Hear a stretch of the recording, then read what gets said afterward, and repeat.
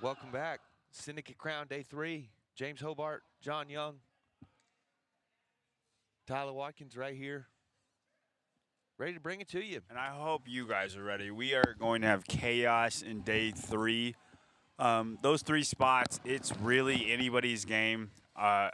One spot for the women especially, and then for the men, I know we think Austin Hatfield's going to kind of have smooth sailing to his spot, but everybody's within 30 points or so of the top 3 spots for the men. Before we get to Syndicate, we want to touch base on what's going on across the world. We got NorCal Classic and the Mad Fitness Fest about to wrap up today as well. We want to start off with Mad Fitness Fest.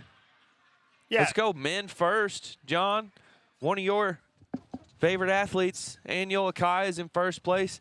Louise Cuellar in second place. You did call that. And in third place, Yona Koski, just outside our leader in the beginning, Tattoo, and Jack Farlow in a 5th place, just outside of qualifying as well. Top 3 spots going. What do we think? Last day 3, we have 2 events left. Beaded Sandbag and Calatrava.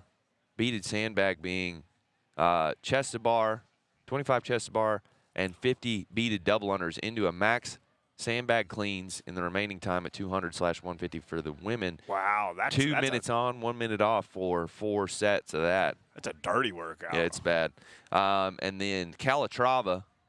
How did you say that, Hobart? I think I got it. I think it's a Calatrava.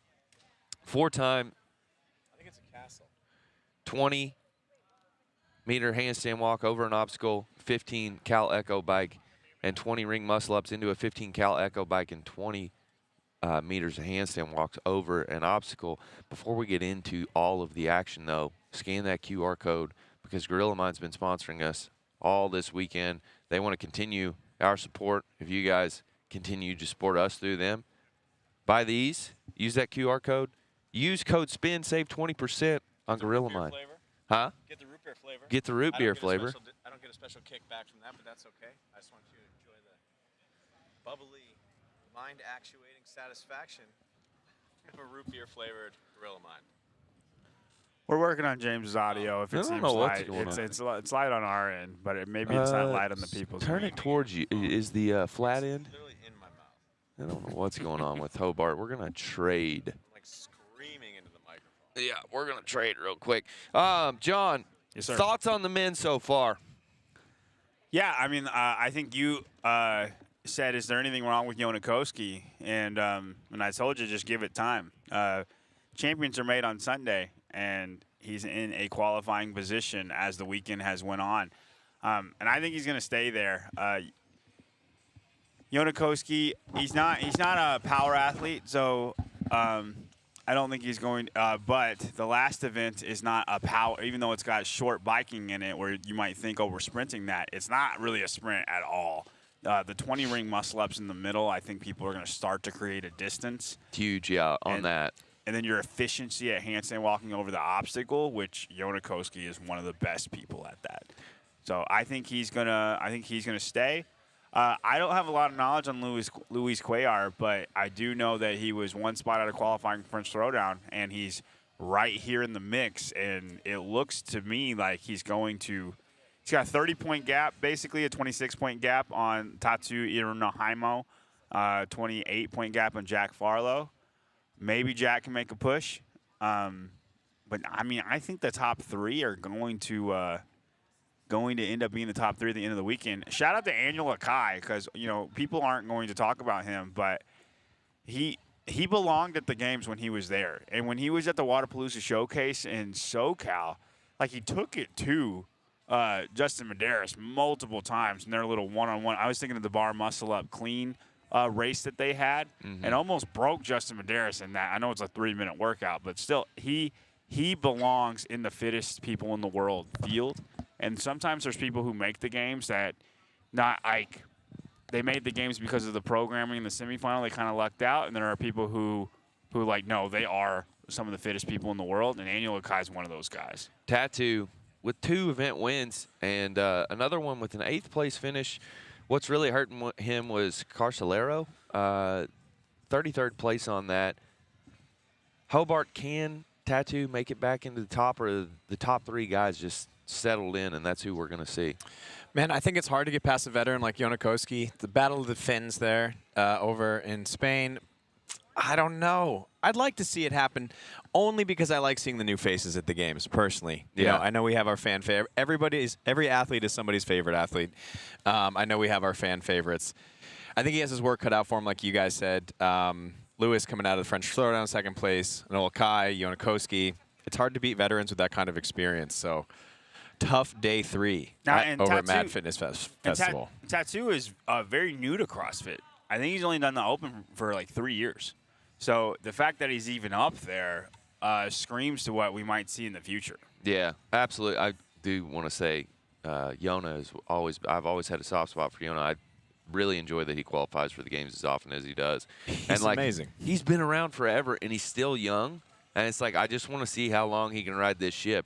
Starting to have kids now, starting to build the family life. And so I want to see him stretch that through for basically being a teenager into adulthood. Who has the record for most games appearances? Is it Ben Smith? Ben It might, Smith. Or is it Tia? Well, technically, individual record, man, I don't know. Maybe a Ben Smith. I know overall it's got to be like a Rebecca Voigt. Travis Mayer's probably getting up there in his games appearances. He has as many games appearances as he does kids, I feel like. but back to Philip Rivers of CrossFit. Back to Tattoo. You know, you wonder what he struggled with earlier. You said he took a 33rd in that dumbbell press rope climb workout. He still has chest to bar pull-ups in beaded sandbag.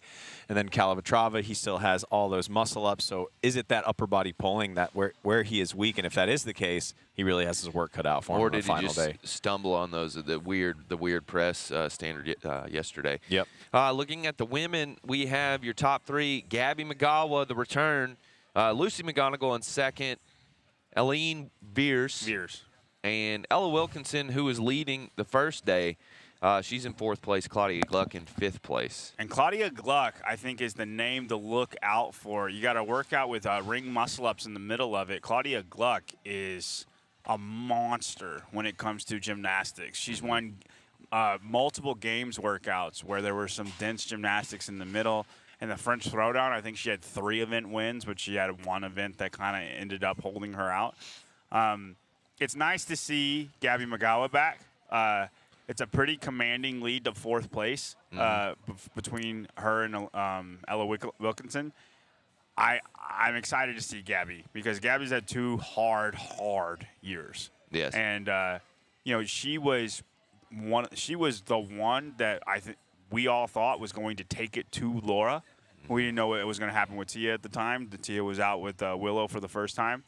So I'm just excited to see Gabby McGowan back. She's kind of like a Lucy Campbell, has that grind ability that few people have.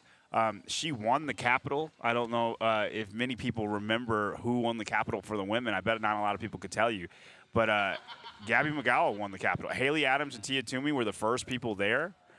And Laura and Gabby kind of snuck up behind them, and Gabby took everybody to school on the stairs. The Capitol was 2023 games, correct? Correct. 2022. Longest event at that year's games ended with a Husafelt carry, a big sandbag carry up the steps of the Capitol in Madison, Wisconsin. Yeah, that workout was an absolute grind. Fan and athlete favorite, I think, too. I didn't remember that she won that. That's cool. Not many people do. Becca Fuselier is the only thing people remember of that workout. Aline Vers in 3rd place, 436, and Claudia Gluck in 5th place, 421. That is 15 points separating 3rd and 5th place. Ella Wilkinson and Claudia Gluck. Claudia Gluck never to be counted out. She is a CrossFitter through and through. It's the fringe events that she seemed to have stumbled on so far. But this last day, very CrossFit-y, so I wouldn't count her out. And Ella Wilkinson, she's been trying to qualify for the games for several years now. She has a statement to make. Well, also, the other event, not just the ring muscle event, but the other event, the sandbag clean, it has 4 sets of 25 chest to bar you got to get through because it's got a buy-in of chest to bar. I actually think Claudia's going to do it. I think she's going to end up pulling it out. She took. Did I mess that up? No, first in the beaded sandbag. Okay. So that was the rope climb workout where you got to go up and down. Like her upper body pulling is probably the best in the field. The snatch is what killed her. She got 24th place in the snatch. She 176 pounds and no overhead squats. All right, there you go. So there you go. That's Mad Fitness Festival. Moving over to the Northern California Classic, we have a large amount of surprises here. We'll actually start off with the females. Rachel Noel in first place.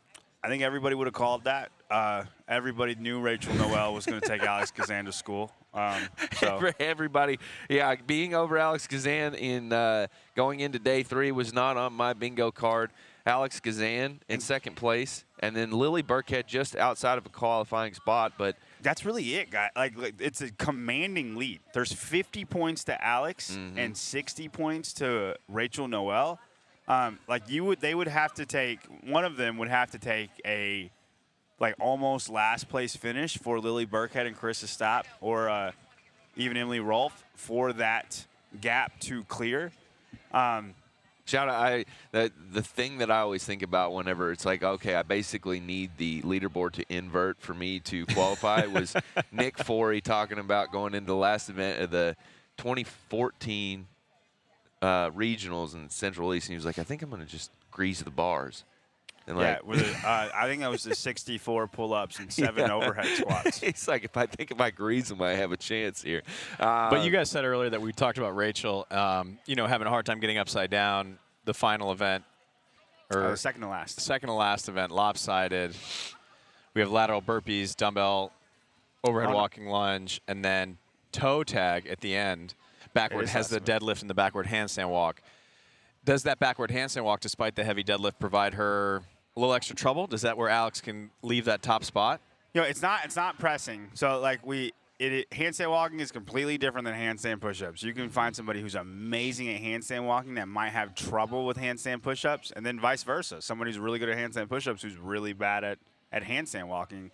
Not necessarily bad, but look at Tia Toomey. Tia Toomey's worst workouts are handstand walking workouts. I know she's still the 10th, she's still eighth best in the world, yeah. But a handstand push-up workout she doesn't really lose. So that backwards element, if you haven't practiced that, I know that if I tried to handstand walk backwards, I could not do it. And I mean, I'm not these athletes. Maybe they can adapt a little bit better. But do you think you could handstand walk backwards just if you tried it? Yeah, figure it out a little bit. You figure it out yeah, a they little can figure bit. it out. There is no try. There only is do. So that it is a workout where that little wrinkle could create the inverse flip of a leaderboard. Maybe Lily Burkhead's the best backwards handstand walker ever. But she also needs to be strong. It's heavy deadlift. 10 pounds heavier than what we saw here yesterday at Syndicate. But that's what it would take. And, I mean, the programming so far has benefited Rachel Noel greatly. She's got, I think, 3 event wins. She won bar exam, the 20K bike. Yep. And what was the other one that she won? I think she won the first one. No, it was beaded sandbag. The first one was a long cardio workout. Yep. So playing to her strengths, but, I mean, 3 event wins, that'll do it. She 4 event wins because she won. quad trio. Wow. Yeah. Yeah. Or sand trap. That was what it was. So maybe Alex and Rachel battling it out for who gets that top spot. We're thinking unlikely. Outside looking in for Lily Burkhead, unfortunately. It just comes down to the last event. Can she handstand walk backwards? I don't think the next to last event, I don't think the gap will be made on that event. But there is an element of unknown, so that's fun. It's rare you see it's not a new movement, but it's a movement that's rarely tested as the backwards handstand walk in a final event like that. Well, it's NorCal's calling. I was going to say that's the way to sum NorCal up. Rarely tested is that's like a good tagline for them. On the male side, Tudor Magda in first place with 411 points. Dylan Hamming just behind him, and 397 points. And Victor Helsinghoff in outside position in third place, 344 points. So a 50-point-ish difference between Dylan Hamming and Victor Helsinghoff. Yeah, kind of the same story as the women's side. Is the 2 men have a good gap to that third place spot. And if you look at bar exam, Victor Helsinghoff was 20th in bar exam. He's not the strongest guy. I think he's not going to be great on the deadlift workout, regardless of his handstand walking. I really think it's Dylan and Tudor's to lose. And if another person snuck in there, I think it's because they choked it away. They didn't, and I don't see that happening to Tudor. Tudor might win the deadlift handstand walk event. And then what's the second to last event? Let's see It's that the really quick. dumbbell. Second to last event, 20 lateral burpees over dumbbell, 100-foot overhead dumbbell walking lunge one on your right, 100-foot overhead dumbbell walking lunge on the left, wrapping up with 30 alternating dumbbell hang squat snatches. So, Quick event. So, I mean, I feel like as long as you just don't bottom 20 that, you're fine. I really think it's going to come down to the last event. I think for the women, we're more likely to see chaos than for the men's side. Dylan Hamming was fine at handstand walking at Legends. If you don't know who he is, I mean, he was giving James Sprague a run for his money at Legends. Yep. And he is playing on the programming a little bit, but it favors to him, and it's all the props to him because a lot of people were rooting for him to take a game spot away from James, and he almost did it. It was very, very close. He's been a team athlete forever, and this is one of the first years that he's decided to go individual. And he's always been the fittest guy in his team. He just enjoys the team aspect of it.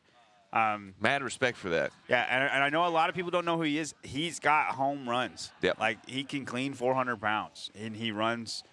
He's a poor man Jeff Adler, if you will. Poor man Jeff Atwell. Just of note, I think it'll apply to the semifinal or online semifinals after this weekend.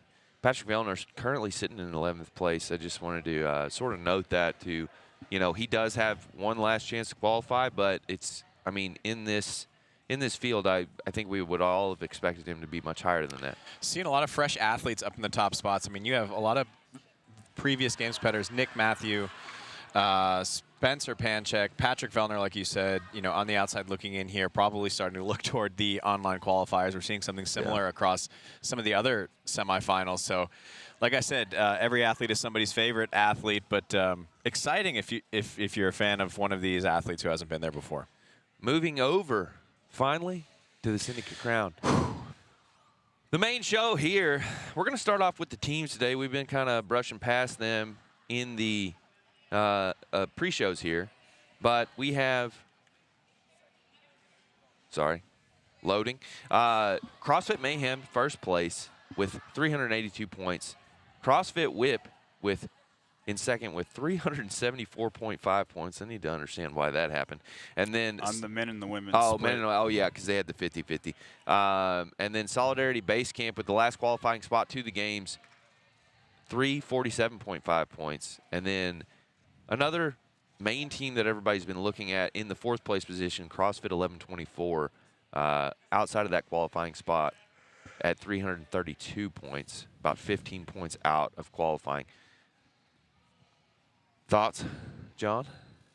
Yeah, I mean, like what we thought, Mayhem and Whip were going to run away with the 1 and the 2 spot. And the battle for the last game spot was what it was going to come down to. Right now, there's a 10, 15-point gap between Solidarity and 1124. It's going to come down to these last 2 workouts between them. And I'm just thinking, is there a workout where Jessica and Drazik, like it's a home run or a strikeout? I don't think it's a bad day for Jessica Androzik. Looking at these next 2 workouts we have Crazy 8s Part 1 and Part 2. So the Part 1 is co-ed pairs for the first 7 minutes, synchro 64 pull-ups, and then synchro dumbbell shoulder to overhead. The dumbbells for the men are 100 pounds, 70 pounds for the women. There'll be a 1-minute rest between the 7-minute and the 8-minute, and we will go to 8 more minutes of an individual relay. So we're going to see the athletes as individuals. 32 chest-to-bar pull-ups, 24 dual shoulder to overhead with the 70s and the 50s. I do like this workout for 1124. Go ahead. Yeah, absolutely. I mean, after watching 1124 yesterday in Amanda 3D, I think at one point one of her teammates on 1124 had failed a muscle-up. Jessica Androzik stayed at the top of the bar muscle-up for another 30 seconds, waiting for the rest of the team to catch up and sort out their muscle-ups. So when I see chest-to-bar pull-ups, after what I saw from her yesterday, I think this would be a great event for 1124. I'm also really curious, shout out to Magno CrossFit out of Mexico. We talked about this. They started off in, heat 1 or 2 at the start of the weekend? They started off in Heat 2, and now they are at the top, man. They're like, that's rare that you see a team climb that high. They weren't peaking in quarterfinals. Yeah, absolutely. I mean, Peaking. just showing a great ability to execute throughout the entire weekend. So they'll be really exciting to watch. But this next workout looks like 11:24 is to lose. Yeah, I don't know if I would say that. I don't know if I would say it looks like a workout to lose. I think the team dynamic is going to play a big role in that. The synchronicity of it, you are what your weakest link is. And when you are what your weakest link is, like, sure, it's okay. Like, cool, you have people that are really good. They kind of don't matter when it comes to synchro because whoever has the best fourth person in this workout is the one who's going to win it. And I know Solidarity, they have 4 very, very fit people. What is the last workout? The reason why I brought up Jessica Andrazik is because there are some events where she can just win it by herself. Last workout, the obstacle is the way. 9 worm thrusters, 30-foot handstand walk, obstacle down, 30-foot handstand walk, obstacle back, 15 worm thrusters, the same obstacle situation again, 21 worm thrusters, and 1 more handstand walk obstacle. 8-minute time cap. I do know at 11:24 gym where they train, they do practice the obstacle in plenty of their reels. It's always out and they're always practicing it. Today is about execution. Can you know, for the handstand walk, can you just do it? A lot of teams struggle with practicing on that. You'll see some athletes today not be able to perform the handstand walk obstacle. How practiced are you? Have you worked together as a team on the worm? Do you have a worm? And then communication in the back-to-back workout before this. Well, and a nice little wrinkle that I love about this workout is that there is no restriction on when you have to wait to kick up. So if you're confident that your whole team can do the handstand obstacle, you don't have to wait for them to finish it. And the teams that are going to take the chances of, like, kick up 5 feet and then the next person kicks up 5 feet, next person kicks up, those teams have such an advantage because they're going to be over the obstacle 30 seconds ahead of a team that's going to wait for their person to clear the obstacle and then go. Because if you do that and you end up failing, the next person's failing too because they're right behind you. So can you take that risk? Are you confident in that risk? The people who are, the teams that are the teams that are going to win that event.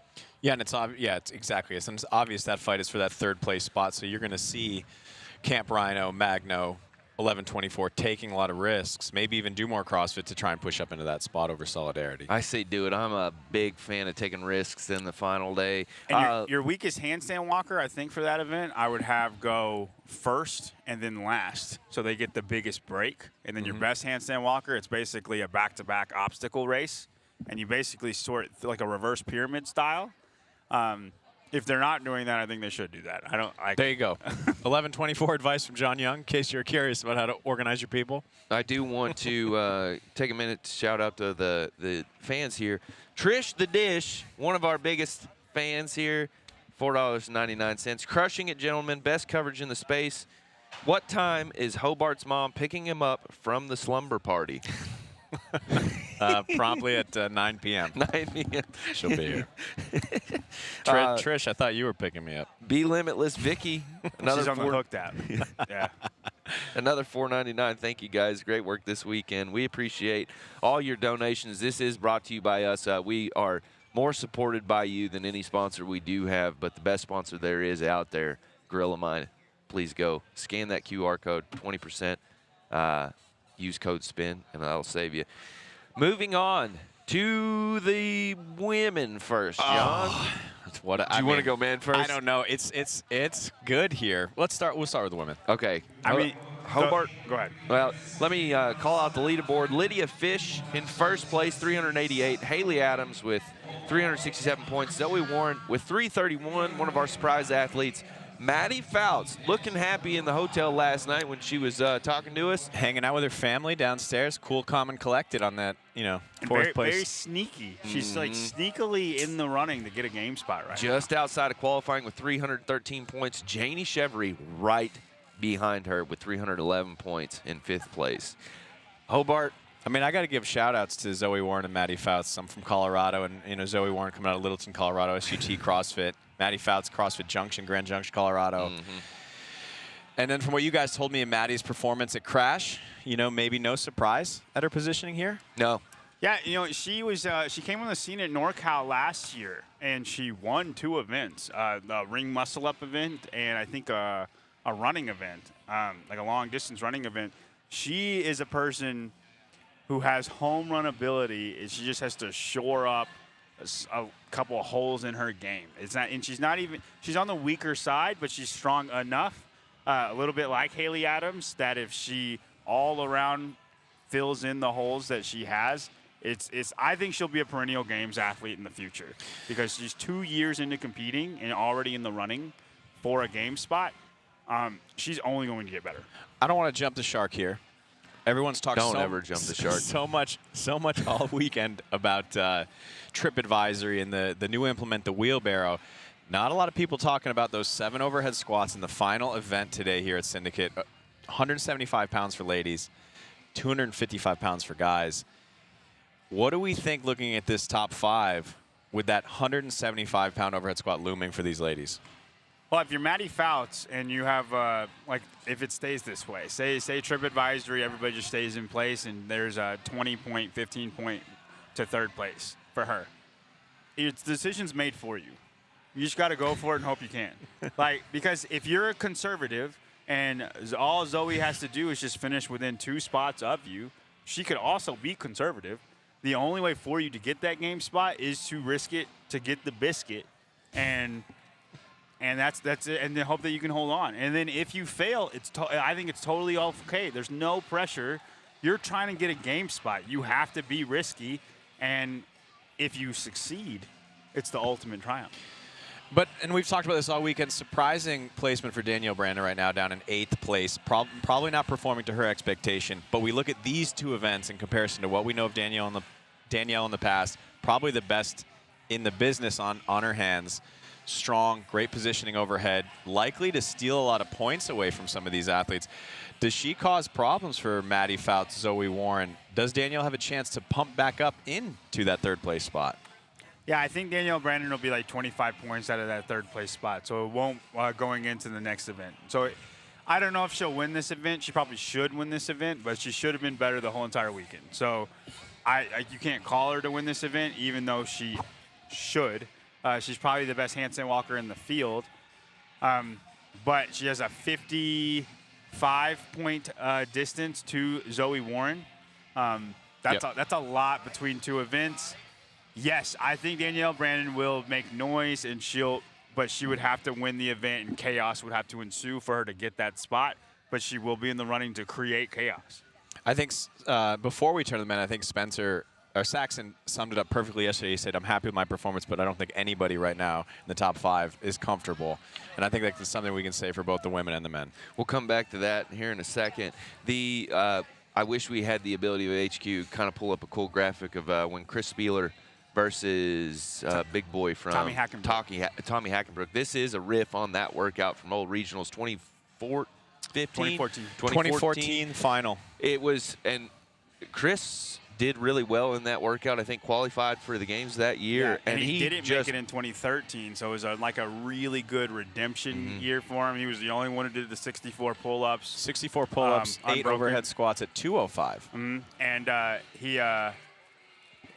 there's a video out there. I don't know if you can still find it, but it's in my head, and it wouldn't be in my head if it wasn't out there, of him walking away from the pull-up bar after his 64 pull-ups unbroken, and the crowd going crazy. And because he's the only one who could do it, and he did it. Yeah, Chris Spieler, kind of the original gymnastic bodyweight ninja legend games athlete in CrossFit, third place podium finisher, longtime seminar staff member.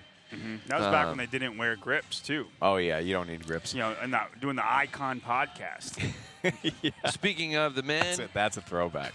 Austin Hatfield in first place, 367 points. No surprise there. We skipped over him yesterday in the post show. I didn't. Just for the record, I did not. I feel like we did talk about it. We did. Hobart forced it in on us. Even though he snubbed me on my my open draft team this year. But Saxon Panchik in second place, 355 points. Quinn Robinson with 352 points. Nate Ackermann just out of qualifying position with 349 points. And Ty Jenkins with 334 points. I should continue. Yeah. Colten Mertens with 320 8 points, and tied with him, Chris Ibarra with 328 points. Yeah. I mean, like 27 points separates second and seventh place. 27 points with 2 events remaining. That's the difference between a first and a ninth. 27 points. Yeah, it's going too much to stress be for tight. me. I can't handle it. So before we really get into analyzing the men, Ben Alderman texted, and he had a great question. Which of the leaderboards is the most likely to change today for the men or women? The men, because The point spread's tighter. yeah. Well, the point spread's tighter, but also I think there are 2 locks for the women. I think Haley and Lydia Fish are going to be fine. And Haley, I questioned her double unders, but I watched the Hiller video, Andrew Hiller. And Oh, that one. Yeah. In case anybody didn't know. Andy. Andy. These are Andy's toys. Andy Hilsey. Nice callback. And he asked her about the double unders, and she said that I don't remember her excuse, but she said there was a reason they were bad, and she had like an injured ankle, sprained ankle maybe, and then it made her just not jump on it, so she was using all right side, and then it made her double unders really bad. But it's been worked on, and she's gonna make it through this event. She said I can do 3 sets of 100. It's whenever it's a heavy rope and it's 5 rounds of 100 that I start getting messed up. So if that's the case, I think Haley Adams will be fine. We won't see a blow up. And if she does blow up, then she lied to Andrew on the video. But on with the men. I'm assuming probably all of our top 8 can go unbroken on those double unders. It's grippy, man. I think you got to think about the toll of the weekend, too. I think fresh, absolutely they can. I think in the midst of racing, whenever your muscles are a little bit more pumped than they were in practice because you're pushing the pace. This is an event where you have to push the pace nonstop. Mm-hmm. If you're not doing that in practice, which it's hard to put yourself there, you would be shocked at how much more lit up you are in the last round. Speaking a little bit about the wheelbarrow, it is a little strange show. 3, 2, 1, go. You do your double unders. You go into the wheelbarrow. You pick it up and you push it as you would push a wheelbarrow, straight forward, walking it forward.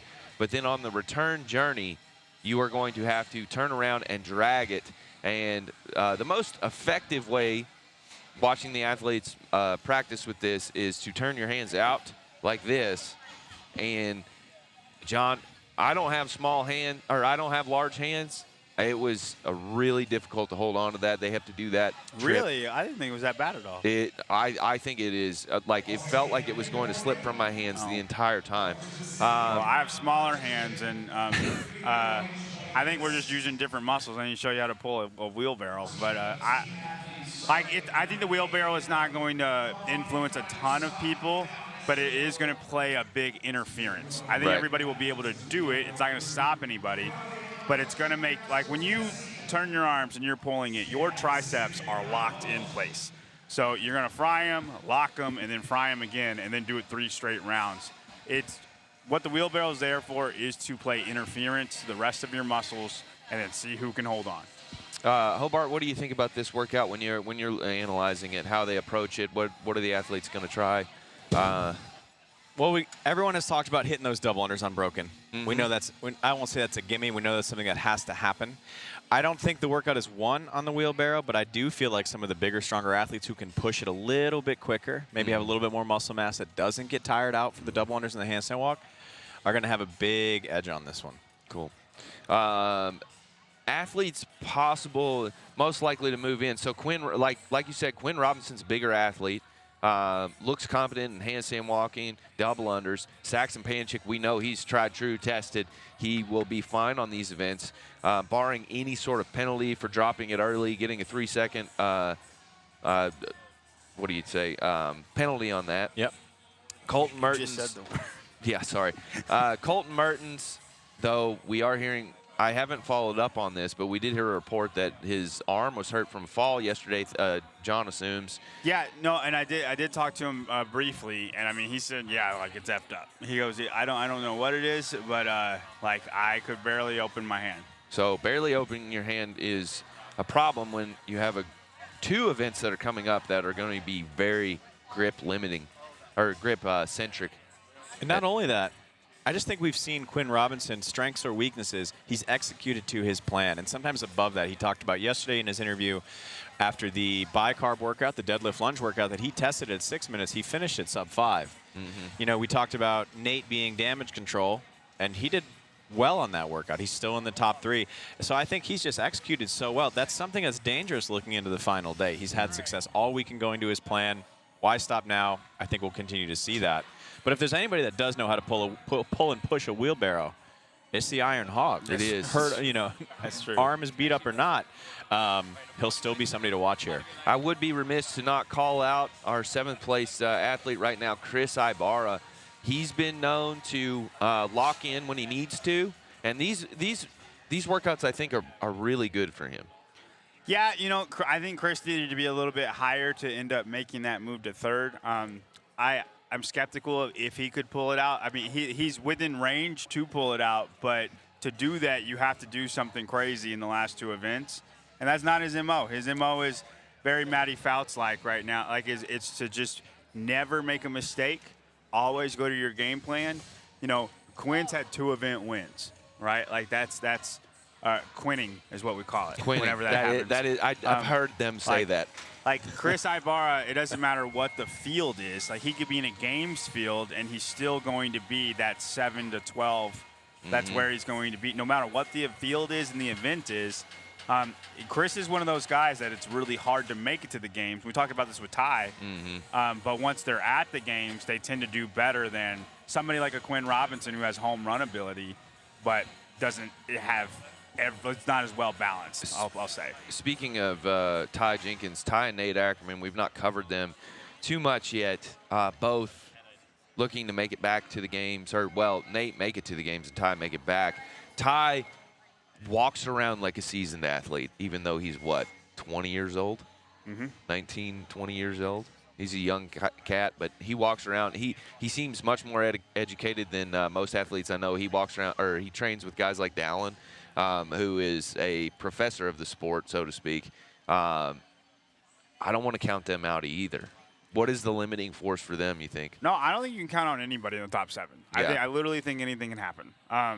It's just I know in the last event, it's going to be the people who go for it and succeed are going to be the ones that end up on top. And those type of just Ty Jenkins and Chris Ibarra tend not to be those people. I know in testing, Ty was thinking quick 7s on the toes to bar. And then he tested it different ways, and he's like, quick 7s wasn't the answer. But when your default, and it tends to lead to a higher showing on the leaderboard, being calculated, it's the smarter way to do fitness. It's the best way to do a competition. But if your back is against the wall. Until a point, yeah. Right. If your back is against the wall and you're down. Start shooting shots. You're down 15 points going into the last event, and it's like, you know what, F it, I'm just going to send it and see what happens. Neither one of those guys default to that. Now, if they could flip a switch and have that in them, somebody like James Sprague has that switch all day. It'll be really fun to see. And I hope they have it. We just haven't seen them in a position where they need to make that switch. Somebody like Nate Ackermann, he doesn't have an off switch. That's all he does. He just sends it and hopes it works out for the best. And he's a strong athlete. Yeah, and he's remember, we got 7. The final event finishes with 7 overhead squats at 255 pounds. I look at this list of guys. Nate Ackermann's strength ability there kind of makes me, hey, he might have this. Yeah, I mean, yeah. If he can stay consistent, maybe hold this spot, bump up a little bit in trip advisory, going into perfect square, he's not a bad athlete to look at. And he's only 3 points behind Quinn. Yeah. Like, if it, say Quinn beats him and it's 9 points, it's still so doable to make it. I really think all 7 guys are still going to be in the running going into the last event. It'll just be, I just think they'll shift within the 7. Hobart, I like your analysis on Nate Ackermann. He is a risk taker. Yeah. Which, I mean, maybe leans to my take on this, which we've seen him sort of blow up and get caught in some workouts from time to time. But if you're going to take risks, you're going to see that happen. And getting that practice is integral in these situations where the clock's running down and you've got seconds to finally qualify. You have to pull it off. So I do like Nate Ackermann, but we could also see a situation where he kind of shoots down the leaderboard because he took a risk and it didn't pay off. It could work against you. It's just typically we find the people that punch their ticket last chance in the semifinals or regionals. It always comes from somebody who decided to hold on when nobody else did, and they can typically, a lot of them can hold on.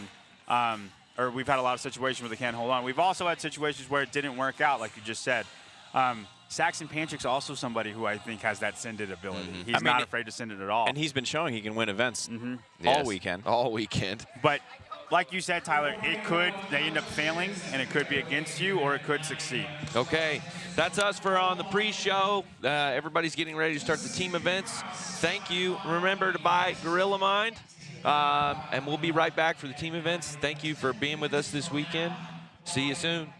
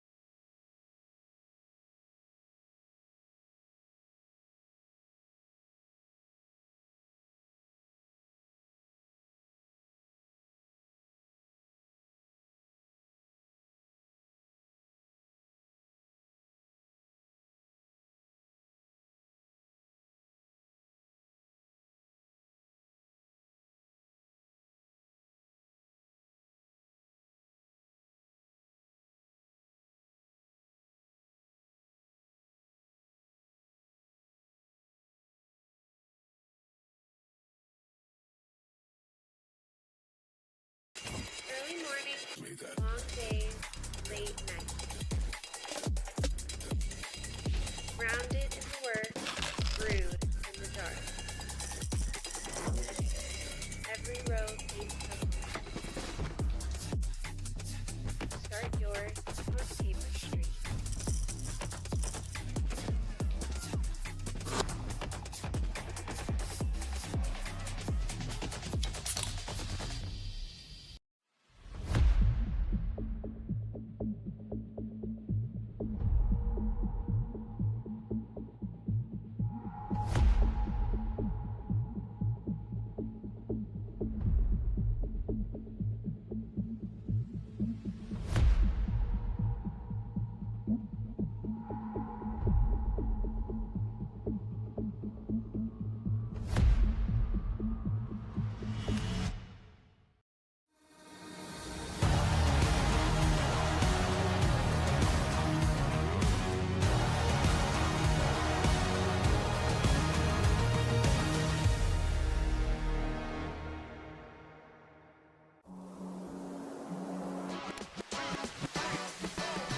Knoxville.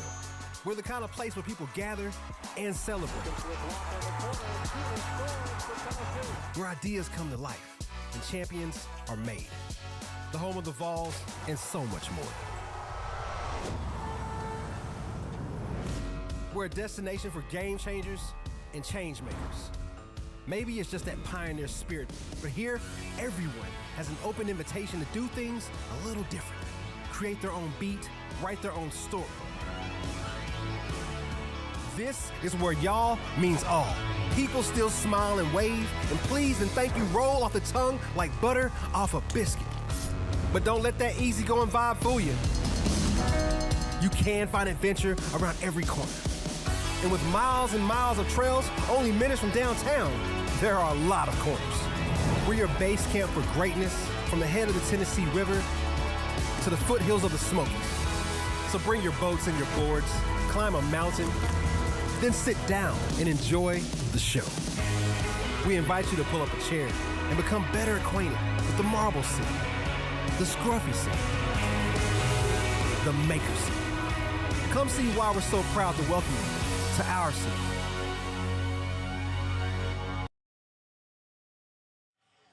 Welcome, your final day of Syndicate Crown. We're going to send 3 teams, 3 individuals, males and 3 individual females, to the CrossFit Games in San Jose in July. We're kicking it off with teams. We've got our heat number 1 making their way onto the floor. The workout is Crazy Eights. Here's your heat listings. Couple of open lanes, couple of withdrawals. Open lane there in lane 5. Yeah, I'm picking open to win this one. Yeah. The real winners for dipping early, headed to the house. I believe that was CrossFit Wild West. Had an athlete get injured. They finished out the day yesterday with an alternate team member, but pulled out today. Yeah. And then Training Think Tank with the other team. Withdrawal after a hamstring tear. There's your workout, Crazy Eights. Brought to you by Victory Grips. Victory Grips is built by athletes engineered from the ground up to perform when it matters most. From the training floor to the competition stage, their grips are designed to protect your hands without sacrificing feel, so you can push harder, go longer, and hold on through every rep. Whether you're tearing through bar work or grinding out gymnastics, Victory Grips has the fit and function to keep you in the game. Visit victorygrips.com for grips built to compete at your level. This is an execution-based workout here today. Crazy Eights, 4-time with pairs, synchro pull-ups, 64 synchro pull-ups, 16 synchro dumbbell shoulder overhead, 100 pounds for the men, 70 pounds for the women. They will then rest 1 minute. Following that, they will go into an individual relay where you will see individuals work out themselves, 32 chest to bar pull-ups and 24 dual dumbbell shoulder to overhead, 70 pounds for the men, 50 pounds for the women. They cannot make any mistakes in this workout. Well, they can, but it'll cost them. They can't.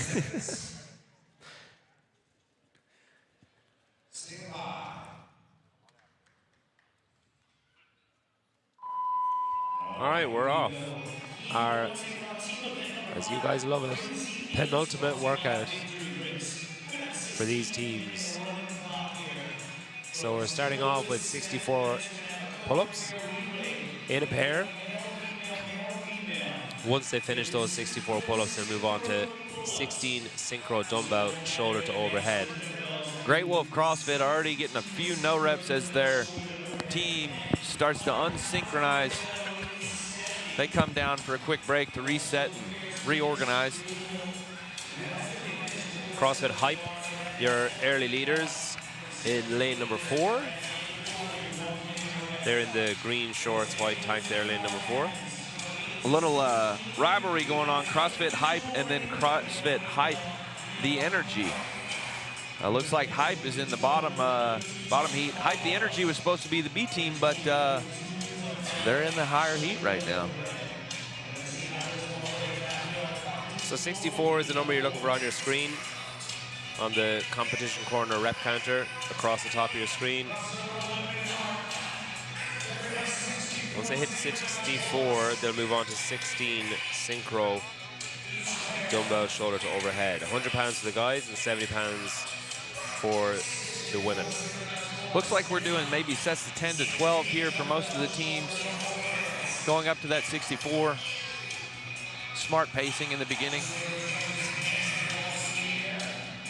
I'd be surprised to see any teams go unbroken on the full 64 first. So 5 reps to go for CrossFit the Hype. Looks like CrossFit Southie might be the first to finish. They're over in lane number 8. 2 reps to go for them.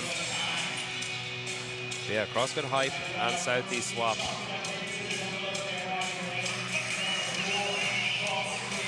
And they're on the dumbbells. CrossFit Southie there on the Illuminous shorts.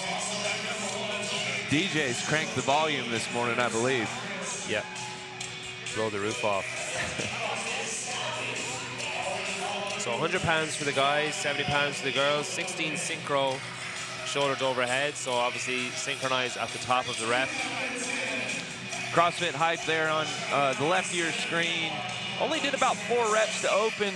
The woman in front, she seems to be struggling a little bit with that 70-pound dumbbell.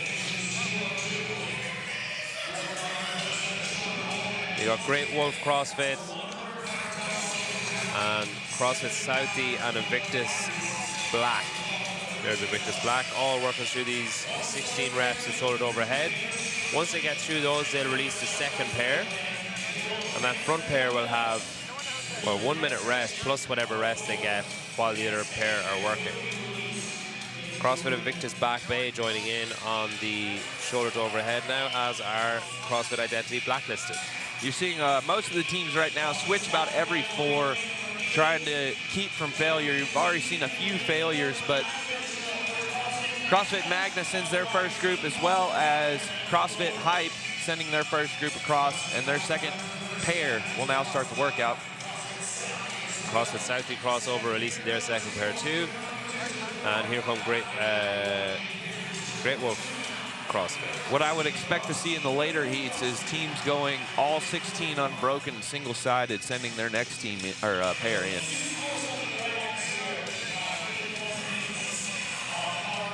So they got a minute rest after this pair is finished for a reset, and we'll head back for some individual waterfall style. 5 reps to go there for Identity Blacklisted on their shoulder to overhead. You're looking at CrossFit Magna working through their 64 pull-ups. A little bobble on the synchronization as they reset. Might recognize the athlete on the right from some Buttery Bros content.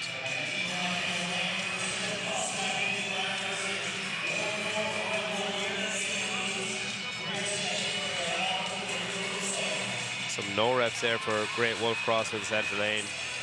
Blacklisted comes across with their first pair, now sending in their second pair. So we still have B CrossFit and Invictus Back Bay working through these shoulder to overhead, really just struggling. The male athlete for Invictus Back Bay just struggling to get that 100-pound dumbbell overhead. He finishes it off. They cross the line, and so will B CrossFit, releasing all of the second pairs now. So CrossFit Magna on 132 reps, your heat leaders. CrossFit Hype have now taken over that lead.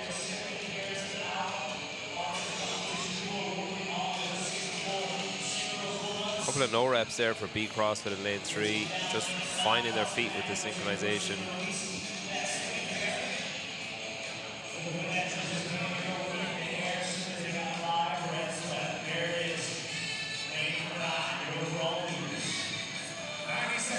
If you're just joining us, you're watching heat number 1 of 4 of the teams on the final day of Syndicate Crown, sending 3 teams, 3 males and 3 females to the CrossFit Games by close of business today. Thank you for watching. Thank you for sticking with us all weekend. Consider subscribing if you haven't already. Barbell Spin brings you weekly shows every Wednesday, as well as some clips, some news. We've got a website, barbellspin.com, where you can keep up to date on all competition happenings in the game season and the general ecosystem, and news on training camps and athletes and CrossFit HQ. Keep yourself up to date. CrossFit Hype and CrossFit Magna, their final pair, moving on to the dumbbell shouldered overhead. Magna and Hype bobbling a little bit with the synchronization. They're going to reset, trying to do what seems to be like sets of 4. Longer break for Magna. And CrossFit Invictus Black over there in lane 1, they've started their cleans as well, or shoulder overhead as well. So more no reps there for CrossFit Southie.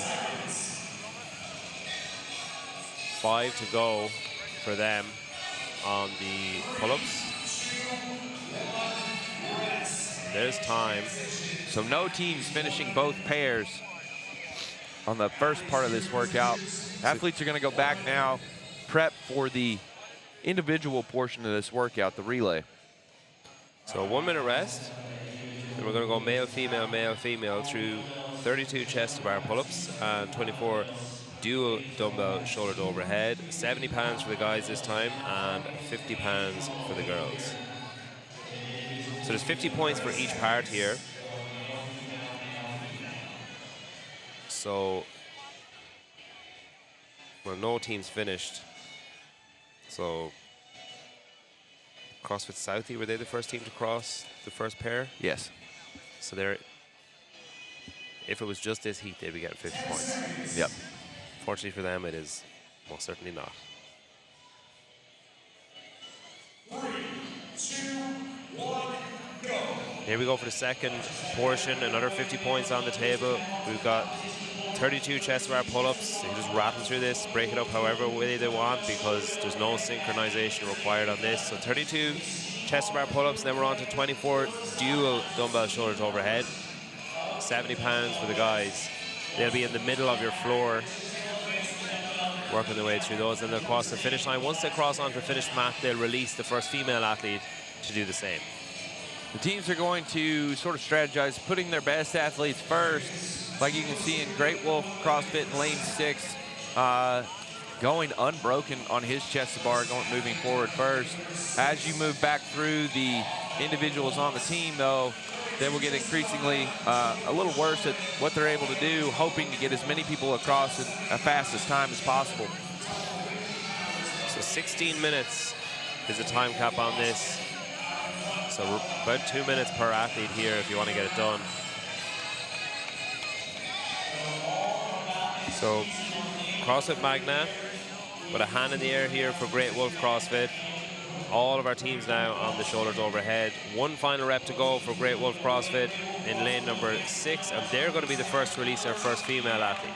About a minute and 20 seconds on that workout for him. He abused the chest piece when he got there. You gotta hit it hard. You're not cool if you don't absolutely bop it. Beef it, as they say. CrossFit Magna across, they released their second athlete.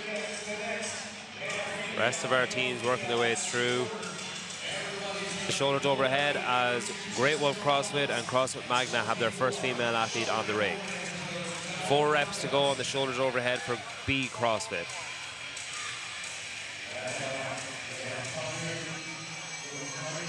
Great Wolf and Magna taking a break. They'll go up roughly the same time, hoping to get to the dumbbell at the same point. And a last rep completed there for B CrossFit, and they're going to be the third team with a female on the rig. Hands up for both. Final rep there for Great Wolf CrossFit. She can move on to her 50-pound dumbbells for 24 shoulders overhead, and she's followed right behind by CrossFit Magna over in lane number 9.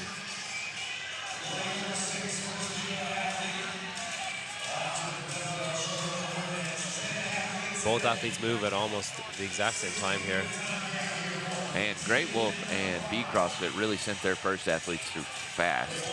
They are vastly ahead of the men that also came out with them in the other teams. We've got our third female athlete, B CrossFit, moving on to the dumbbell shoulders overhead. 50-pound dumbbells for 24 shoulders overhead for the women, 70-pound dumbbells for the guys. CrossFit Invictus Black released their first female athlete. CrossFit Invictus Back Bay released their female athlete. You'll see the men going with a little bit more of a push press, but the women are doing more of a push jerk. Really solid example there in lane 9 of CrossFit Magna.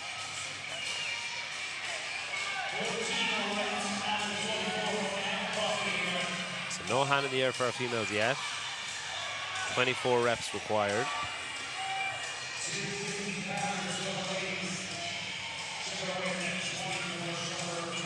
CrossFit Southie sending their first female athlete forward, followed by Identity Blacklisted sending a female out. And hand in the air for Great Wolf CrossFit, 3 reps to go, a no rep and a break. Hand in the air now for CrossFit Magna. Looks a bit more comfortable with the dumbbells. Last 3 reps for her, and she gets a no rep and puts them down. 202 Invictus Black also sending a female athlete out. Here's the last rep for Great Wolf CrossFit in lane number 6, and they're going to release their second male athlete onto the floor.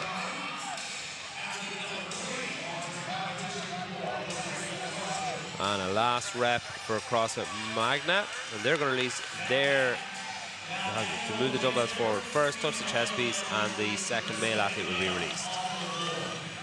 So about 14 seconds behind Great Wolf CrossFit, CrossFit Magna.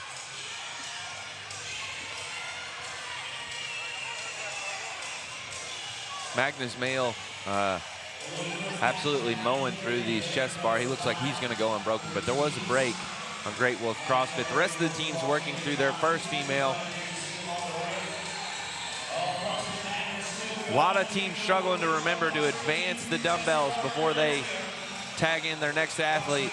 Interesting strategy from B CrossFit there in lane 3, launching the dumbbells and then crawling across the floor. Do not throw the dumbbells in your gym, but these athletes are allowed this weekend.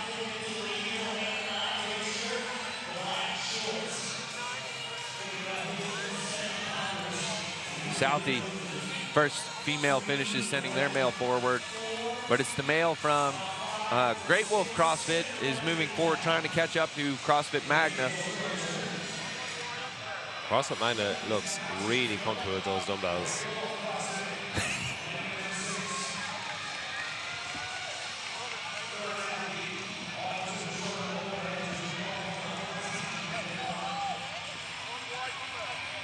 Great Wolf looks like they could catch back up to Magna on these dumbbell shoulder overhead. Great Wolf on the left of your screen, CrossFit Magna on the right of your screen. And they're joined by B CrossFit in lane number 3. And CrossFit Southie, sorry, in lane number 8. We've also got CrossFit Hype on the floor, working through these 24 shoulders overhead with 70 pounds.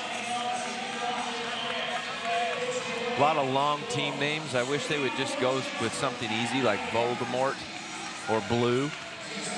But alas, here we are. Hand in the air for CrossFit Magna, 3 reps to go.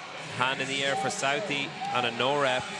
They have a final 2 reps. It looks like Southie, another no rep for Southie. That lockout is just gone. And it's Magna releasing their final athlete over in lane number 9. CrossFit Magna losing a few seconds on whether he was supposed to advance his barbell or not, or kettlebell, dumbbells. Wow. There you go. We've got 45 seconds now because I waited for Tyler to finish that sentence.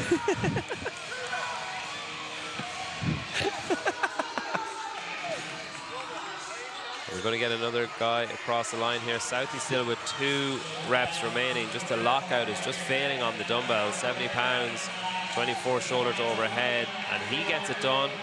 And lane number 8 and lane number 2, Invictus Back Bay and Southie cross over the line, releasing their final athletes for 20 seconds to get as many reps in as they can. And here come CrossFit Hype, and here come B CrossFit. And our first female athlete to the final segment of this workout is over from CrossFit Magna in lane number 9, top of your screen. And she gets, I think, 4 reps of the shoulder to overhead in. No finishers. I would say she looks disappointed she didn't get to finish it out. Yeah. I would look relieved.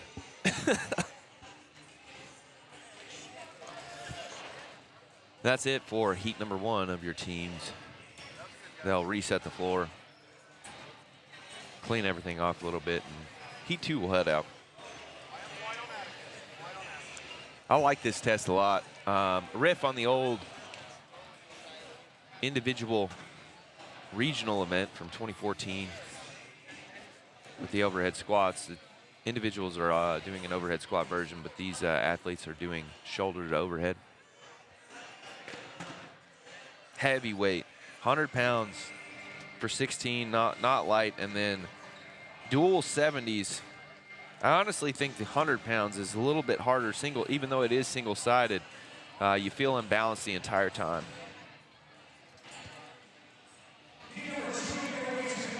All right, heat number 2, making their way out for Crazy Eights, brought to you by Victory Grips, the official grips partner of the Syndicate Crown. Visit victorygrips.com or shop. Grips built for athletes who refuse to let go.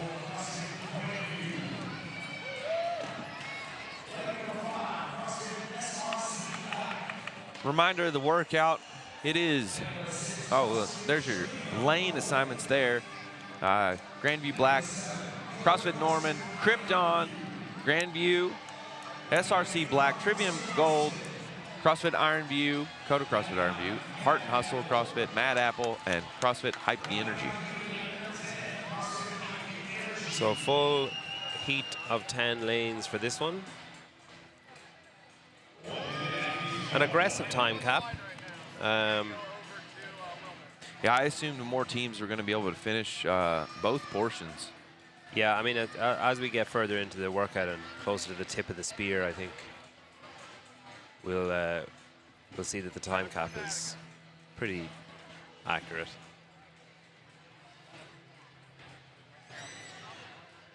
And we've got Wilson Pack here. Welcome, Wilson. Thanks for having me. Final day. Best day. We'll see. I'll see about that. Time will tell. Yeah. I'll be judged. Challenge accepted. Amazing. I think it's, we were kind of talking about it on the stream yesterday. It only really becomes apparent when you're here and maybe walk through the back and you see the level of staff required to put something like this on is nuts. Like I saw it when I was at French and here as well. Just a crazy amount of people. I mean, we've got 2 judges on the floor here for each lane. We've got head judges along the side. We've got scoring down the back.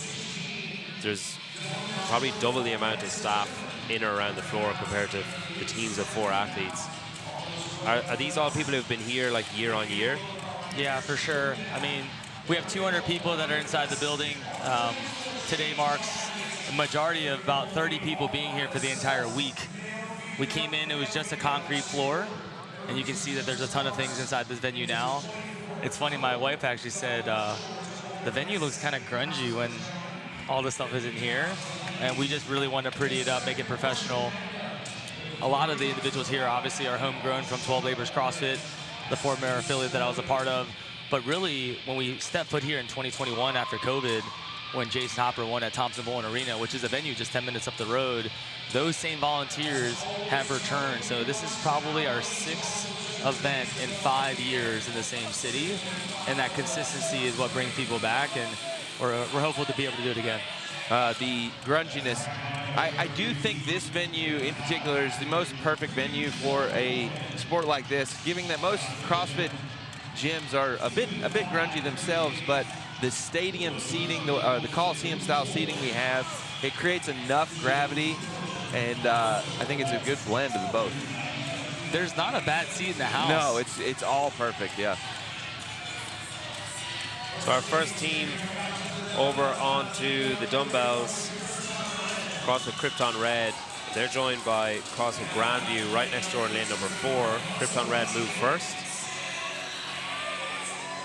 So we've got 16 synchro shoulders overhead with single dumbbell, 100 pounds for the guys and 70 pounds for the girls. An 8-minute cap for this. So they're going to be looking to get through about 4 minutes thereabouts to release the second pair.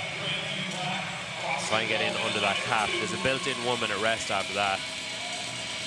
And in lane number 5, SRC Black just struggling a little bit at the front to get that dumbbell overhead. So our first team to move forward is CrossFit Krypton Red. Once they hit the finish mat, they'll release the second pair. All these judges here, by the way, Wilson, they're no slouches. Judging double pull-ups for synchronization is not hard. I see all of these judges at other events, sort of top-of-the-line judges here. Oh, yeah, we have a really good pool. I think just the community that we fostered. You saw last night we did the dress rehearsal. So we essentially practiced what we're going to do today. And then we had another meeting this morning to review in real time. You know, movements that you do slower aren't going to necessarily translate to the competition floor. So at 6 a.m. to be able to rehearse this again, we just take a lot of pride in making sure that the time that we see it on the comp floor is actually the 3rd time. Mad Apple are through, so too are CrossFit Trivium Gold. They release their second pair.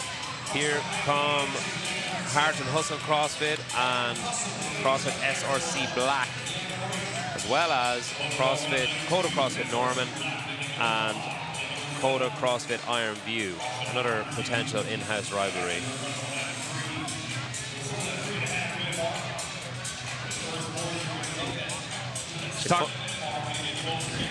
Every time, dude. It's funny as well this morning, like we were all, you know, getting set up and you have the whole judging team on the floor doing a plank while singing happy birthday, while I assume people whose birthday it was were doing calories on the bike. You have them all doing like this big huddle at the start.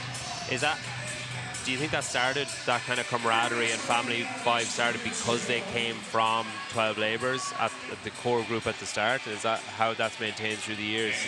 Definitely how it started. I would say that was the spark, but definitely the nurturing is within the community that you see. We have at least 6 international judges that are here. I know a lot of the judges that are here are experienced at other events, but there are a core group of people that aren't from our affiliate that essentially are only local to Knoxville, and they come for this specific event. It's hard to volunteer at a lot of the events, right? There's so many opportunities out there, but you have to be selective on the ones that you want to be at, and we're just blessed that they're here. Yeah, I mean, if the volunteers pull out, it really is just a house of cards that just crumbles as soon as the volunteers say, you know what, I'm finished, I don't want to do this anymore. Yeah, and I'll be honest, you know, we have 1 competition floor this year. Last year we had 2. It requires more people, more resources. We made the decision between JR and myself to keep all the elite competition on 1 floor. And so with those numbers of resources, we were able to do live scoring, have more judges in the lane for quality control, to have spotters on the sideline to count additional reps, to oversee cameras. Don't get me wrong, we can have the ability to expand more competition floors, but at the same time, our purpose here is to send the right people to the CrossFit Games. CrossFit Krypton Red almost decapitating herself there with that dumbbell. It really gets heavy the further you get in. 70 pounds is no joke. And we've got CrossFit Krypton Red, SRC Black, and Trivium Gold, as well as Coda CrossFit Iron View working through their final set of dumbbell shoulders overhead. We've got Mad Apple over at lane number 9. 1 minute remaining for these teams to finish. Huge fail there by Krypton Red. He almost did a split jerk trying to get that. It adds a sense of difficulty. We've seen it throughout the team competition this weekend. JR trying to find, different or novel ways to force synchronization where you can't look at each other, and you have one athlete essentially blind at the front. A trip over in lane number 7, but they get over Coda CrossFit Iron View. What I'll say is with the equipment and the programming that you were talking about, last year we had 2 trucks on the way in from Rogue and 3 trucks on the way out. This year we've added another truck both directions. So the programming is great. Definitely the gear that supports it from Rogue Fitness is a huge reason why we're able to press a little bit outside the box while still maintaining that homage in the past.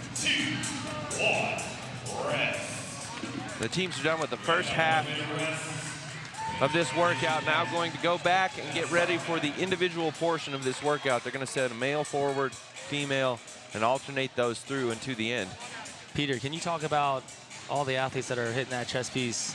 We got Red Cell. Yeah, so Red Cell is, that's our company. That's me, J.R. Howell, who programmed here. Johnny Davies, who's a seminar staff for CrossFit, and Jamie from Method in Newcastle, one of the most successful gyms in the UK. So we basically do consultancy calls. So JR will have a call with you. He'll look at your programming for your affiliate and maybe offer some feedback, offer some advice. Or if you're starting a new affiliate, he can look at the equipment you have, the setup you have, and how you should kick off your programming. Sort of like holding your hand gently through the start, then releasing you. What we don't want is people to stick around and need us long term. We just want you to consult and move on. So Johnny with coaching, Jamie with business and sales. We're hosting an in-person event in Newcastle end of August. So you can go to callredcell.com or scan the QR code on the screen. You can find out more details about that. We're limiting it to 40 spots. Same with the calls, individual calls only, 40 spots for the in-person, because what we don't want is a conference room with 1,200 people listening to one person talk. We want individual problems being solved for individual gyms. There's no cookie cutter or generic advice. It's specific to your numbers, your members, your equipment, your space. Try and get CrossFit humming the way we know it can. SRC Black and Grandview sending their first males forward to the dumbbell shoulder to overhead.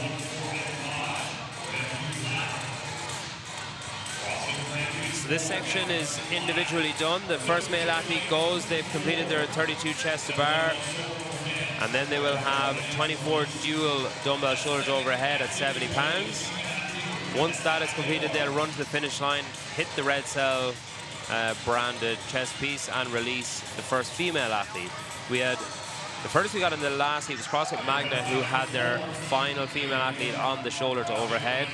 We've already got Grandview and SRC Black releasing their first female, as well as CrossFit Grandview Black. Grandview's male was the fastest time we've seen thus far for an individual athlete moving through this. And here is CrossFit Krypton Red joining in with the female athlete.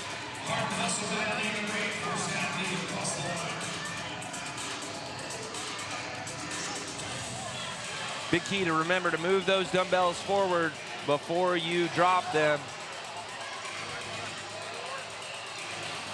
So when I know you and JR kind of the programming was, in around Thanksgiving last year, he comes to you with the workouts. Are you at the beginning like, oh man, this is a lot of equipment he wants, this is a lot of lane space he needs?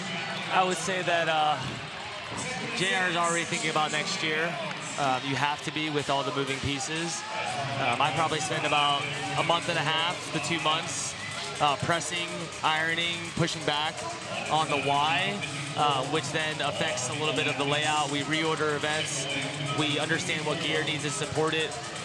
We also consider all the manpower it takes to change out transitions on the rig. Do we have that time in the schedule? We can't be here for 12 hours a day. So there's just a lot of things to consider. That's not always competition. Competition does come first, but there are operations, logistics, staffing that are required to make it happen. So our goal is to support his vision, but within quality control that we can execute on site with our event team. We've got a hand in the air over here for CrossFit Krypton Red. Looks like they're going to be the first to release their second male athlete. And they are. Here he comes.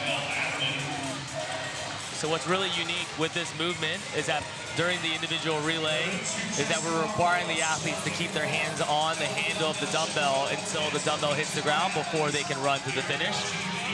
The last thing we want is for people to just drop overhead and sprint, and we want everyone to have that quality control on site.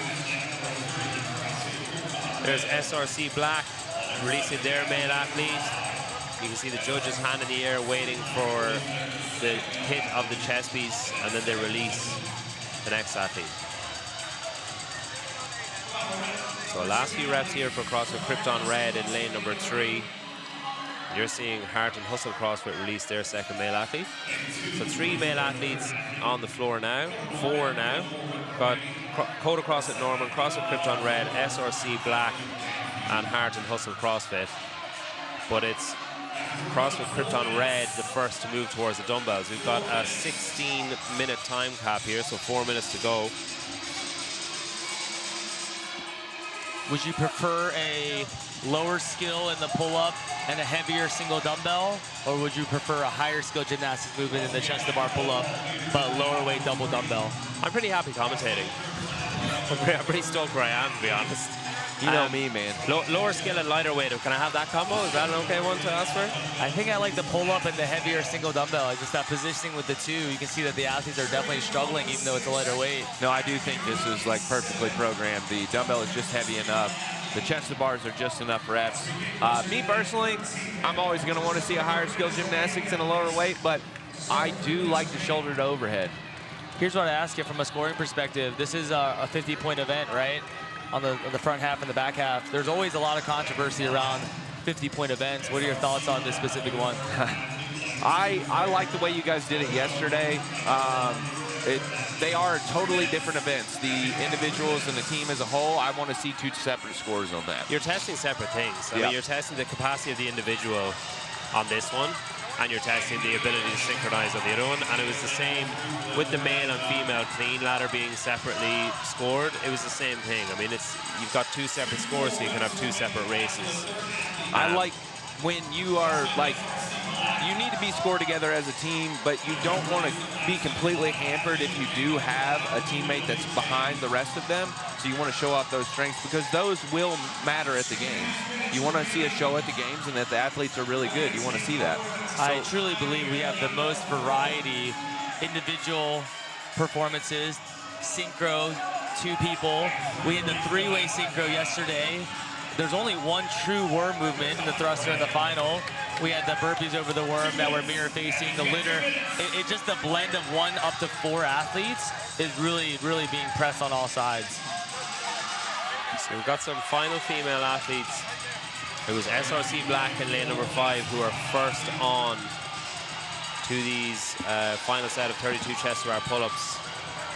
They've been joined since by Grandview, CrossFit Krypton Red, and Trivium Gold, as well as Heart and Hustle CrossFit. So they're all working through their chest to bars as SRC Black head for a final set of 24 shoulder to overhead. She's got about 3.5 minutes to get it done here. SRC Black, she took a longer break on her chest to bar pull-ups. She had 5 remaining, I think, just in preparation to do these unbroken right here. Yeah, she is powering through these. She can. So plenty of time here. So 3 minutes on the clock. She's got company now. She's a nice big lead over the rest of the heat here.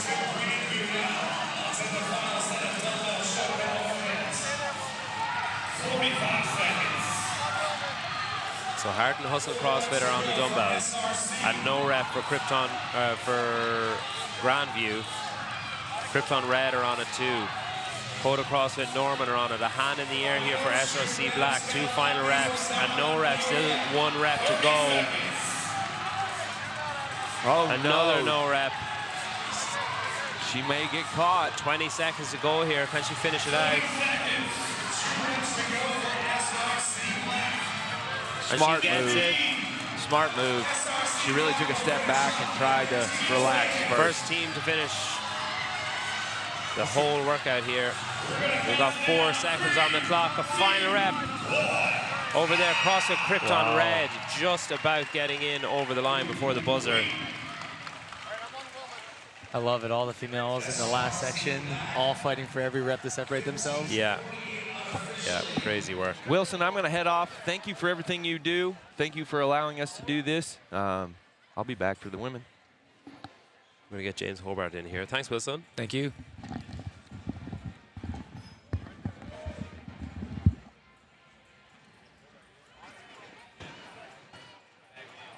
So we get James Hobart in. And heat number 3. And we're back. And the show can start.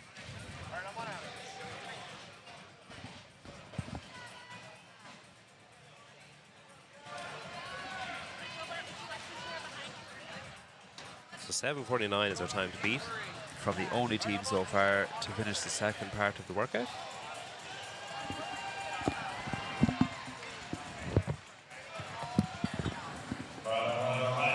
This workout is brought to you by Victory Grips. Victory Grips is built by athletes, engineered from the ground up to perform when it matters most, from the training floor to the competition stage. Their grips are designed to protect your hands without sacrificing feel, so you can push harder, go longer, and hold on through every rep.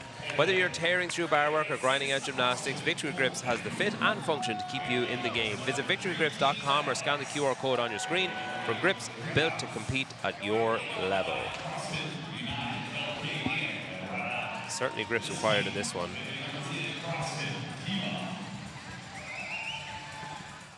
Saw a technique there, someone giving the old squeegee clean with the hand towel on the bar. Someone might have left a little DNA on there. Getting just the right amount of, there we have it. Beautiful. Getting just the right amount of chalk. I clean my bowling ball the same way. I would love to see you bowl. It'll be a long day. I mean, they are really taking it to those pull-up bars. I guess a lot of athletes now have those chalkless grips. So if you go out in this chalk on the bar, you can't use your grips because you just slip off. Some companies, I think Victory Grips have some stuff coming of hybrid, where where you can have chalk or no chalk, and they're just as effective. I want some grips that squirt chalk out as I'm going automatically. Crash ice on your screen, just to change the subject swiftly from that. 10 seconds. Graphic image. Team stand by.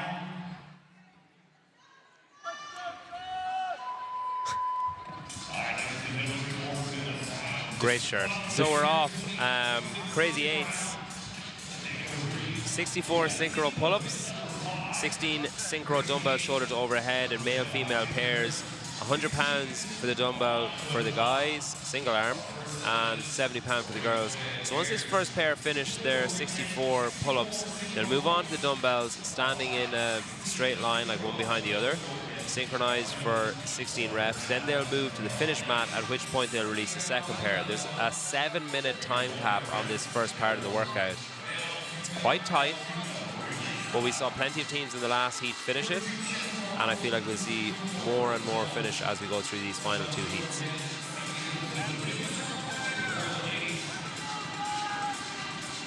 Trying to keep those synchro pull-ups as tight as possible, just barely squeezing some of those chin hairs over the bar. No wasted movement there from Ariak recruits. CrossFit Cadre on your screen, a good day for them yesterday. CrossFit Beetle have had a good weekend all weekend, so too have Hyde Park in lane number 3. Ariak recruits over in lane number 1. Your leaders, Cadre and CrossFit Fort Vancouver, not far behind. Cadre taking over the lead now. They've got 1 rep to go, and they're going to move on to the dumbbell first. Check out the team down here, lane number 4. CrossFit. Final rep for Ariak recruits, and they're on to the dumbbell too. CrossFit Cadre have the dumbbell up first for 16 reps. Synchronized overhead So what you're seeing with Cadre is the male athlete on the left of your screen is getting up there first and just waiting for the female athlete to get hers ready. He has the benefit of sight standing behind her. We've seen this all weekend. This is kind of an untraditional approach to the synchronization. Usually we give athletes the benefit of looking at each other. In this way, you got to let that first athlete move first and then maybe just try and have the back athlete sync up with them as soon as possible so no one is left holding overhead for too long.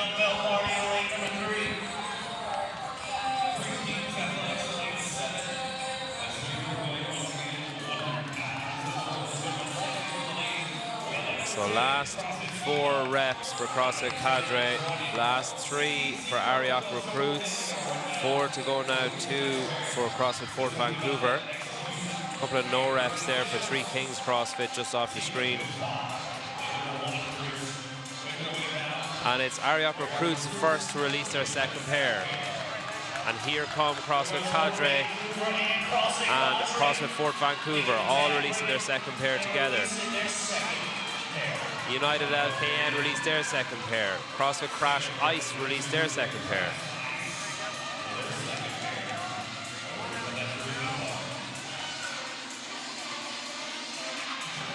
So again, 64 synchro pull-ups, 16 shoulders overhead, 7-minute time cap. We're just coming up on halfway through that now. So those teams that are getting to work, like CrossFit Beetle in lane number 5, should have time to get this finished. Beetle's first pair having a little bit of trouble on those last reps of the dumbbell. Athletes a little out of sync, waiting for one another. And your final team, Grit House, pass over, leaving just 3 Kings Athletics to move their dumbbells and release their second pair. Now we have all second pairs working through pull-ups. That dumbbell must be an extra challenge for these athletes. I can see them clearly. They're not too tired, taking deliberate rests on the chest to bar pull-ups, almost gaming it so that they can move through that dumbbell a little bit quicker. Yeah, I mean, you also have to think some of the athletes might be thinking, hey, I still have 32 chest to bar and 24 dumbbell shoulder to overhead on my own after this, and I don't want to be the anchor behind the team dragging everyone back. Absolutely. This first part of Crazy Eights is worth 50 points, and then the second part is worth 50 points as well. If you're just joining us, you're on heat number 3, I beg your pardon, of 4. So our second last heat of the day, of the morning, for the teams.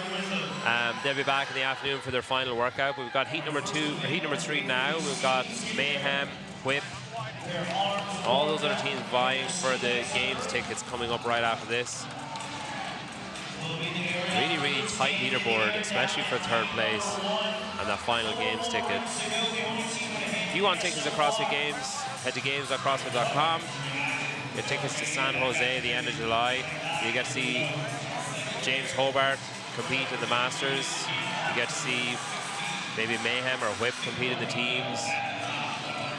You get to see Jason Hopper, who was here yesterday trying to defend his crown for the fittest man on earth, and Kyra Milligan, who beat him in the athlete showcase yesterday afternoon. She's qualified through Torium Pro. She'll be there.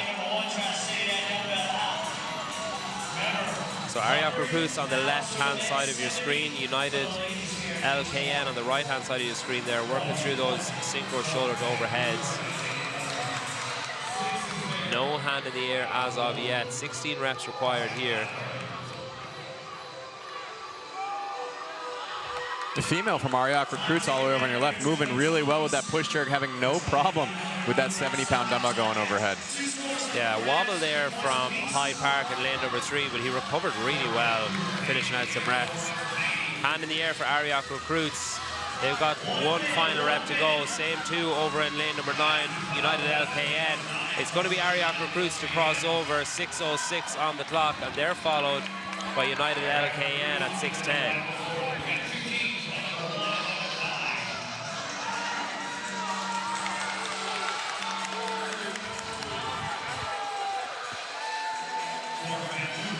So 50 points for each segment of this workout. This first part is worth 50 points, and then the individual waterfall style that follows is worth another 50 points. 2 reps to go for CrossFit Beetle. 25 seconds on the clock. CrossFit Cadre crossover. Here come CrossFit Beetle crossing over. So more and more of our teams finishing. 10 seconds on the clock. 2 reps to go for the Grit House, and no rep. It looks like they're going to have time to finish. CrossFit Hyde Park, same thing. The shoulder's just getting fried for the female athlete in front for both of those teams.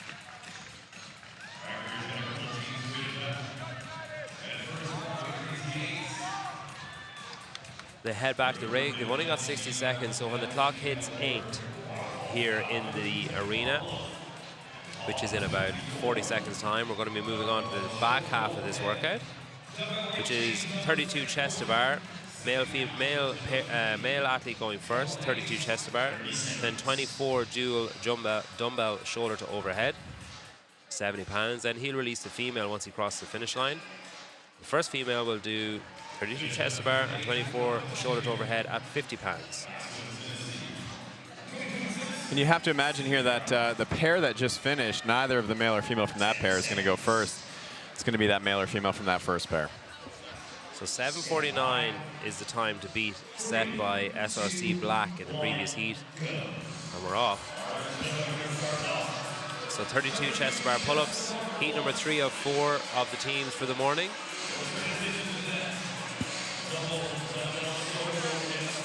So a bit of a change here, slightly greater range of motion going from that synchronized pull-up up to this chest to bar pull-up for the individual athlete. So this is your time to shine.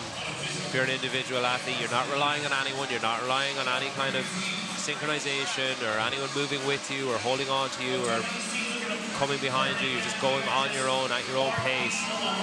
And it's CrossFit Beetle and Ariok recruits first to the dumbbell. But over in lane number 7, Three Kings Athletics went so fast picking those up and getting them overhead. And notice the change in weight here. Earlier we saw those males single arm 100 pounds having to use a push jerk. Here with the dual 70s, the males are easily, most of them, push pressing that dumbbell overhead, so moving a lot faster with these. So a hand in the air here for Ariok recruits over on the left-hand side. So too in your 3 center lanes. But it's Three Kings Athletics who move theirs first. Ariok recruits second, CrossFit Cadre third, CrossFit Beetle and CrossFit Fort Vancouver all cross over, releasing their first female athlete. We've talked about the difference between training in your gym and competition. Training in your gym, you're probably not working on these transitions, sprint to the finish to release that athlete behind you. Here, you got to make sure not only do you got to be fit, but you have to push to that finish line so your next athlete can start as soon as possible.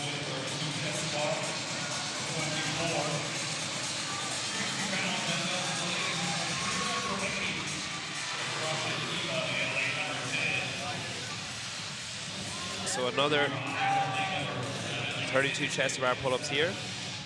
All of our female athletes have now been released. Because CrossFit Kima in lane number 10 were the last to release. And Ariok recruits over in lane number 1, as well as CrossFit Fort Vancouver and Crash Ice and Cadre and Beetle releasing the female from the rig to the dumbbells. 24 shoulder to overhead here at 50 pounds for the females. 16-minute time cap. We're just past 10 minutes. We've got 7:49 as the time to beat on the clock as you're looking at it.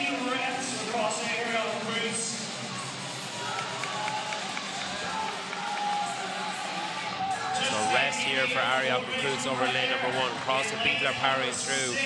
But Fort Vancouver unbroken throughout, 2 reps remaining. She's going to finish out. Move the dumbbells forward. Hit the chest piece and release the second male athlete. That's a great effort from the female on CrossFit Fort Vancouver. A little misstep there to forget to transition those dumbbells forward. A couple seconds lost, but she went unbroken on those 24 shouldered overheads, which was absolutely impressive. Ariok recruits have released their second male athlete, so have Crash Ice. CrossFit Beetle struggling with the lockout on the right-hand side, costing them some time, but they're going to release their second, another no rep there from CrossFit Beetle, center of your screen now. 1 rep to go there, and they can release their second male athlete. Hyde Park released their second male athlete.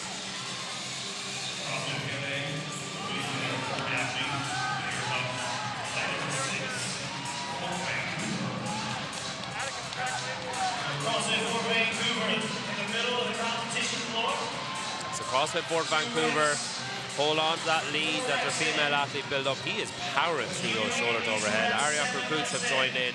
So have Crash Ice. The center of your screen, CrossFit Fort Vancouver, is just pummeling those shoulder to overhead. 5 reps to go for them. Off your screen here, one of the athletes is showing the athlete on the dumbbells and the female weighting how many reps are left. He was counting down from 10, right hand of your screen. On the left, you've got Ariak Recruits and Crash Ice. CrossFit Hyde Park and CrossFit Beetle. Here come Cadre too.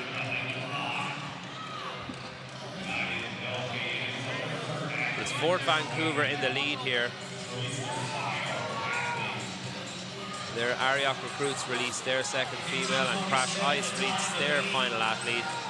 So Fort Vancouver have 32 chest to bar and 24 shoulder to overhead, standing between them and a heat win here, and a new time to beat. 7:49 is the overall time to beat so far. Well within reach. And that's the second break right there, lane 6 for Fort Vancouver on the pull-ups. I'm looking over at lane 1 from Ariak Recruits, and their female has not come off the bar. There's her first break. Third break for Fort Vancouver on the right side. Is that maybe in preparation of the dumbbell shoulder to overhead, do you think? There's her 5th break. You want to hope so, that she's going to get there and move really well. You also wonder if maybe they put their athlete who could be the slowest on the pull-ups last.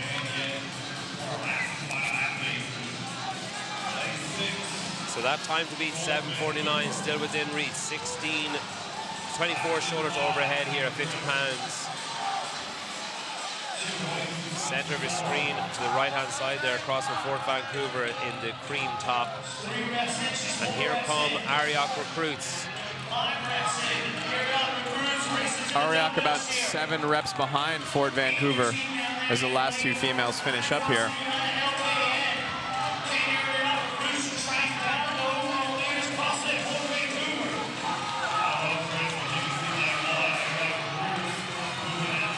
And there's our break on the right side from our Fort Vancouver female.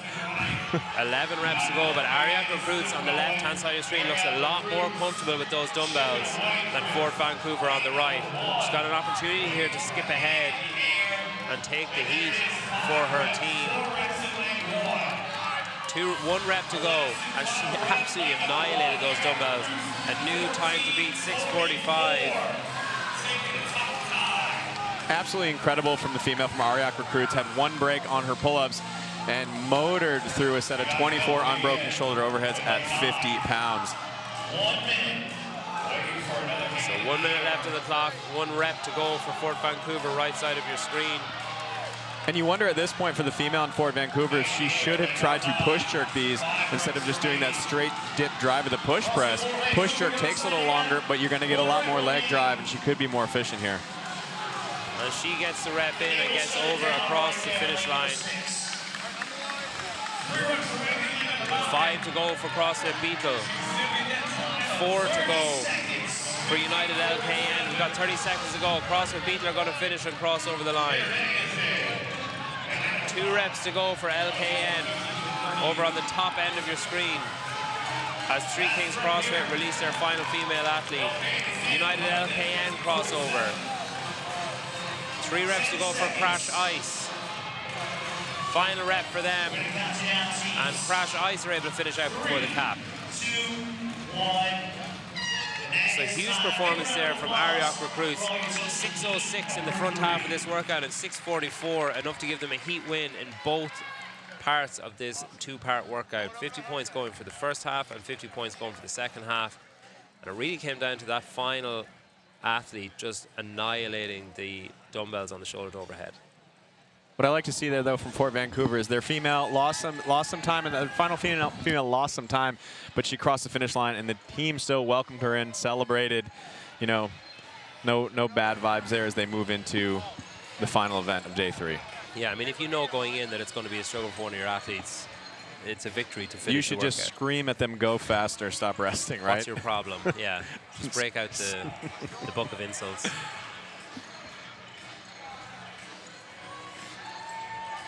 So we're going to get our final heat of teams out on the floor. We've got some scores to beat now. 6:06 and 6:44 from Ariok Recruits.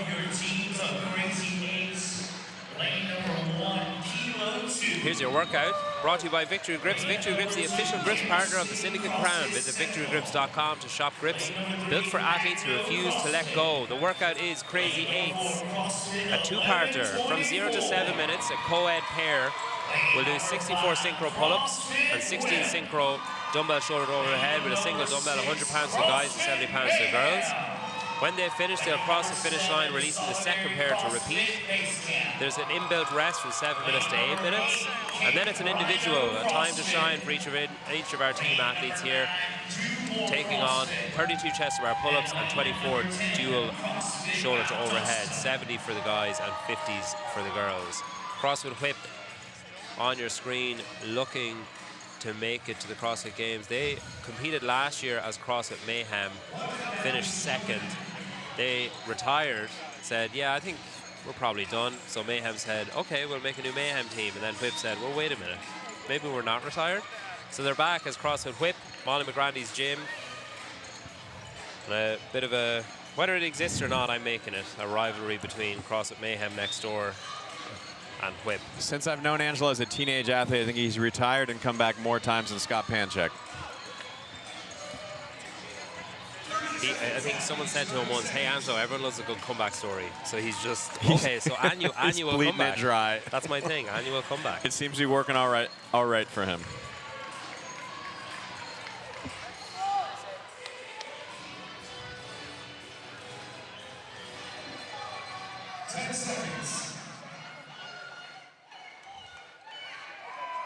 Not too often you see a Miller shirt. It's a nice little throwback from Angelo there. So 11:24 on the left-hand side of your screen on the outside looking in. So our Magno CrossFit, who started off in the lower heats and have worked their way up to the top. Solidarity CrossFit, looking to sew up that, or shore up that third place and final ticket to the CrossFit Games. Camp Rhino feel like they should have a shout. Alison Scuds, first go as team. Lena Richter, multiple podium athlete on Team 360 and Oslo, Norway. Mayhem and Whip look to be battling it out for first and second place, trying to cement their place back at the CrossFit Games. And a real battle between, really down as far as 6th place up to 3rd, trying to get that final game spot. 3 of these teams will go to the CrossFit Games in San Jose in July. You can too. You can head to games.crossfit.com and get your tickets. Single day tickets and full weekend tickets. Masters, teams, individuals. Loads of affiliate stuff, loads of activations, loads of vendors. Basically like a fitness festival.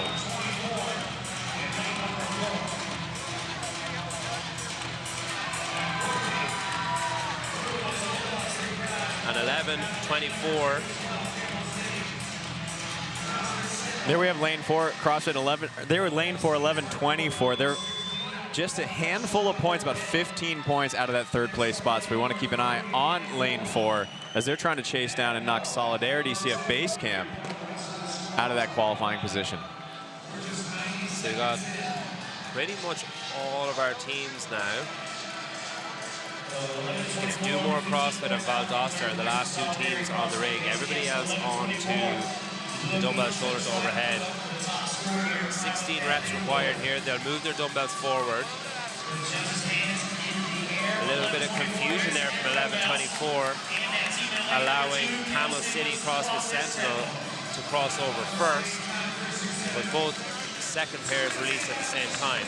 Here come Whip and Mayhem. And CrossFit, Magno CrossFit and Camp Rhino. Solidarity CrossFit crossover. Really trying to hold on to that 3rd place position that they're in. Everybody else, 11:24, Camp Rhino, all breathing down their neck.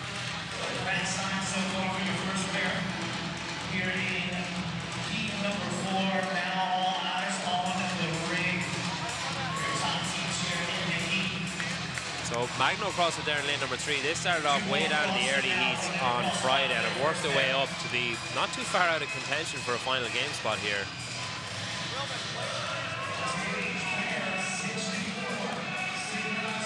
We want to keep an eye on Solidarity in that lane 7 as they try to defend that 3rd place spot. We want to see them finish ahead of 1124, who's in lane 4.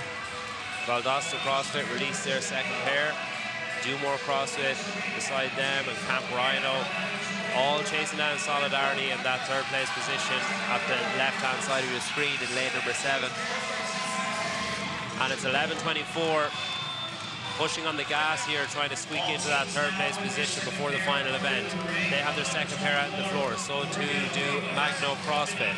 And Magno CrossFit currently 20 points out of a qualifying spot. If they can beat out Camp Rhino and 1124 or Solidarity, they could bump up the leaderboard before they go into the final event. 50 points going for the first half of this workout, 50 points going for the second half. A potential 100 points here, and 1124 crossover in 4:01, a full 2 minutes faster than our previous time to beat. They know what they need to do, and they're trying to do it. And that's not surprising after seeing 1124's bar muscle-up capability yesterday. Their execution on the chest of our pull-ups made them 20 to 30 seconds faster per round than the other teams here in this heat. A no rep from CrossFit Mayhem, a 1 rep to go, allowing CrossFit Whip to beat them over the line. 4:35 on the clock. This is adding a lot of time here for Mayhem, but if nobody comes between them, it's not going to matter too much. And they get over just ahead of Magno CrossFit and Camp Rhino CrossFit. And that's going to bode really well for both Magno CrossFit and 1124 as they chase down Solidarity CF Basecamp in 3rd place, also in lane 7. Solidarity's second pair still finishing those synchro shoulder to overheads with a no rep. The female athlete holding for a long time there overhead. We see Camel City Sentinel crossover. 2 reps to go here. It's a male athlete for Solidarity, just really struggling to wrestle that 100-pound dumbbell overhead. The female just holding static like the hold. Statue of Liberty right there. She's had that dumbbell overhead for 2 minutes. And another no rep. She's still holding. Amazing showing from the female athlete on Solidarity. They get the rep in, and they're going to get over before that 7-minute cap. That could be costly for Solidarity CrossFit. A lot of teams finished ahead of them there. They were just about inside that 3rd place position, but we have another half of this workout to go and another 50 points on the table. But the good news for Solidarity is that they were still faster than anyone in the previous heat, so they won't take lower than maybe a 7th or 8th from their performance in this first half of Crazy Eights.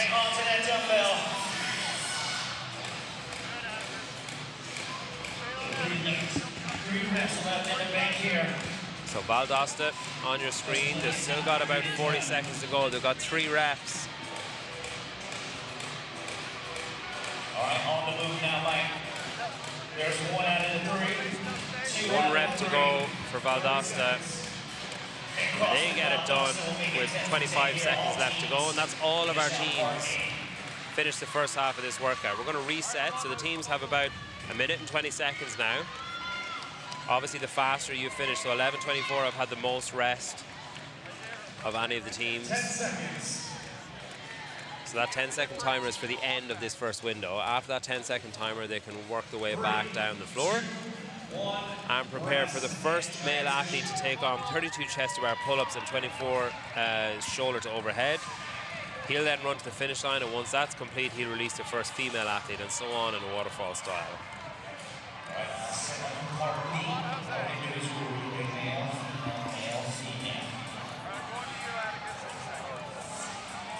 So 4:01 is enough for an event win and 50 points for 11:24.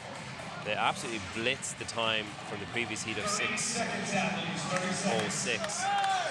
Let's see what they can do in this second half. 6:44 is the time to beat in this second half. Also set by Ariok Recruits in that heat prior to this one. So So expect to see, I mean, the great thing about this now, this type of workout, is there's essentially 4 separate races. This is going to be pretty exciting to watch. Curious to see if 11:24 will repeat beating the previous heat by 2 minutes. So the first male athlete has 32 chest to bar pull-ups.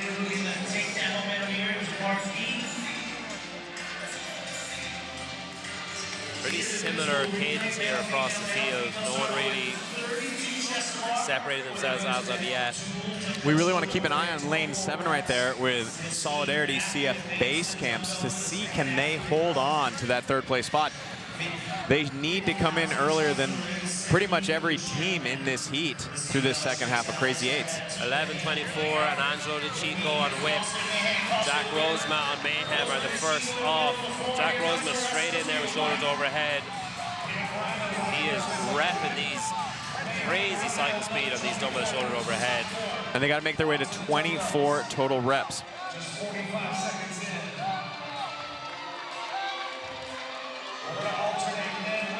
Hand in the air for Jack Rosema of Mayhem. Hand in the air for Mayhem and 11:24.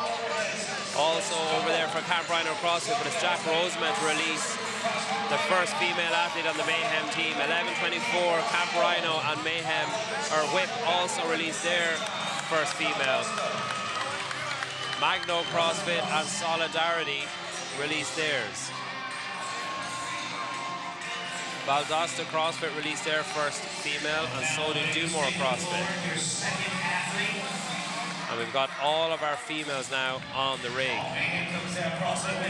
Same reps, 32 chest to bar, 24 shoulders overhead, 50-pound dumbbells. 6:44 the time to beat. And it's Mayhem and 11:24, the final rep for CrossFit Whip. 11:24, just powering through these shoulders overhead. It really just, when they get to the dumbbells, it's all about cycle speed. Again, all these ladies who are moving the fastest, just using that push press, not relying on that push jerk. Oh, a little bit of the push jerk from Whip on lane 5.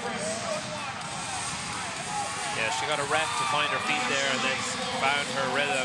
But 11:24 are gonna, no rep for 11:24, opening the door for CrossFit Mayhem. And CrossFit Mayhem are going to move their dumbbells forward and release their second male athlete. Tanner Balaz is up for his chest to bar. Another no rep for 11:24. And we want to see her go to that push jerk to try to stay a little more stable, use a little more leg. There we go, that dip drive. Catch underneath. Another no rep for 11:24. It's a soft lock at the top. Solidarity CrossFit, this is great for them. They've released their second male athlete. So 11:24 with a little bit of ground to make up. They have got the 50 points that they got in the first half of this workout, but they're going to be looking for more to drag back Solidarity CrossFit and maybe move into that 3rd place position. Here comes Tanner Balaz from Mayhem. And this is great for Solidarity in lane 7, who has released their second male athlete. Lane 4, 11:24, second male athlete's a little bit behind that. And now we just see Whip's second male athlete starting his chest to bar pull-ups. So Solidarity CrossFit with a nice lead here over 11:24, but here he comes. More urgency from 11:24 here. And keep in mind in lane 7, no shirt. We saw Solidarity's male have trouble with that 100-pound deep dumbbell as he goes overhead. I expect to see 11:24's male catch him. Camp Rhino CrossFit with 4 reps to go on their second male. Tanner Balaz of Mayhem are across the line. Here comes Sam DeMeester, 11:24 with 4 reps to go. They've caught up on Solidarity CrossFit, who need a break. 11:24, finish out, release their final female athlete. Camp Rhino finish out, releasing Alison Scudds for their final athlete. Jessica Androsik and Alison Scudds join Mayhem on the rig as the final athletes work through their chest to bar before moving on to their dumbbells. Solidarity CrossFit release their final athlete. Kilo 2 release their final athlete, and Whip release their final athlete. 2 reps to go for Magno CrossFit at a no rep, and Mayhem are the first to have their final athlete move towards the dumbbells. 4:38 on the clock, 6:44 is the time to beat. Here comes Jessica Androsik, desperate for that 3rd place position. 24 shoulder to overhead, 50 pounds. Jessica is absolutely murdering those 50-pound dumbbells. We're looking for a hand in the air. A break from Mayhem, opening the door for 11:24 for another 50 points. 3 reps to go. A final rep and 100 points to kick off the morning for 11:24. That is huge for the race for 3rd place. Solidarity CrossFit still working through the chest bar. Another break for Mayhem. Hand in the air now for Mayhem. 3 reps to go. Final 2 reps for Mayhem. And Mayhem cross over to take 2nd place. 3 reps to go for Whip. Great and a break required. Great example of when that efficiency matters. These ladies could be going to that push jerk to keep those dumbbells in hand. Alexis Scuds with 1 rep to go, gets a no rep and needs a break. Opening the door for Molly McGrady to recover and get in with Whip. A final rep. And CrossFit Camp Rhino will get over the line. This is all bad news for Solidarity CrossFit. A no rep for Solidarity CrossFit. Magno CrossFit with 3 to go. On the near side of your screen in the pink top. A final rep for Magno. And they cross over the finish line. Got a hand in the air for the team in lane number 7. Kilo 2 have a hand in the air. Hand in the air for Solidarity CrossFit, and Solidarity CrossFit are going to get there first. A final rep for Kilo 2, and they're across the line. And so too are Campbell City CrossFit Sentinel, and that leaves Dumore CrossFit with 2 reps to go. A final rep from Dumore, and that's going to finish out your heat.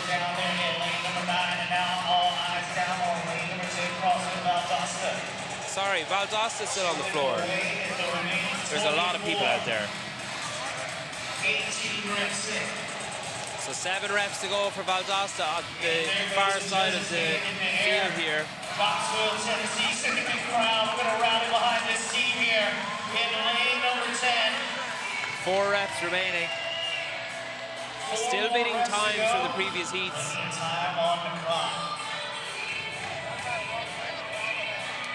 There she's got the dumbbells racked.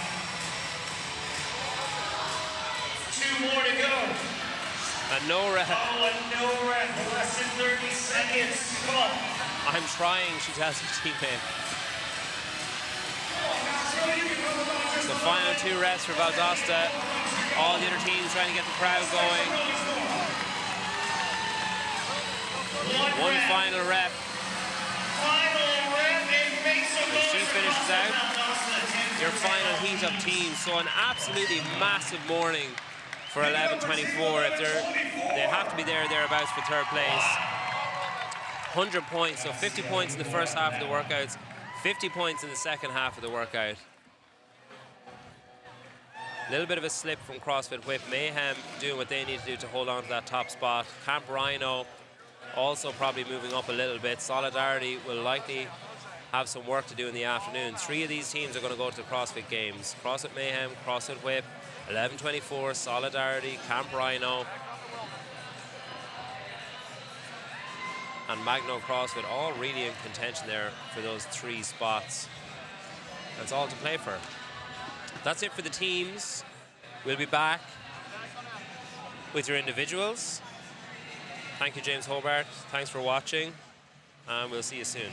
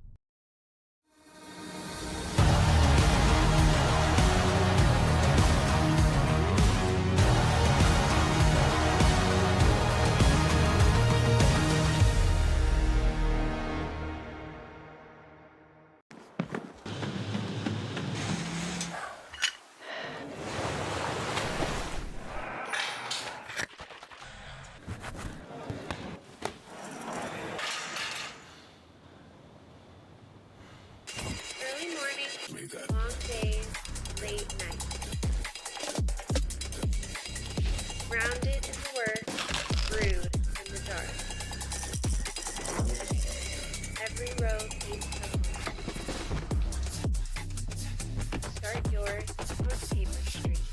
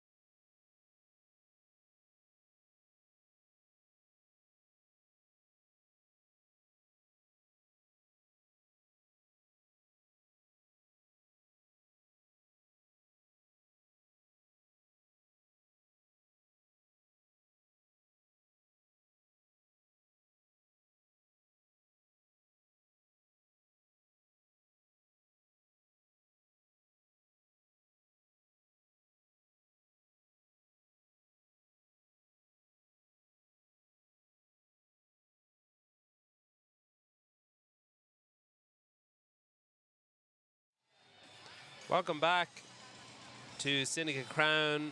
If you're just joining us, we've got John Young.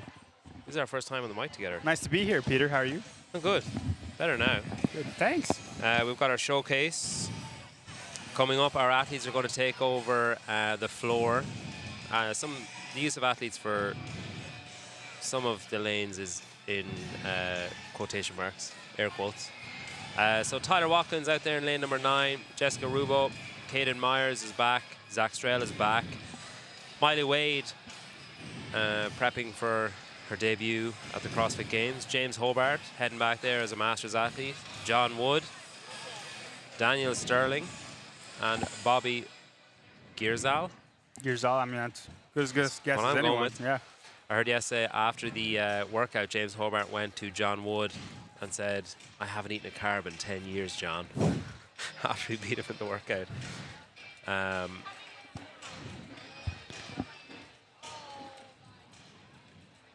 We might...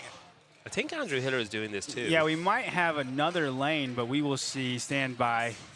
I think we'll announce it if it gets here. The idea was, so Hiller's plan was to pick something that he couldn't be called for poor movement on. Got it. It's either you execute it or you don't. So there's no squats, no lockout in the muscle up, nothing for people to zoom in, crop, add some green lines to. Say that handstand walk form is atrocious. Yeah. He's got his arms bent. He doesn't have his head through. This workout in testing, this workout is so exciting. Yeah. And it doesn't, like, you're looking at it on paper thinking, oh, wheelbarrow, that's interesting. Oh, handstand walk, that's interesting. But the race was like heart in your mouth, heart pounding throughout. And especially at this level, like, these guys wait until you see Zach and on his hands. And Caden actually beat Zach in testing. They were 2 seconds apart. So Zach's handstand walking was so fast every time that he made up any time that he lost, but he just kept tripping on the double unders. And it became apparent during that testing. JR said afterwards, he's like, whoa, I guess the double under workout. Double unders matter. Yeah. The test they're about to do, trip advisory, it's 3 separate rounds, but the order of the implements change each round. 100-foot handstand walk, 200-foot wheelbarrow. You're going to push it 100 feet and then turn around and pull it 100 feet. If you had experience with trying one of these things, I think you're able to pull it much faster than you are able to push it.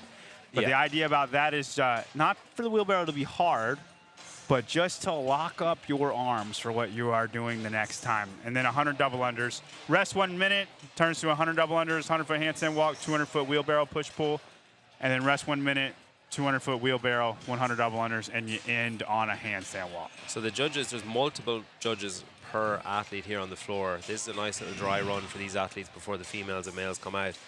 But it is basically, you finish, stopwatches marked by the judge beside you, and they will communicate with you, okay, you've got 60 seconds. You're going at whatever time on the clock. Okay, you've got 30 seconds. You've got 10 seconds. 3, 2, 1, go, and then they're moving on. So you will see different lanes moving at different times, but it will become apparent.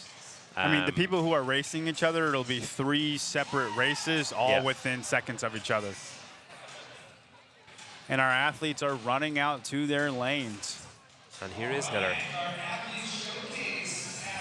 No testing during the athlete showcase, so there will be all testing during the elite individual and elite teams, but no testing during the showcase. So Hobart was out the back, cramming himself full of everything he could find.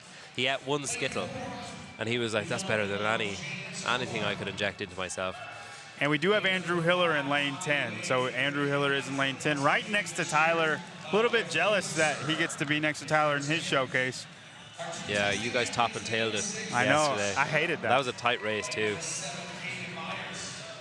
So, became clear yesterday there was lots of separate races happening. You had Hopper and Paige and Kyra having a race, and you had you and Tyler having a race. You had John Wood and Hobart having a race. Expect the same thing to happen here today. And that was the idea, was to have pros, people who are former pros or soon-to-be pros, and then your average Joes. Above average Joes, but yeah. I would say average as far as competition goes. Yeah. just to see the disparity in fitness in a hard event that you're going to have at a semifinal. James Hobart rocking the barbell spin shirt. You can get yours at Vindicate. Support the barbell spin. I think he's almost sold out of the red shirt. So if you still want a red shirt, you need to get on it now. A red shirt in a red shirt there. So they're going to get going. They're going to kick off with a 100-foot handstand walk. Keep an eye on lane number 6 for something pretty extraordinary. 6 and 7. Stand by.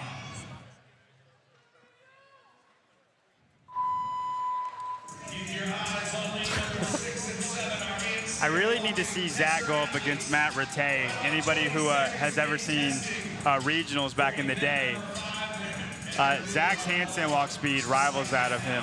And his last round of handstand walk will be just as fast as the first. It's crazy. What's crazy is Caden is right there with them, Yeah. and they look so much different. Zach's steps are so fast, and Caden's are long and just covering a lot of ground. So here comes the wheelbarrow. So they push it. The whole wheelbarrow athlete crosses the line. They drop it, turn around, and drag it backwards. So Caden and Zach did this in testing. In 8:03 and 8:01. And it was the only separation was Zach tripped like 3 times across the workout on the double unders. So that's the difference here in speed.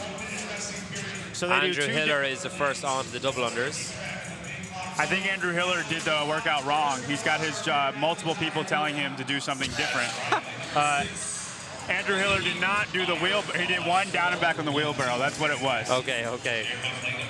So Tyler comes out to an early lead on Andrew Hiller right now.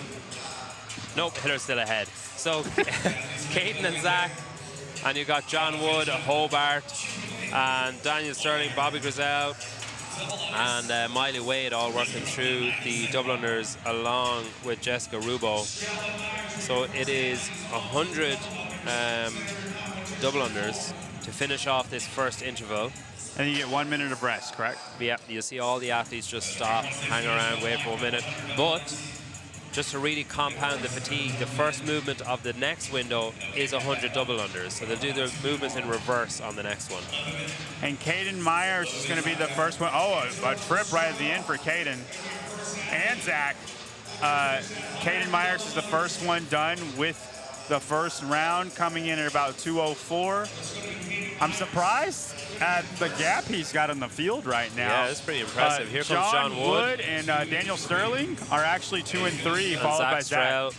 And Bobby is going to make it just ahead of James Hobart. So it'll be interesting to watch. There's Miley Wade. Interesting to watch. We can track across the rounds here. Is this order sticking? So 1 minute rest. They'll make their way back. We got Jessica Rubo coming in to tag her piece. Andrew Hiller, I mean, the irony of him mixing up the workout is lost on absolutely nobody watching. Great. So he has 60 or second reps. So Tyler Watkins still working through his double unders.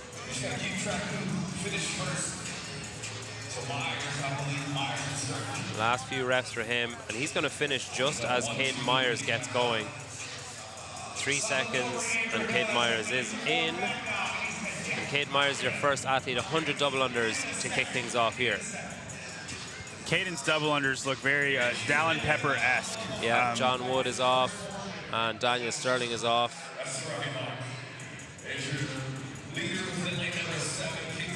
Yeah, that was pretty funny. On the double unders, I was like, Andrew Hiller has an early lead. Oh, James Hobart with a quick shoe tie in his round. Immediately started, tripped, and then went to the old shoe tie. It took about 10 seconds, and now he's back on his double unders. That's a rookie move from a veteran right there. Yeah, that's not great from Hobart. Hiller doing his double unders, looking across. You can see the confusion on his face of like, am I really beating everyone? This is crazy. And then it was crazy. You were wrong. Andrews had more judges talk to him in this event than everybody else combined. It's revenge. It's an opportunity for some revenge. You have to admire him putting himself in this position too. John Wood and John Wood has made up a lot of ground in Caden Myers here, and they're neck and neck getting onto the handstand walk, but Caden has just this crazy reach and speed on the handstand walk, opening up his lead again. Last few reps for Zach as Daniel Sterling and Bobby Grizel get going on their handstand walks. James Hobart lost a lot of ground with that shoe tie. It's wild how much faster Zach looks, but Caden's covering the same distance. Yeah, Caden has these long reaching steps, and Zach's hands are like a blur. He moves them so fast. So Caden is the first onto the wheelbarrow. Here comes John Wood.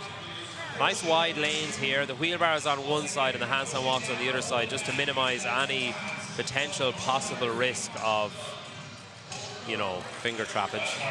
Now you'll notice John Wood is doing the double overhand on the pull, and Caden Myers flips his hand on the pull. And John Wood is moving the wheelbarrow faster. Yeah. He's actually caught back up to Caden on the wheelbarrow alone. John Wood is breaking into sort of like a jog each time. Caden Myers is doing more of a fast walk, like Daniel Sterling there.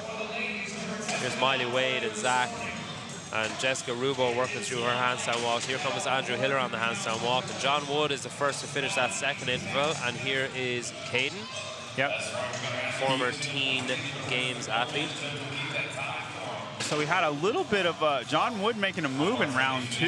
We'll see if that is the decider for the event. Zach Stroll coming in at third.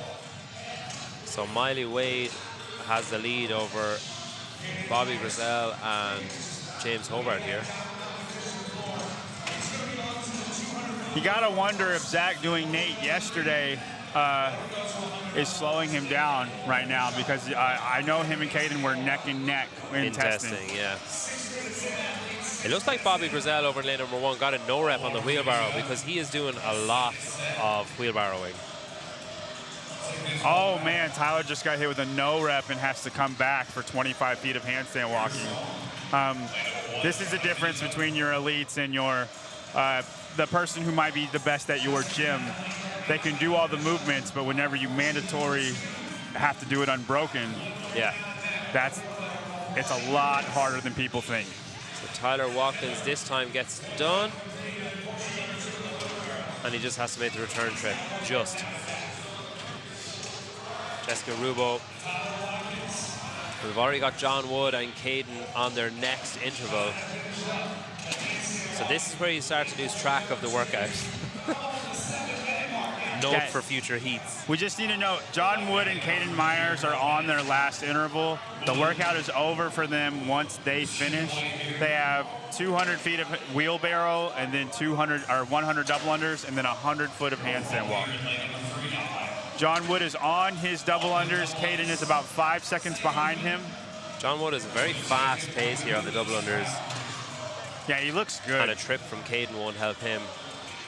So Zach is back, and he's going to move on to the 100 double unders.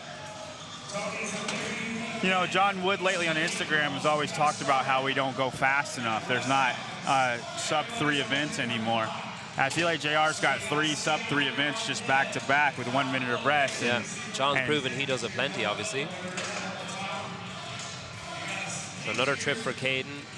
Still going for John Wood. Looks across and checks, yeah, I've got this.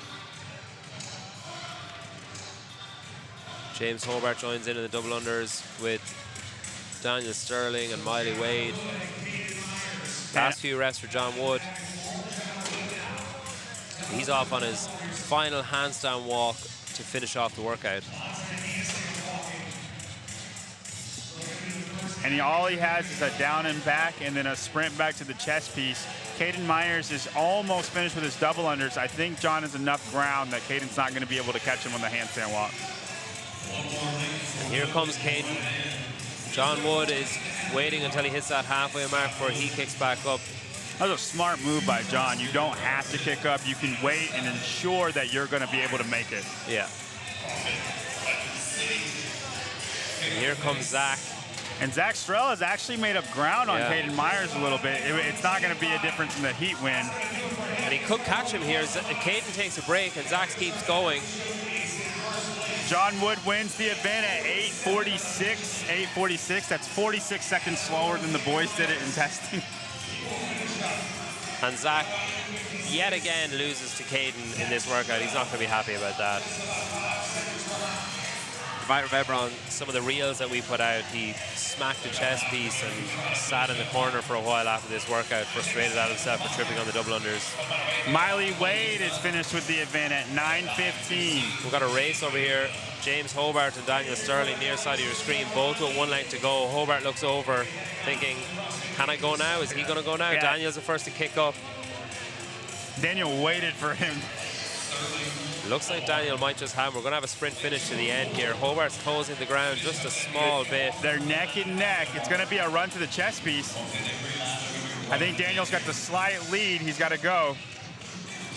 So, yeah, Daniel Sterling's going to take it just ahead of James Hobart. The standard. And Bobby Grizel over in lane number 1, working his way through his handstand walks. Tyler Watkins is on his yard work yet again with the wheelbarrow. You can get those attachments on roguefitness.com. It's a sled, and then you can buy the attachments to stick on. So the handles, the wheel attachment, and then you just use like high temp plate. And Tyler looks really good moving this wheelbarrow. You can tell it's the wheelbarrow did not stop him at all. It's just the fitness gap. We got a little bit of a battle between Jessica Rubo and Andrew Hiller for their next spot. Bobby Giersall is about 10 feet away from finishing the workout. So he's going to be your next finisher, provided he can get across this line, and he does. He'll have a run to the finish. 15 seconds from the workout being over. It's a very tight time cap. Last few reps for Jessica Rubo. And then we've got Enhanced Games over there in lane number 10, working his way through it. Looks great. And there is time. And I wanted to stand that Tyler and Andrew finished on the same movement. We didn't know who was ahead. They were on the same movement. Yep. So a little appetizer and amuse-bouche for the first heat of the women coming out.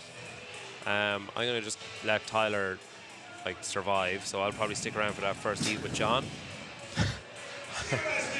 We'll just let the blood return to his head. We're going to get the there's some great little there's some scores on the board there for you there. Tyler's time is not correct. Listen, let him have it. It's okay. I don't know what happened there. It's not like he's going to the games. Man, Andrew looks good. Yeah. I know it's enhanced, but it works. Drugs work. Yeah, so a nice little test here. We can see here from where we are. We might get a wide shot going of the judges. They're just kind of meeting in the middle there. It's great for them to have this dry one of things that they might not have thought of in testing it themselves, because they obviously know the workout, they know the flow of the workout. Now you have athletes coming out who, one of the parts of being an athlete is there a shortcut I can take here? Is there something I can do differently that maybe nobody else is thinking about to give me an advantage? So that's likely what the judges are talking about here of, hey, there was some confusion over timings, or maybe we need to make sure that they're not, we may need to make sure that they're waiting on the dolomer. We need to make sure that they're touching their chest piece. All these kind of little things so that there's no room for error when the people who, no offense to the 9 or the 10 that just took to the floor, but the people who actually matter are on the floor. It's important that we see them. Yeah, and I love the judge huddle right now. It looks like a football team with a game plan right before the actual game. And Wilson right there in the front guiding everybody before the event actually starts. And you did this yesterday. Fair play for going out and doing it, but it must be disheartening. There was a few times where your walk between reps looked a little bit more forlorn than the previous walk between reps, when you're looking at people moving ahead thinking oh man, this is going to be a long few minutes. No, I think you know when people are better than you. So it's I don't think there's any shame in Jason Hopper beating you in a workout, to be fair. Yeah, it's very easy to stay in your own lane whenever you're doing a workout where people are, you just know that there's a fitness gap. You're there for the fun, you're there for the show. And they are too, to an extent. You know what I mean? They're the pro of the event. They are. It's props to Jason for coming out there. He got beat by Kyron by putting himself out there. Yeah. He's the fittest man in the world, and he puts himself in a position where the best light might not be shined on him in an event that's not going to be a home run. So No, when you're the worser of the people that are out there, you just run your own race, you stay in your lane, and you do your event to the best of your ability. Here is our first heat of women looking to do this to the best of their ability and try and maybe move out of this first heat for the rest of the afternoon. This workout is brought to you by Yeti. Yeti was founded in 2006 on a deep love for the outdoors and the belief that if something doesn't work, fix it. And if it doesn't exist, build it. Since then, we've been designing products that last for generations, get you out into the wild and keep you there longer. Shop high-performance products made for high-performing athletes. Visit Yeti.com for gear that goes as hard as you do. And our workout is going to be Trip Advisory, which you just saw from your athlete showcase. You've got a 100-foot handstand walk, 200-foot wheelbarrow push and pull, 100 double unders. There's your lane assignments on the screen. After the double unders is a mandated 1-minute rest. Then we move into 100 double unders, a 100-foot handstand walk, a 200-foot wheelbarrow push and pull, another 1-minute rest, and then 200-foot wheelbarrow push and pull, 100 double unders, and a 100-foot handstand walk. An 11-minute cap total. The order of the movements really adds insult to injury here. You're finishing with double unders, you got to rest, and you're starting with 100 double unders again. So there's not the usual. Usually it stays in the same order, so you're like, all right, well, at least I don't have to do double unders for a while.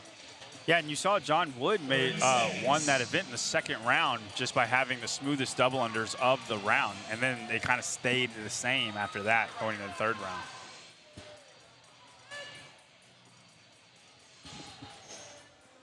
So our first heat of ladies, we're going to get things underway for the individual competition for Sunday. Syndicate Crown. Final day here in Knoxville. 3 tickets to the CrossFit Games up for grabs. This is your first of 4 heats for Trip Advisory. Yeah, and Peter, what I'm looking for on this round, I'm just looking to see who is the most comfortable with their double unders, what looks crisp. And like you see from John and Caden, you see this from Tudor and Dallin.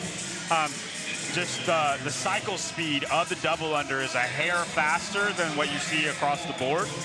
And if we can see that in any of the women here, that's probably going to lend us to who's going to win the heat. So lane number 6, Nadia Shimalis is the first onto the wheelbarrow. Brisk little jog there to get it going. She's joined by Colten Anapolsky in lane number 5 and Sydney Saunders in lane number 8. And Nadia's running. Yeah. So the wheelbarrow can be anywhere in your lane, but obviously it's preferable to keep it over to one side to give yourself some room for this handstand walk portion that follows. So it's 4 lengths. And we see most athletes opting for switching their hands and doing that plow pull that Garrett Fisher made famous back in 2016. John Wood, though, your heat winner, did not do that. He stayed with the overhand the whole time. It didn't really seem to make that much of a difference. Yeah, I guess if, you know, maybe John Wood has big hands, I guess. It depends on your grip strength and your comfort pulling it backwards. We've got athletes on our double unders. Over in lane number 1, Gabriela Weiss is on hers. Nadia Shimialis, Colten Anapolsky. Most of our athletes now. We've got 2 athletes still working. Julia Aguiar and Maddie Krisovic working through their last portion of the wheelbarrow. So 100 double unders here, and then it's going to be a down and back on the handstand walk before making their way to the chest piece, at which point the time will stop and 1-minute rest will commence.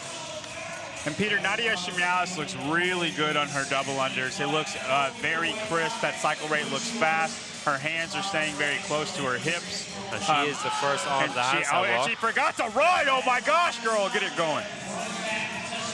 So she gets to her chest piece. 2 minutes 14 on the clock. Here comes Anapolsky in 5. And Sydney Saunders makes it across the finish line. So they got 1-minute rest starting now. Gabriela Weiss in lane number 1. And between those 3 of Nadia Shimialis, Colten Anapolsky, and Sydney Saunders, I think we're going to see more of a separation in round 2 than we saw 1, and then that will kind of stand as what is going to happen within this heat.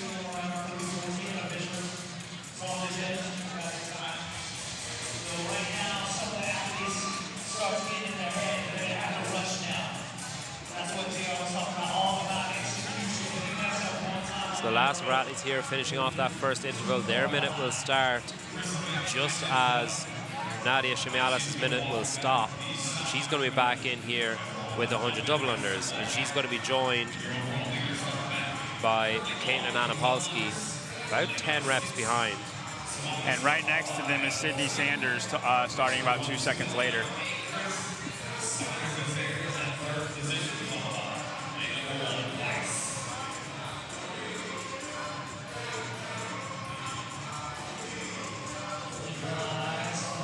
So I'm being told in the chat it's Similis. You told me it was Shimialis. I was told in the chat yesterday it was Shimalis. Nadia We'll go with Nadia. is looking great. Yeah. So she's out ahead here in this. And we have not seen a break yet for any of our females. Nadia has 5 left, and then she'll take off on her wheelbarrow. Same for Caitlin Anapolsky. So Nadia's off on her handstand walks, and Anapolsky is not that far behind her. But, maybe about 10 feet or so between them. Now, Nadia did win the heat last year of the handstand walk event. So that upside down fatigue, she is very, very, very good at handling, mentally, physically. She was one of the fastest times last year at the handstand walk event. I don't think she's going to run into trouble during that part of it. So we're sticking to our 1, 2, 3 here. Nadia is on to the wheelbarrow. And Caitlin Anapolsky is joining her, and Sydney Sanders. Sydney Sanders is right there with her.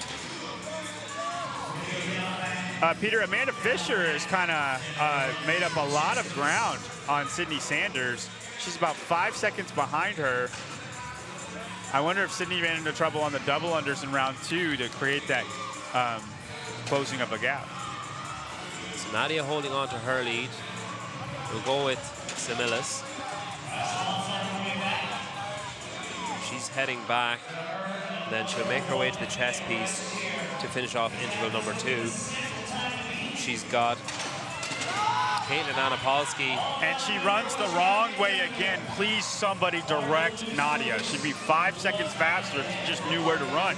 There's a group in front of us here, all wearing barbell spin shirts, gesturing for her to come this way. Here comes Caitlin Anapolsky. She held on to her lead over Sydney Sanders there, over in the far side of the field. And yeah, Amanda Fisher really closed that gap. And if she closes that gap in round 2, it makes me think that she might be able to overtake her in round 3. Yeah. So there's individual races here, or individual segments, but there's overall pacing to consider too, of like, am I going to leave myself with enough in the tank to be able to catch someone here at the end, or am I going to burn out too quick and be caught? So this time has already almost elapsed for Nadia Similis and Caitlin Anapolsky there in your center 2 lanes, showing why they are in the center 2 lanes, getting ready to go for their final go. It's going to be Nadia to move first, and she's off with the wheelbarrow. And if you're Caitlin, this gap has stayed pretty much the same the whole time. Do you try to run faster with the wheelbarrow, or do you just know that your pace is what you have and try to go unbroken on the double unders and hope she messes up? Yeah, honestly, if I'm her, I'm probably more concerned with Sydney Sanders, who's breathing down my neck. And if I'm Sydney, I'm more concerned with Amanda Fisher, who's breathing down my neck. Maybe that's just my mindset. That's why I'm not a professional athlete. Running your race. Not worried about catching anyone, just worried about being caught. So Nadia's making her way back up.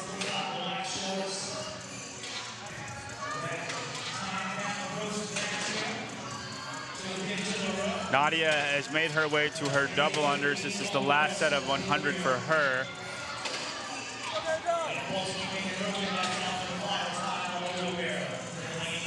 And Amanda Fisher has almost caught up to Sydney Sanders. Nadia Similis is holding on to this lead. She's on her double unders. Once she finishes the double unders, she's got a handstand walk between her and a heat win here. This is the first trip for Nadia the entire event. So there are your four females on the double unders.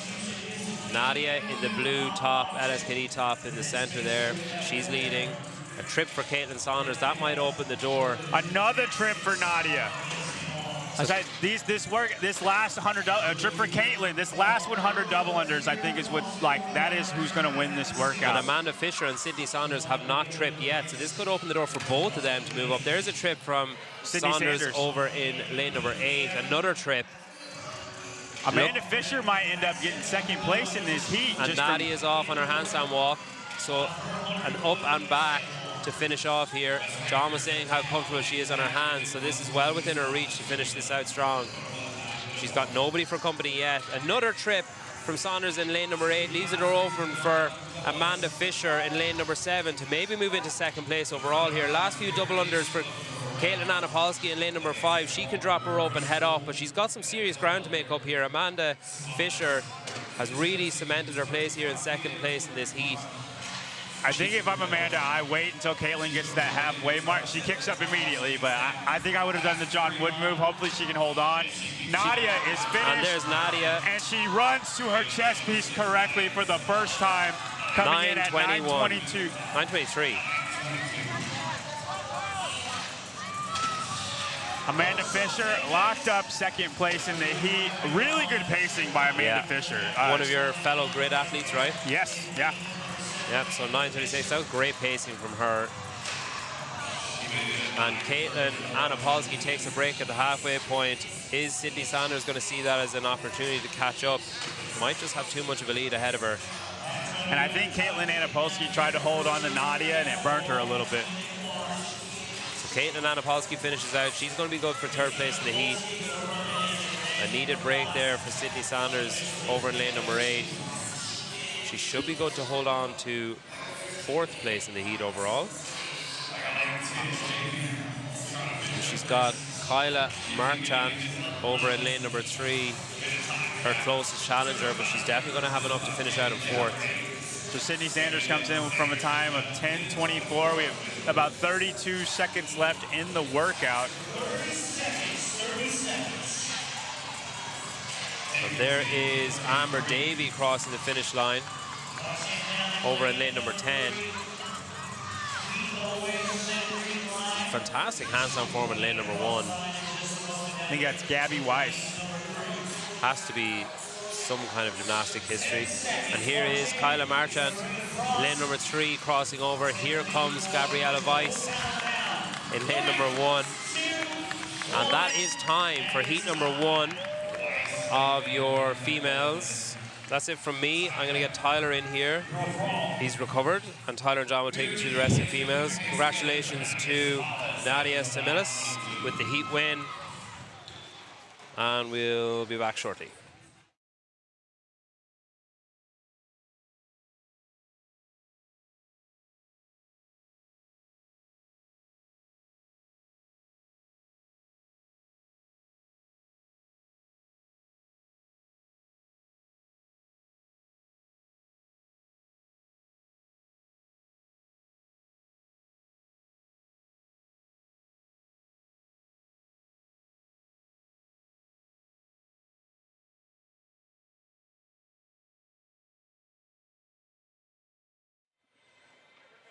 John, I'm back. Hey, great job, Tyler. I did okay. How did that feel?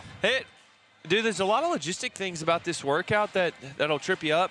How far to go with the wheelbarrow. You need to go past the green lines with your feet. And then making sure your hands are good. And then just the logistics of it, remembering what you're supposed to do next, looking at the time you're supposed to go back. The judges do remind you, but when your head gets swimmy in the middle of this event, it gets tough. Definitely a double under workout, John. Yeah, I mean, I said that from the start. I feel like nobody believed in me, and then what do you know? It's one on the freaking double unders. Yeah, man, if you are proficient at double unders, somebody like Tudor Magda would absolutely murder this workout. Handstand walk is longer than you want it to be. Yeah, I saw you get a no rep there.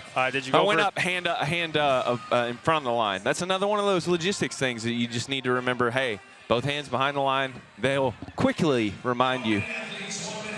Did you see Hiller have the misstep in the very first round? Yeah, I was talking to him about that. He said, I forgot that it was two sets of the wheelbarrow. All right. Gabby Weiss here in lane 6 on the right of your screen. She was warming up, and she looked good in the warm-up. I'm interested to see how she does. Or Brianna Jacobson. Sorry. I'm still dealing with a little bit of workout brain. Yeah, Tyler, what I'm looking for is just how smooth the first double unders look. So far, if you could go down the board and you see the double unders of everybody, whoever looks the most comfortable, the most like the Tudor Magda, Dallin Pepper of the world, they end up being your winner for the event. Absolutely. 10 seconds. John Wood, even, he had the best double unders out of all of you guys. Yeah, he's so proficient mover. Every skill has been honed. But this workout right here, brought to you by Yeti, was founded in 2006 on a deep love for the outdoors and a belief that if something doesn't work, fix it. Shop high-performance products made for high-performance athletes. Visit Yeti.com for gear that goes as hard as you do. We're off, man. And Tyler, in lane 4, Elena Pomarisi coming out to an early lead, by far the most proficient handstand walker. Yep. That could play a role in the very last round when we end in the handstand walk. She's going to have a thick lead going into the wheelbarrow. This wheelbarrow, you get a little bit of a drunk walk feeling when you're using it. You'll start bobbling back and forth, especially as you get tired. But the faster you go, you can see Brianna Jacobson here. She's really pulling it quick. The faster you go, the smoother it is.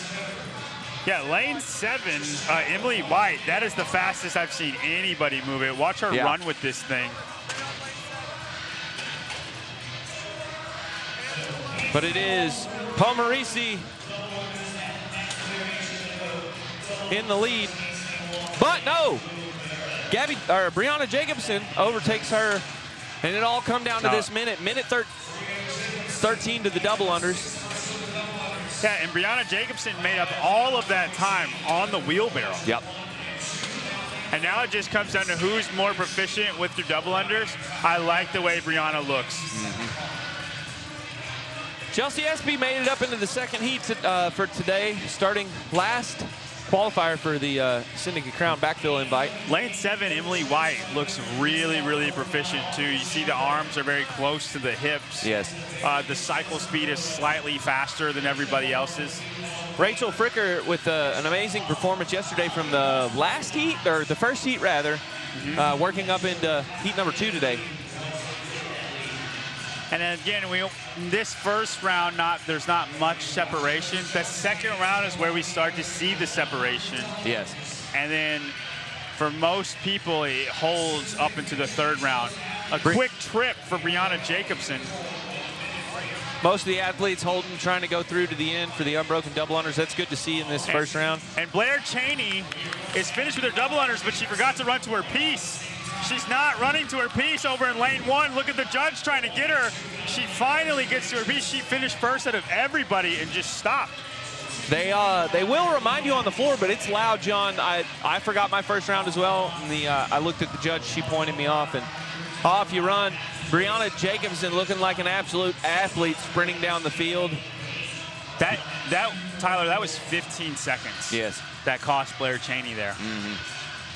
That'll cost you an event like this. But it is Pomarisi and Brianna Jacobson. Pomarisi and Brianna Jacobson in the lead right now. I actually think Emily White looked the best though on her double unders. The technically proficient athletes in this workout will come out at the end. You'll break down less. These will wear on you less as you go. Now, she was not fast on her handstand walk, but the rest of the workout, she was very fast. Never one to move poorly, and always sneaks up at you at the end is Abby Schultz there in lane 3. But this break, man, it really hurts to watch the other athletes moving, and you're just waiting. It'll cook your head. You'll try to rush your start, trip, or speed up on your double unders to catch up. Yeah, and Nadia, another trip in lane 6 for Brianna Jacobson. We'll see if she can make up the ground on the wheelbarrow again. Emily White looks really proficient here. She must be a bad handstand walker to be behind so much.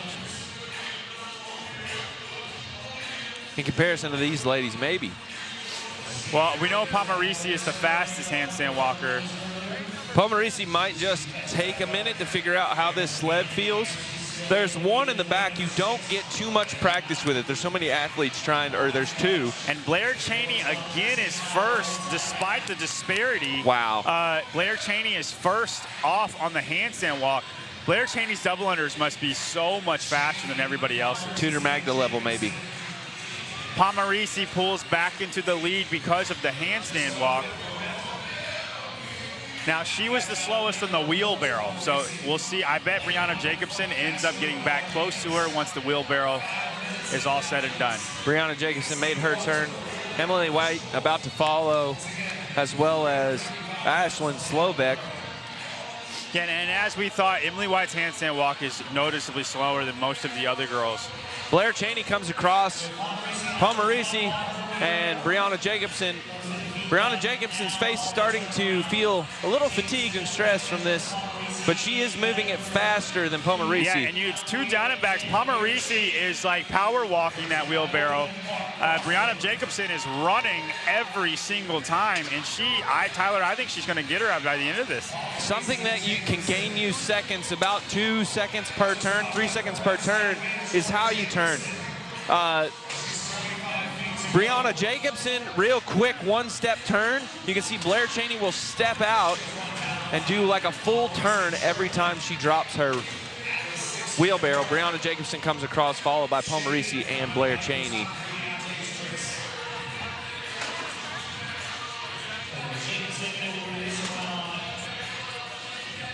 Emily White getting ready to sprint across the field to finish up her second round.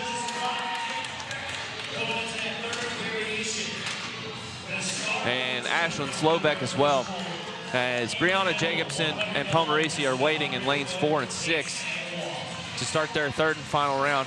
I love how fast this workout is, John. Yeah, and yet, and all of these girls, I feel like, are making up the ground in different spots. Pomarisi is the fastest handstand walker by far.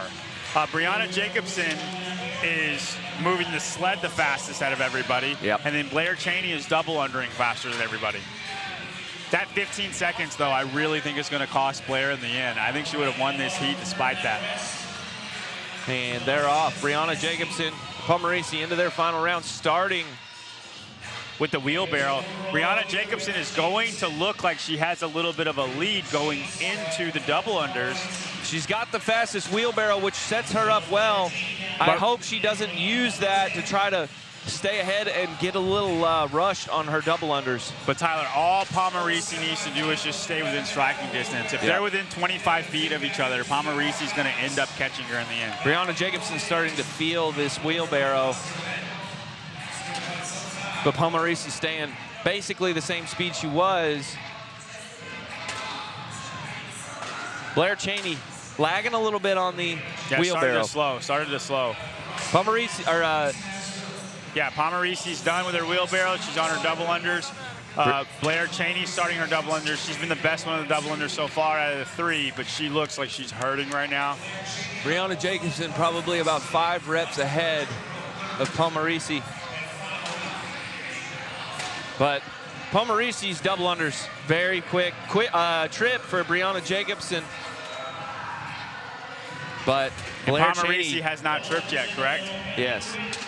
But Blair Cheney moving through those dubs. But as long as Pomarisi stays within striking distance, Blair just went down. She just tripped. I think Pomarisi's going to take this, man, because she looks fine on her double unders. Brianna Jacobson trips another again. trip. She's starting to look really fatigued. And we just know that Elena Pomarisi is going to be able to handstand walk faster than everybody. Hand in the air for both Brianna Jacobson and Elena Pomarisi. Oh, Elena Pomarisi trips with 3 reps remaining. That's going to be about 5 feet for her on this handstand walk. John, this last 100 cannot feel good. It doesn't feel good in the second round. Palmarisi comes across the line, 50 feet left for her. She'll have to sprint back and touch the chest piece. And the time to beat is 9:23. We're at 9:07 right now. It's going to be really, really close.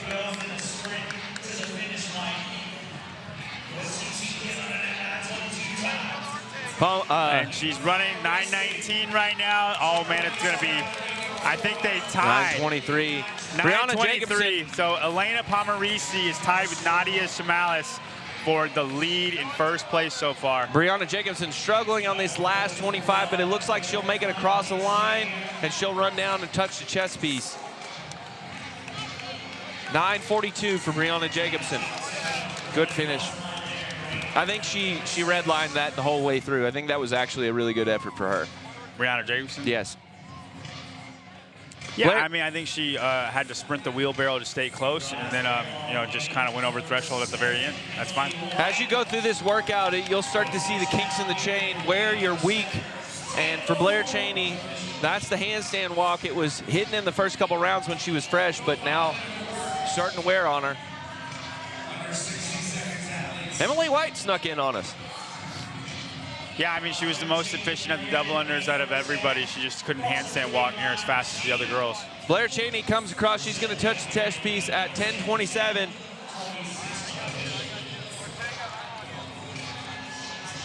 Ashlyn Slovak coming across at 10:33.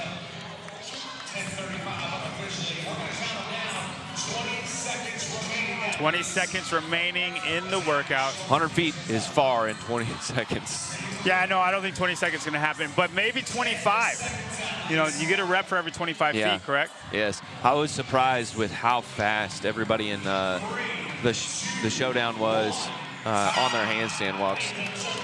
Chelsea Espy making it across the halfway point, 75 feet in for her handstand walk. That'll wrap up heat number 2 for your women.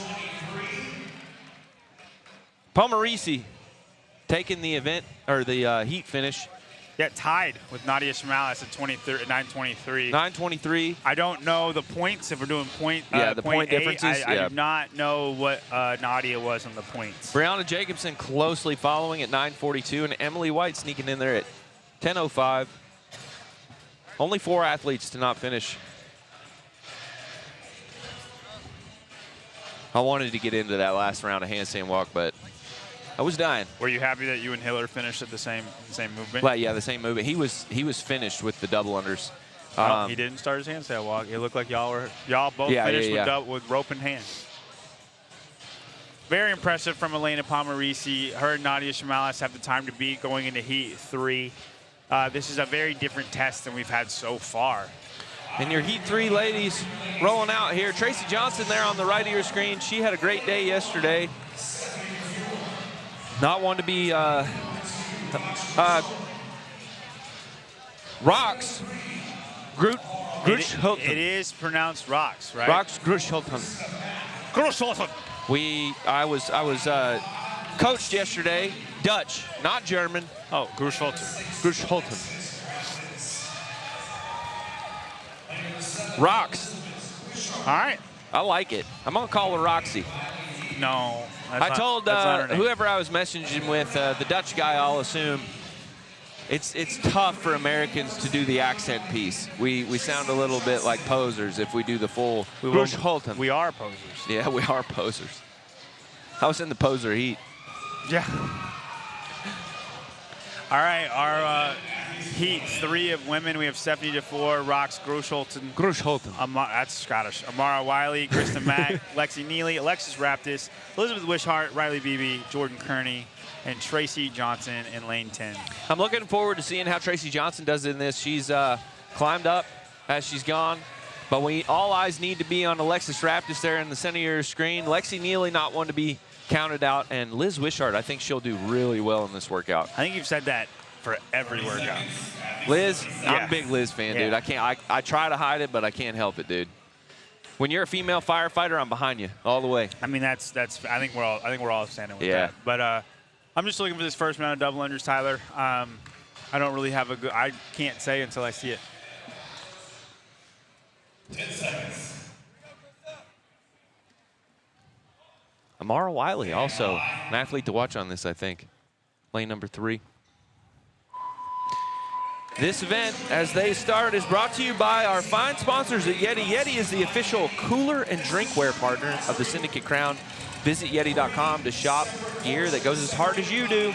Keeps drinks cold, colder than anybody else. And I want to direct your attention to lane 1. I think this is the fastest handstand walker of the group, followed closely by Lexi Neely. Lane 1 is Stephanie DeFleur. Or lane 10, sorry. Lane 10, I was Tracy like, Johnson. no. Tracy Johnson. Tracy Johnson. First one to the wheelbarrow. But Alexis Raptis moving the wheelbarrow much faster. Long drop, quick turn though. Yeah, Alexis Raptis, the fastest one on the wheelbarrow, is running with that thing. When you're a veteran athlete, you're going to get the little things right, which is the drop turn, where to put your hands. Kyle Ruth, her coach, they were drilling it hard there in the back. Man, Alexis made like a 10-second gap on Tracy Johnson and right there. She is hustling, dude. She went right to that jump rope. Lexi Neely about 5 seconds behind Alexis Raptis. Lexi a much more controlled manner, though, to her jump rope. Yes. Alexis Raptis sprinted to her jump rope. Yeah, Alexis's pace on this seems a bit frantic. Tracy Johnson there. Johnson's double unders look very fast, Tyler. Lexi Neely seemed, or Elizabeth Wishart, her approach just seemed to be off. She was a little slow to the wheelbarrow. Yeah, I mean, Tracy Johnson has these wide arms and wide stance on her jump, but the speed of the cycle rate on these double unders are very fast.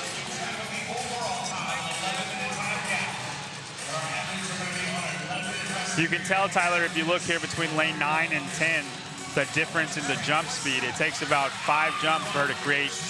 And she made up some time on that. Alexis Raptis is first with 206. 208 is Tracy Johnson. Lexi Neely comes in at the end, 215. 206 for Alexis Raptis. Tracy Johnson actually made up the separation on that. Yeah, it was good. Yeah. Her double unders were very wide. And Tyler, if the handstand walk and double unders were the fastest of everybody, I like that going into the next rounds. We saw Brianna Jacobson try to make her move on the wheelbarrow, and it worked to an extent, and she could not hold on in the end. Now Alexis Raptis might be able to, but the wheelbarrow, if that's where you make your ground up, it turns out it's not like it's not the difference maker in the winning. You can pick up the wheelbarrow when you're tired. There's no technicality to it. It's just get up and move it. It is just like a dumbbell carry. You can always carry it, but the technicality of the other two movements serve you a lot more as you go through this workout. Alexis Raptis is starting her next round on the double unders, followed closely by Tracy Johnson. I'll be interested to see if Tracy gets to the wheelbarrow before. I bet we see her get to the wheelbarrow and then Alexis overtake her.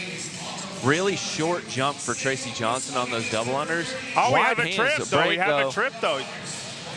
And all of that speed that she made up now doesn't matter at all. One trip and Alexis Raptis would match right back with her. Lexi Neely, calm and controlled there in lane 5.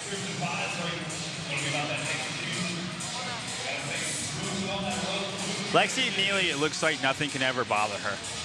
Yeah, Jordan Kearney had a great day yesterday in lane 9. Orange shorts on your screen. And Alexis Raptis hand in the air, followed closely by Tracy Johnson despite the trip. Here comes Alexis Raptis first off the double unders into the handstand walk. Tracy Johnson actually a really fast handstand walk. Yeah, now it's the same thing we saw with the men. Caden's handstand walk looked much more like Alexis Raptis. There were these long strides. Yes. And Zach was the very, very fast hands. An immediate transition by Tracy Johnson. She wants to take it to Alexis Raptis. She said, this is my event, Tyler. Raptis looking much slower on this second set of handstand walks. But Lexi Neely, like clockwork, man. Smooth. Quick turn for Alexis Raptis and Tracy Johnson as they go into the wheelbarrow, but now Alexis Raptis is much faster on the wheelbarrow. She's going to end up finishing this round maybe 6 seconds ahead of Tracy Johnson. Alexis Raptis, really quick turnaround. You'll watch Tracy Johnson there. She quietly places down her wheelbarrow and turns. You want to let loose of that thing as soon as you can. Lexi Neely also on her wheelbarrow. Alexis, so impressive, the speed of this wheelbarrow. And Alexis comes in at 5:16. And then Tracy Johnson is going to come in at 5:24. There is an 8-second difference. The athletes will start with the wheelbarrow, which will give Alexis Raptis a bit of a lead on Tracy Johnson. We'll have to see if Tracy can catch up on the double unders and the handstand walk. No more breaks, though. She has to go and I mean, that unbroken. break was the difference of those seconds. They would be about 5 seconds difference, which is exactly what round 1 was. I think if Alexis Raptis, as long as she doesn't make a mistake, she'll be able to carry the event win, because 9 seconds is 18 double unders. Lexi Neely, Liz Wishart, and Riley Beebe done with her second round. Riley sneaking up on us there. Haven't covered her yet. Jordan Kearney headed back, as well as Krista Mack. And Alexis Raptis is off on her last round before other women are finishing their second round. Tracy Johnson trying to get off on her start on the wheelbarrow, trying to catch up. This will be really fun because since the wheelbarrow we ended on and then we started on, Alexis Raptis is going to have maybe a 15-second lead going into the double unders.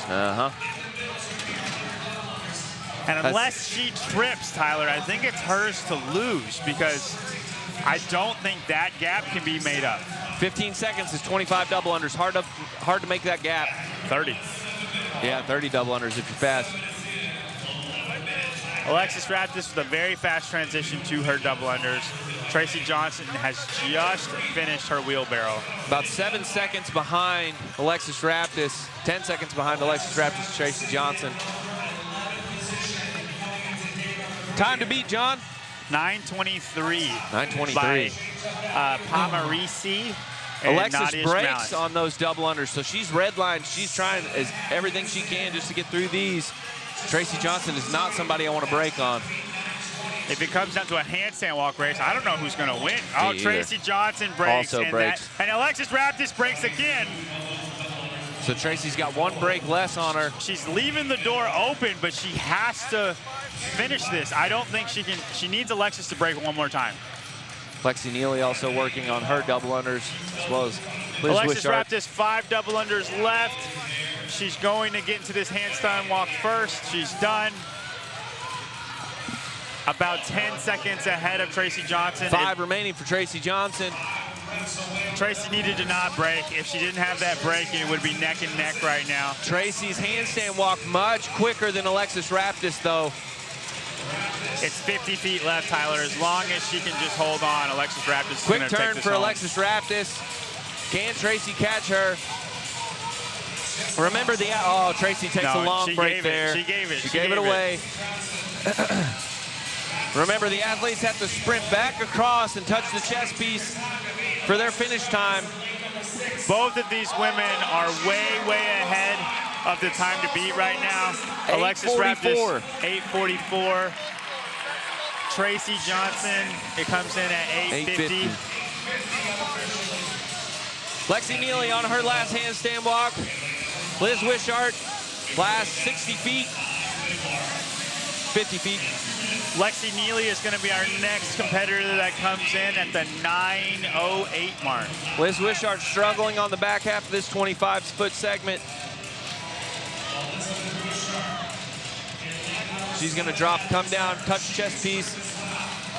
She's going to come in at 9:20. Riley Beebe, and Jordan Kearney. We have a little bit of a handstand walk race. They're going to finish at the same time and see who sprints the chest piece. Jordan Kearney looks like she's walking a little bit faster. These are wild-looking walks. These are hurting walks. Yeah, Jordan Kearney's going to sprint across, come across the line at 9:42. Jordan Kearney has had a really good week. Really good weekend. Riley Beebe finishes up at 9:47. CrossFit Games. 1 minute. Krista Mack comes in, CrossFit Crash local. Amara Wiley will be our next woman finishing. She's in the peak top and the black shorts. Roxy Gruscholten finishing her first 50 of the last set. We have 45 seconds remaining. And Amara Wiley is done.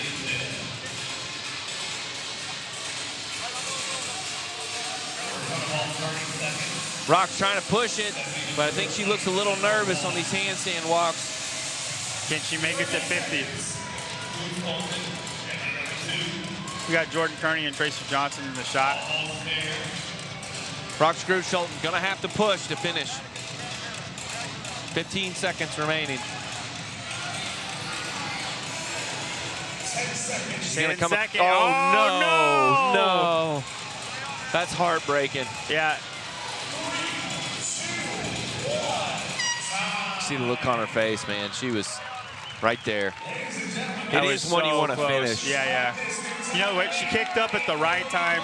She kicked up when she needed to finish that event, and she just didn't have it in the end. That's okay. You gotta appreciate that. If you're gonna fail right there at the end, that you pace it correctly. It's better not trying. Yeah. Yeah, she looks detested with herself, but Alexis Raptis there. Your event 3, first place, 8:44. First place so far, Tracy Johnson, 8:55, who is second fastest time, and Lexi Neely at 9:07. Third fastest time. And Elizabeth Wishart, 9:20, also coming under the time to beat of 9:23. Nice. So fast heat there. There was a fast heat. John, I think. anybody break the 8:30? Yes. Yes? Yes. Stay tuned. That'll be exciting. Go to sub 8:30. That's fast. I think how about this, Tyler? I would say multiple. Multiple people going sub 8:30. Sub 8:15. It's a possibility. That's hard. Sub 8:15 would be hard. Yeah. Janie Chevry on your screen needs to have a great day today to qualify to go to the CrossFit Games. She's currently in 4th place on the outside looking in. Yeah, we have about 7 women looking for those top 3 spots, really for the 3rd spot. Lydia Fish and Haley Adams have created some separation. This was the event, though, Tyler. I'm just thinking for the future to watch for Haley. Haley has had trouble in double under workouts before. This was your event to watch for her all week leading up to this. And I'm not even looking like she doesn't even have to win or get top 3. Just not have it's just, can she be top in the pack? Top absolutely. Also on the outside looking in. Zoe Warren is in your 3rd place finish. Janie Chevry, I believe, is 5th place. Maddie Fouts is 4th. Maddie Fouts having a great season this year. Maddie Fouts is. She's done a ton of competitions and she's still holding it together. And then Rebecca Fusile is 6th, and Danielle Brandon. One of 7th. these athletes who could go sub 8:30 or sub 8:15 possibly. Danielle Brandon. I'm going to say Lydia Fish. Lydia Fish. Lydia Fish has been a monster all week. Faster than the legendary Danielle Brandon on the handstand walk, though. It's just a straight handstand walk. We're not going over an obstacle. That's I'm not true. going to say faster. I'm just going to say the rest. The Rest whole interval. event, I do not want to bet against Lydia Fish. But I'll tell you this. As soon as they go. 10 seconds. Oh, never mind. I can tell you that. Danielle Brandon needs to send it. She's Has got to. 50 She points, has to. 50 points between her and 3rd place. That's a recipe for mistakes to happen, though. And they're off. This event, last heat of the women, is brought to you by Yeti. Yeti. And Danielle Brandon with a slight lead over everybody, as we thought, in the handstand walk.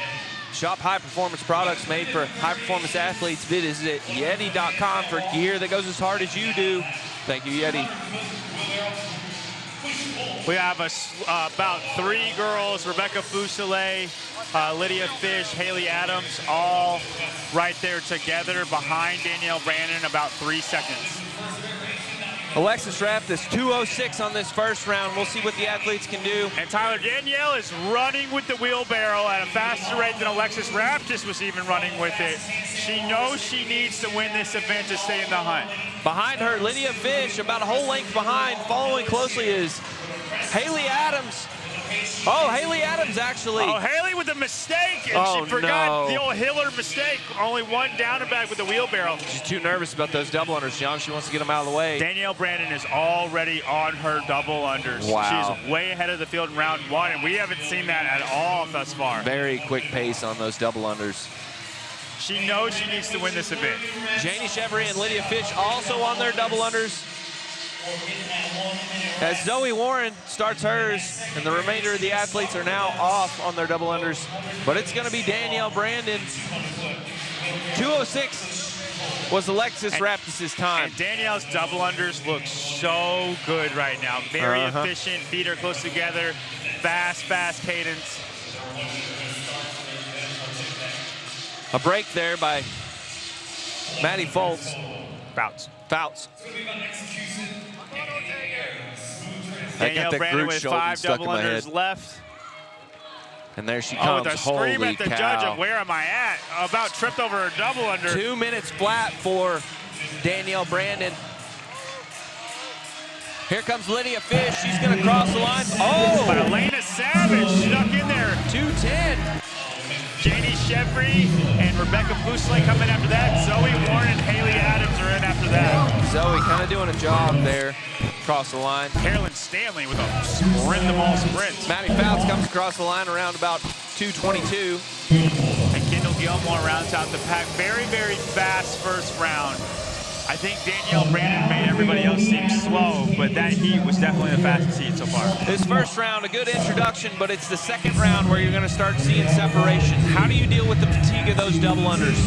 The back-to-back double unders is hard, even with the 1 minute rest, John.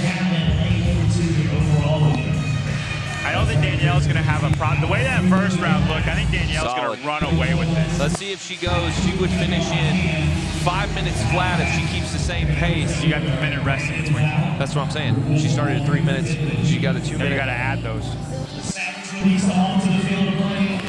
3 plus 2, John. She started at 3 minutes. 2 minute round. It took 2 minutes. Yeah. There's 3 rounds. It'd be like a. Yeah. Where are you? Round. Okay. Don't worry about it.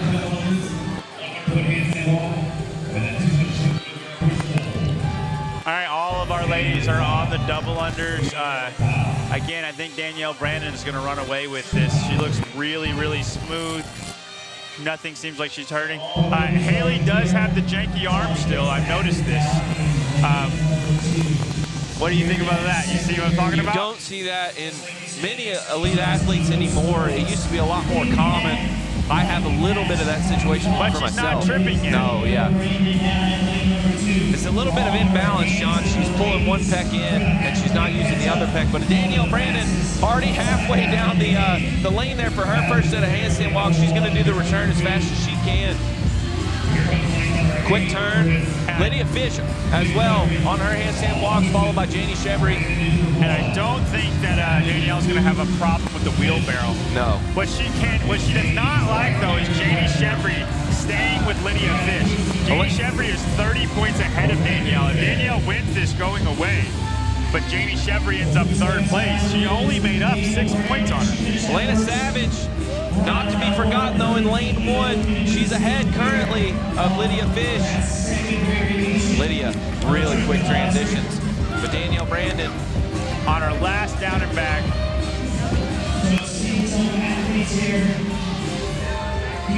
Janie Chevry staying in there tight with Lydia Fish and Elena Savage. Elena Savage giving Danielle Brandon all the help she can have. And Danielle's going to sprint down.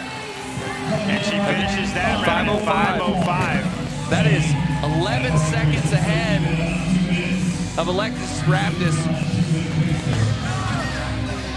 That's what I was trying to say, John. Round 2, 5:05. I'm talking about the final. Yeah.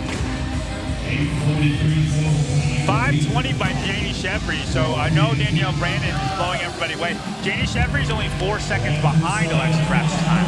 Janie Chevry holding on real tight here.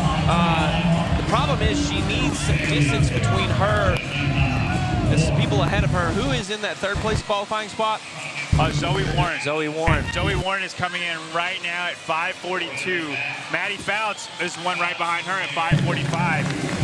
It is happening right now for Janie Chevry. This is what Danielle you need is to doing see. everything she needs to do, but she has to create distance between her and Janie Shepry right now. No, it would be good for Janie to press ahead of Lydia Fish, but they look to be about the same speed every single round.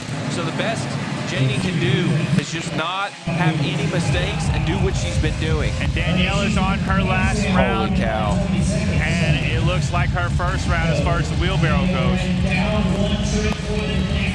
Now, we didn't see any trips until the last 100, and that is when it started coming apart for a lot of the girls. Elena starting to look a little fatigued on this wheelbarrow, but not Lydia Fish. She's moving at the same cadence she's been moving. Quick turnaround. That's where Lydia gets you. Quick transitions. Danielle done with her wheelbarrow on her last set of double unders. Janie Shepry. Oh, a trip for Danielle. She can afford it right now.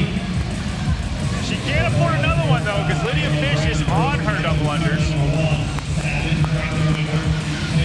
Danielle Brandon looking to come off here. Can we get sub 8:30? Or the legendary sub 8:15. Janie Shepry with a trip on her double under. She needs as many people to work between her and Zoe Warren as possible. Maddie Fouts may do that for her. Haley Adams falling back a little bit here, John.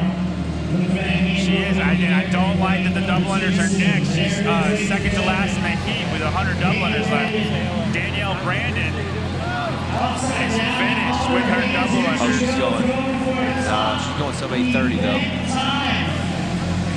Starting to look fatigued, but she's in a great spot. She's going to be setting a really good record on this. 8:44 is the time to beat. We have 45 seconds to that Lydia mark. Fish on her last handstand walks, and she's making so much distance. Elena Savage right there with Lydia, though. But Lydia looks like she's going to hawk Elena Savage. Danielle Brandon is done with her handstand walk. She's going to come across the line. 8:20 for Danielle Brandon. Now, Alexis Raptis' time is going to come in, and Tracy Johnson as well is going to come in play here. Janie Shepry on her last handstand walk. Lydia Fish comes in, making the distance on Elena Savage on that last handstand walk. We're going to start working into Alexis Raptis' time, 8:44. Elena Savage will not make it in time. So Alexis Raptis would end up in third place in this event. Janie Shepry's going to come across. And the 8:50 time by Tracy Johnson also went by. So Janie Shepry's going to take 5th place in this event. Maddie Fouts going to head back too, but she does look fatigued on her handstand walk. She needs to stay ahead of Zoe Warren. Rebecca Fusselet comes in. Haley's got to start thinking about all the other heats now. Every second that passes, Haley's slipping down the leaderboard. And Haley had a thick lead for second. We thought this would be the event that was going to get her. We just didn't know by how much. It's very much a Quinn Robinson situation. Zoe Warren made up a distance on Maddie Fouts, but Maddie Fouts is going to sprint down the line, coming across at 9:37 and 9:39 for Zoe Warren. Haley Adams is going to finish up. Carolyn Stanley also came in. Wow, I didn't even see Carolyn. 9:47 for Haley Adams. That is, Tyler, it is going to be tight in second and third place. That opened the door for 2 game spots that were potentially just one going into this. Kendall Gilmore finishes, and your heat 4 women are done. That was good. That was really good.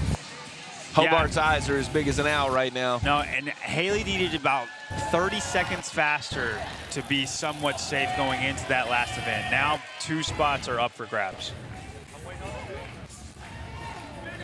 We are going to go down to Peter here in a minute to get an interview with Danielle Brandon, the woman of the hour. The question for me, John, how far will Haley fall? Go over to lane 10. I don't think Peter's going to ask Danielle that. I think he should, though. All right, she needed to do what she had to do. We'll see what she has to say.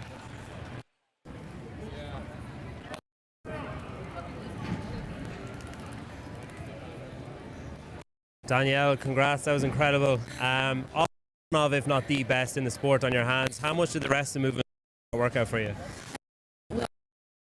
The handstands and double unders more than you might think watching it. Or hopefully we made it look easy, but felt. Is it difficult to know where you stand relative to the rest of the field where there's so many moving parts across different lanes at different start times and stuff? I think in an event like this, one, I knew the time to beat. Two, because there's so many down and backs, it's kind of easy on your way down with like the wheelbarrow to see like who's by you with the peripheral vision. Your second attempt at semi-finals this season, you've got about 50 points off third place. How important was that start with 100 points today? Very important, very necessary. All right, good luck with it, and thanks very much. Go Wolverines. And that's it for event number 4. That was a good interview from Peter White there on the floor. Let's take a look at the standings if we do have them. We're working on pulling them up now for you guys. My son's getting ready to go to sleep, and he's needing to go back to the hotel. Mine as well. Yeah. And there it is. Wow. So Lydia Fish, a commanding lead. Haley Adams stays in second place, but that lead is way less comfortable. Janie Chevry, third place, did what she had to do, but Danielle Brandon is lurking, only 10 points out of a third spot ticket to go to the games. Zoe Warren also in the hunt. Oh, man. How many points? 5 points between Zoe Warren and Janie Chevry. Danielle Brandon. And Rebecca Fousley and Maddie Fouts, they are not out of it, but chaos would have to happen for one of those girls to get a spot. Wow. Janie Chevry basically needs to stay right within where she's 2 at. spots. Yep. Zoe and Danielle could both beat her if she's the next person in line. Yep. Man, that was great. Event 4. We're going to take a break. Hobart coming on. And Peter as well, I think. Peter as well. Thank you, guys. Enjoy the men. We'll be back.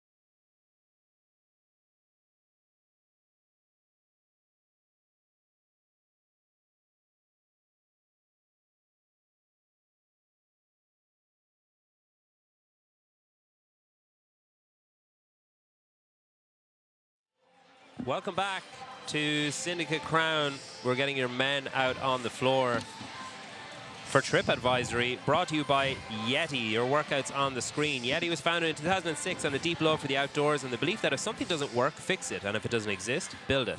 Since then, we've been designing products that last for generations, get you out into the wild and keep you there longer. Shop high-performance products made for high-performing athletes.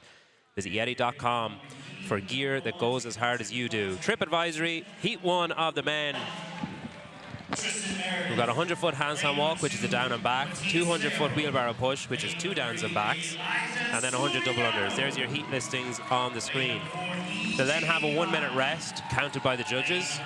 Then they'll go back in, except this time, having finished on 100 double unders, they're starting on 100 double unders and doing the workout in a different order. They'll then have another minute rest. Starting after that, they'll have 200-foot wheelbarrow, 100 double unders and a down and back on the handstand walk to finish before sprinting to the chest piece. The 1-minute rest will commence when the athlete touches the chest piece at the bottom of the floor here beside us. And we've seen the importance, especially in that final heat, of sprinting to that chest piece when you're finished your double unders or your handstand walk or your wheelbarrow push really separates some of the people here. James, you did this. How did it feel? Well, you know, I made the classic rookie mistake. Shoe came untied. You know, if I have said anything mundane or trite all weekend, this will beat all of those. This is a fitness workout. I know people talk about the shoulders being tired from the wheelbarrow, from the handstand walk, from the double under. What this is really about is if you have those skills locked in, you just have to push the pace. That's what matters most here. It is a fitness workout. I imagine all of these athletes are going to have no problem with the handstand push-ups and double under, or handstand walk and double under. They have to move fast on the transitions and the sled. And keep their shoes tied. Yeah, shoe. I'm just a couple of years off from some Velcro cushion trainers. Slip-ons. I will say, if shoe tying for time was an event, that was pretty quick. Yeah. All right, here we go. Heat number 1 of our men taking on Trip Advisory, brought to you by Yeti. This workout in testing was one of the most exciting to watch. You saw it there in that final heat. Danielle Brandon on the individual women put on an absolute handstand walking clinic, but she was quick to say afterwards that the rest of the movements, especially that wheelbarrow, really interfered with the handstand walking for her. I mean, James, they're upside down now, they're doing their handstand walk, then they'll have double unders, which a lot of times, especially high rep, like maybe not that first set of 100, but by the second, third set of 100, that's going to start frying their shoulders a little bit, and then they're carrying that wheelbarrow too. So a lot of endurance required here. It fries the shoulders, but what this really is about is you being out of breath, and then you lose that confidence that every body part feels a little bit more tired than it actually is. That's kind of the trick of this workout. Watching Danielle Brandon do her handstand walks, they weren't slow. She didn't look like she had any problems. It's just the heavy breathing makes you think you need a little more rest than you do.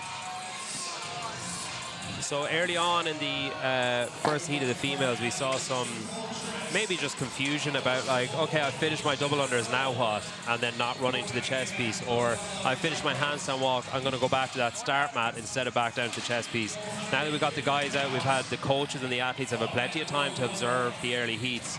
So we should see that become more and more smooth with athletes realizing that, hey, it really matters if I sprint. We saw Caroline Stanley in that last heat absolutely end herself, nearly going over the barriers trying to get to that chest piece as quick as she could. It's the totality of all of the little things. You'll see these athletes in the sled push stand all the way up before they turn around and grab it again. You got to stay low. You'll see them lay out their jump rope in a way that's a little squiggly wiggly. You got to have it laid out nice. When you get to it, you can pick it right up. Or do what Danielle did and bring it for half the journey of the first sprint to the finish line.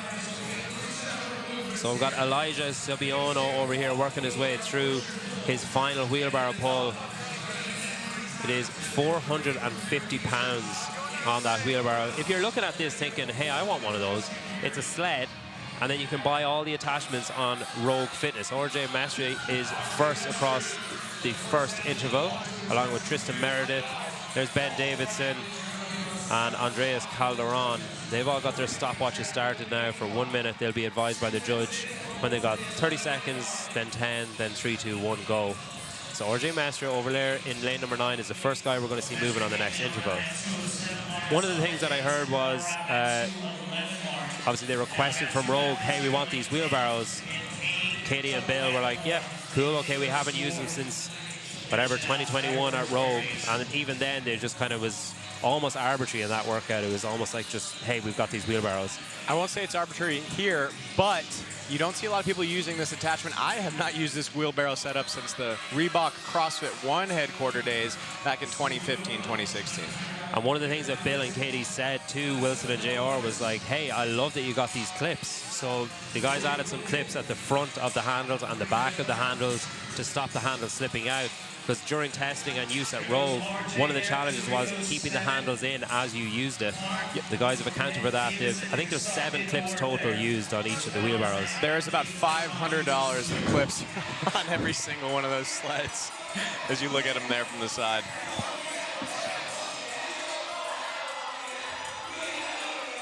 So after that 1 minute rest, as they start the second round of this, it kicks off with 100 double unders, and then they're going to go into that 100-foot handstand walk, and this round they round out with the wheelbarrow push-pull.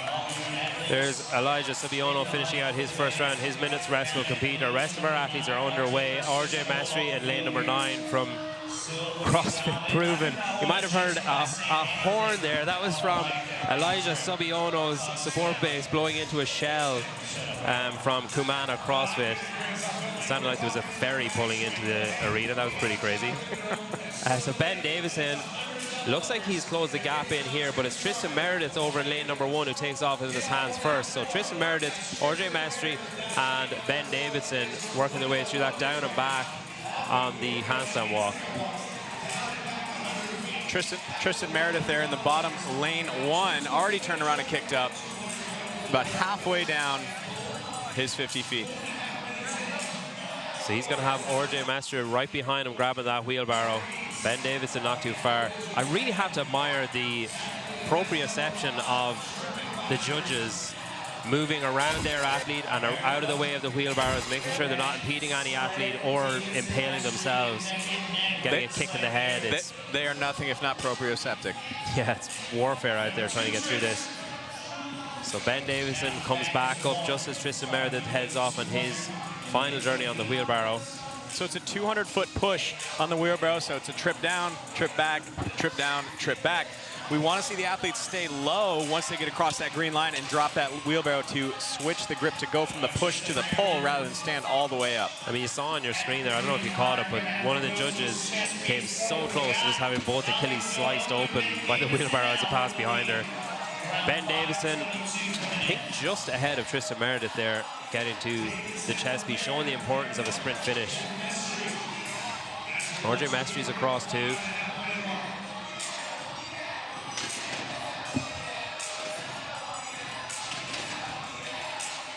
Here's Andreas Calderon, Jacob Paff, EJ Hine, and Matthias Ferro. We've got Tucker McElmore up in lane number 10, and Nick Azor working their way through their wheelbarrow as Elijah Subiono works through his handstand walk. It's going to be Ben Davidson in lane number 7 in the Mayhem Jesus King shirt. You might not be able to see him because it's camouflage. And we've got Tristan Meredith in lane number 1. They're your first two that are going to kick off this final round. They're going to be starting with the wheelbarrow push this time. Hand in the air, counting down for Ben Davidson. And he gets hand on the wheelbarrows just as Tristan Meredith is released. So with an 11-minute time cap, we see Elijah Subiono right there in lane 3. He's at risk of hitting that time cap. He's in the middle of his second round. He's coming up on 7 minutes, still has a minute rest after that, so he needs to finish this handstand walk quickly and get right to work on that wheelbarrow. So Tristan Meredith, Ben Davidson, RJ Mestry all working through this. Here comes Andreas Calderon, Jacob Paff, and EJ Hine and Matthias Ferro. Ben Davidson on the right hand of your screen there, pulling ahead of Tristan Meredith in lane 1, mainly because Ben was just a little bit quicker on that sled. Fast transition, didn't waste a lot of time switching his grip.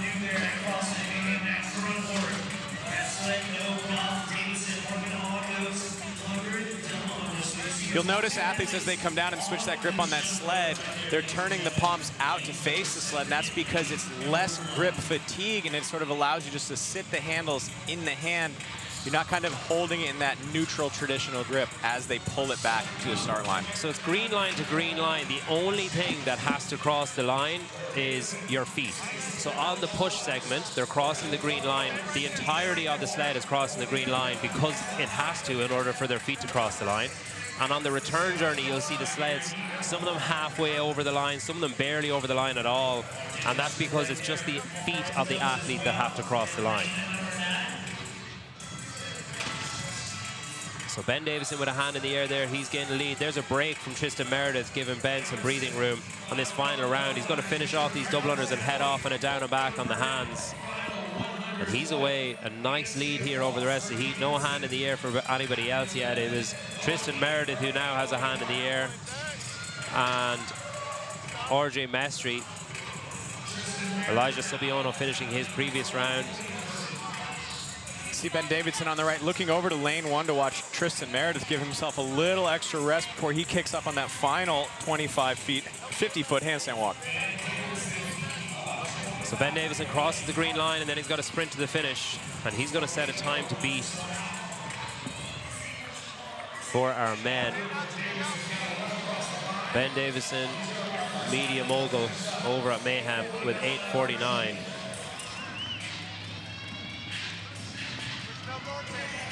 And it's a race now between Tristan Meredith, who's just about holding on to cross that line. He's going to come in second place over in lane number 1, about 9:07. And RJ Messi from CrossFit Proven Nashville, one of their up-and-comers, makes it over the line in 9:10. And a race to the finish between EJ Hine and Mateus Ferro. It looks like Ferro had it just. Might have to go to the milliseconds for that one.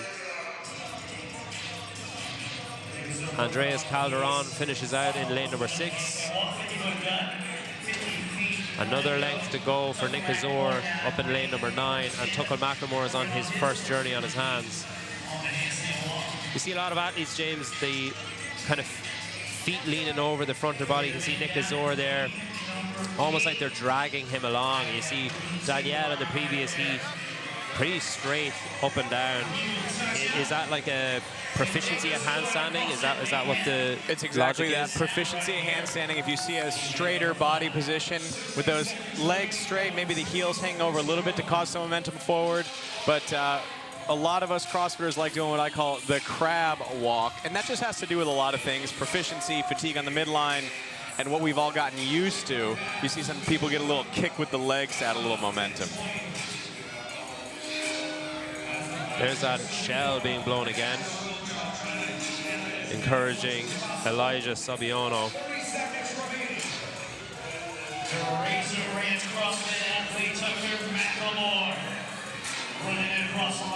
Tucker McLemore comes across the line. We've got Elijah Sabiono working his way through his 100 double unders. He's got a really fast pace on double unders.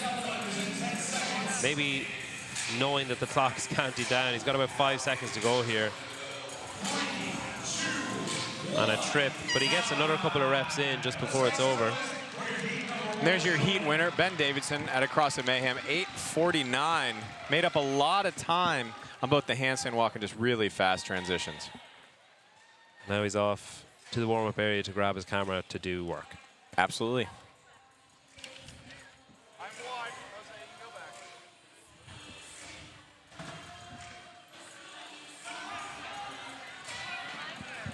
Ben Davison is a stud.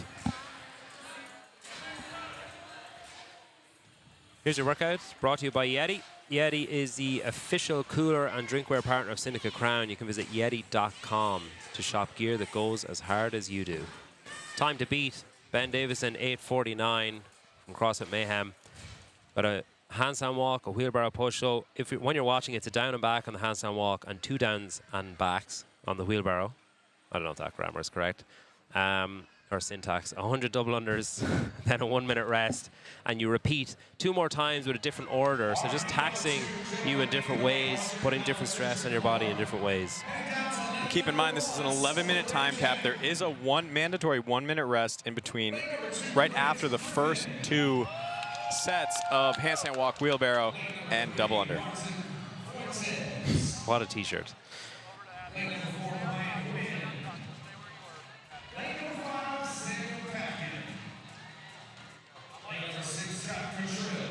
Scott Cottrell, yes, they had a great performance in the final workout of the day, moving himself into that center lane here in this heat. Grant Griffin.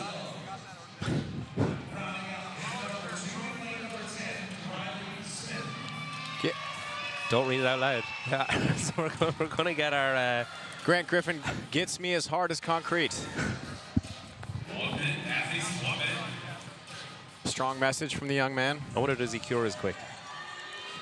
Depends how much fluid, I guess. All right, we're on our starting mats. And we're looking for athletes to take that handstand walk all the way down past the green line and then all the way back for a full 100 feet. Then they'll pick up that wheelbarrow and they'll do 4 50-foot trips, 2 pushes, 2 pulls.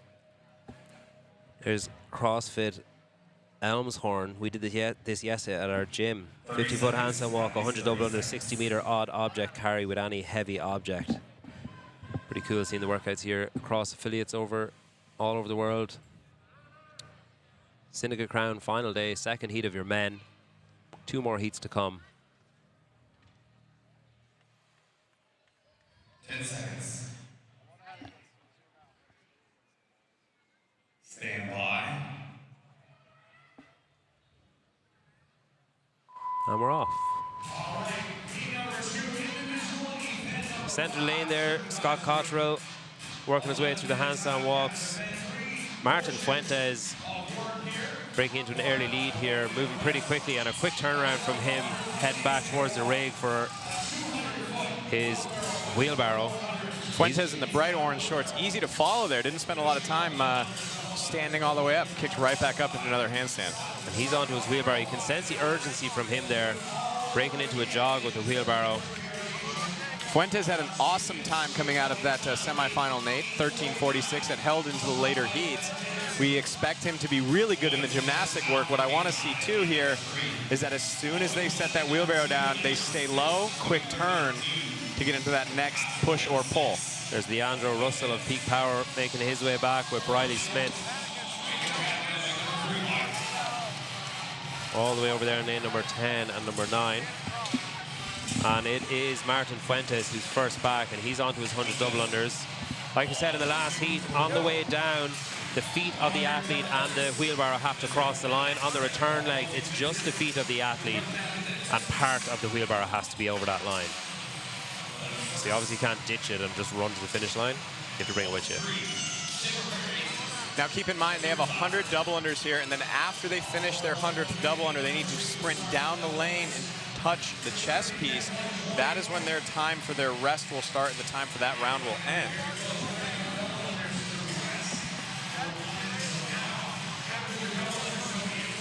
So 100 double unders. And Martin Fuentes with a hand in the air. He was the first one back, and he's going to hold on to that lead. No trips in trip advisory for him. And he's going to cross over in about 1:58. That's on par, or at least, or maybe even faster than some of the first round heats, or first round times from the first heat. Here's Grant Griffin, CrossFit bound central training athlete, and there is Samuel Paquan, Brian Hun, and Scott Cottrell.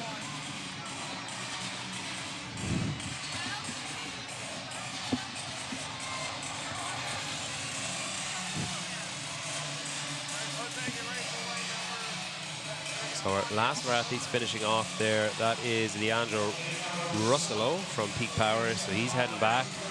We're going to see a hand in the air shortly for Martin Fuentes as he gets going on round number 2, which will start with 100 double unders, where he finished in the last round. So how is that calf endurance? So as Martin gets ready to go, you see his judged hand in the air, lane 3 in the orange shorts. What I want you to take a look at is just how quickly he jumps off the ground. It's a low jump, really fast rebound there, allowing him to speed up the pace of the double unders. You ask, how do you move faster on this movement? Smaller, efficient jump, and he is ripping that rope. Grant Griffin is released in lane number 2. Here comes Salvan Ramjatan in lane number 1. And Jordan London in lane number 8 joins the 7 lanes ahead of him. You get a great shot there of Fuentes in the orange and Scott Cottrell in the blue in lane 6, and just how quickly their jumps move up and down, how small and efficient the jumps are compared to the rest of the field. Yeah, you track the head height there, you can see, even though they're shorter, they're also not jumping as high. The efficiency we dream of. Here comes Martin Fuentes on his handstand walk. This round finishes off with 2 down and backs on the wheelbarrow and a sprint to the chest piece down the bottom.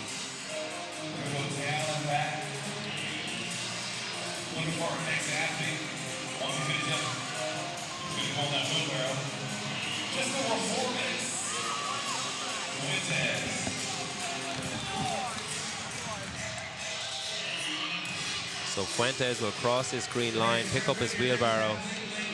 So his handstand walk has slowed a little bit, but he's still holding on to the lead over the rest of the field.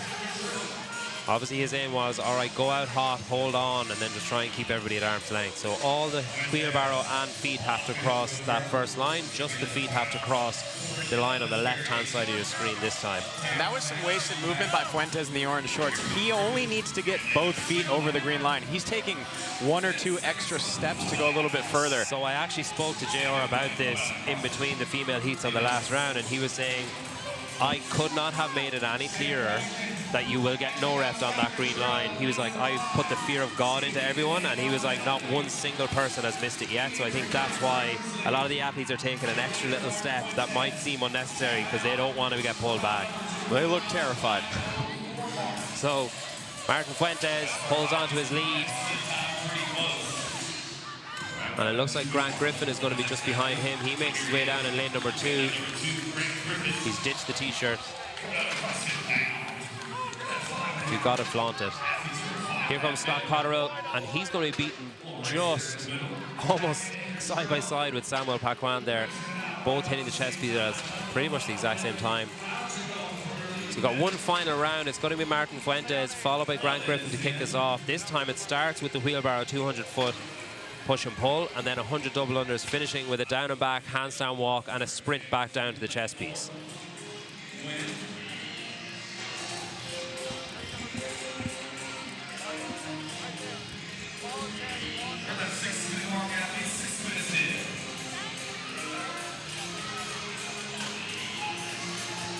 So 8:49 is our time to beat. We've got an 11-minute cap. Martin Fuentes is off on his final go of that yard work with the wheelbarrow. Ben Davidson from CrossFit Mayhem set the time to beat before setting down his wheelbarrow and picking up his camera to go back to work here at Syndicate Crown. Grant Griffin is released, and he's going to try and take down Martin Fuentes, who really looks like he's starting to labor now with that wheelbarrow. A lot of side-to-side movement, including his head. Maybe an opportunity here for Grant Griffin to close the gap a little bit. Scott Cotterill and Samuel Paquan both go off at exactly the same time. Scott builds into a little bit of a lead here. Martin Fuentes is done with the wheelbarrow, and he's onto his double unders. And you'll notice that Martin Fuentes pulled his wheelbarrow over to the right side of his lane. He's on the left. This is just another little efficiency piece to give him a clear handstand walking lane once he finishes these double unders. The athletes have been told you handstand walk as we're looking at it on the left of your lane and barrow on the right of your lane. That's to avoid any unfortunate de-gloving of anyone that's handstand walking while you're wheelbarrowing, or feet kicking into each other on the handstand walk, essentially. That was on the advice of CrossFit HQ when they came back with feedback, was Adrian Bosman's advice. An avulsion. It's the technical term of the de-gloving. Oh. Hell, that's what I call it.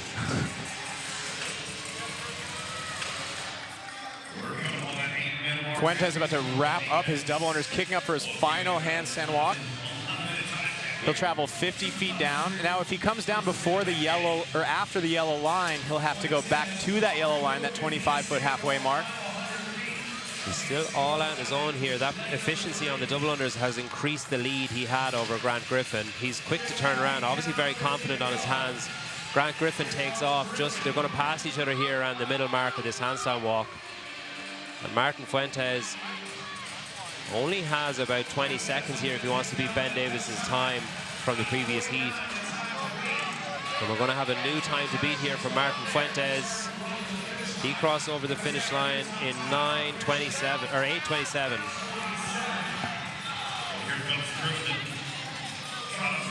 Beating Ben Davis's time from the previous heat. Really excellent gymnastic capacity out of Martin Fuentes in the last 2 days. Semifinal last night and TripAdvisor this morning. Grant Griffin comes across, also beating Ben Davis's time, but now Ben Davis's time is going to come into play just before Scott Cotterill gets across the finish line to take third place in the heat. A break there in the middle for Samuel Paquan on that yellow line that James mentioned earlier. So each green to yellow section has to be unbroken, but you can't come down at the halfway mark. Samuel Paquan is going to have to go back to that yellow line there in the center of your screen. Here comes William Carney. I'm pretty sure he competed in Torian last week. He did, yeah. Wow, a last-minute ad there. Will Carney having competed at Torian last week, which is pretty nuts. Him and Ben Davison saying, sure, when asked by Wilson Chambers if they want to do some fitness. Well, he probably said, yeah, sure, mate. There is Brian Hahn and Samuel Pakwan coming across the line.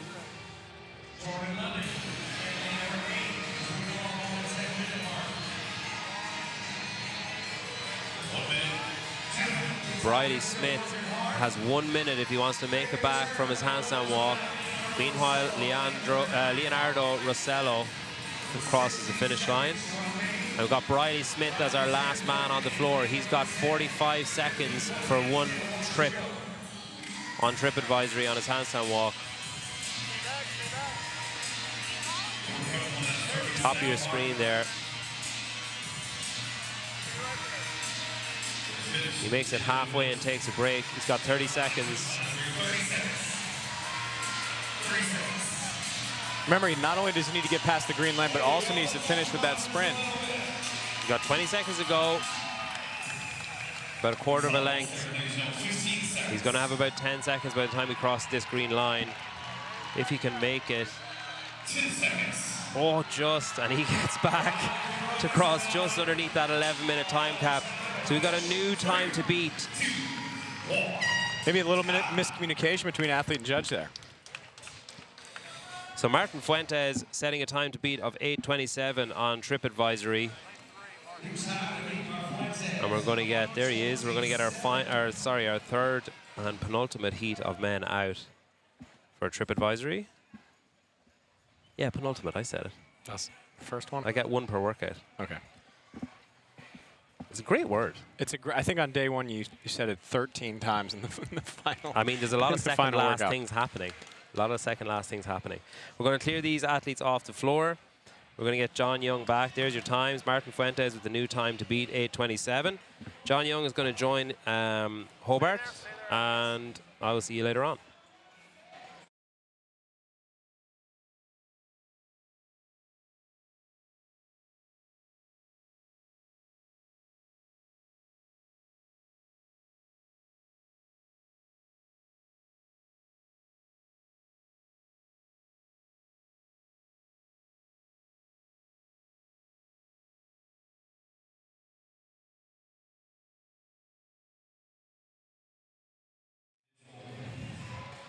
And we're back, heat number 3 of Trip Advisory, our 5th individual elite event for the men.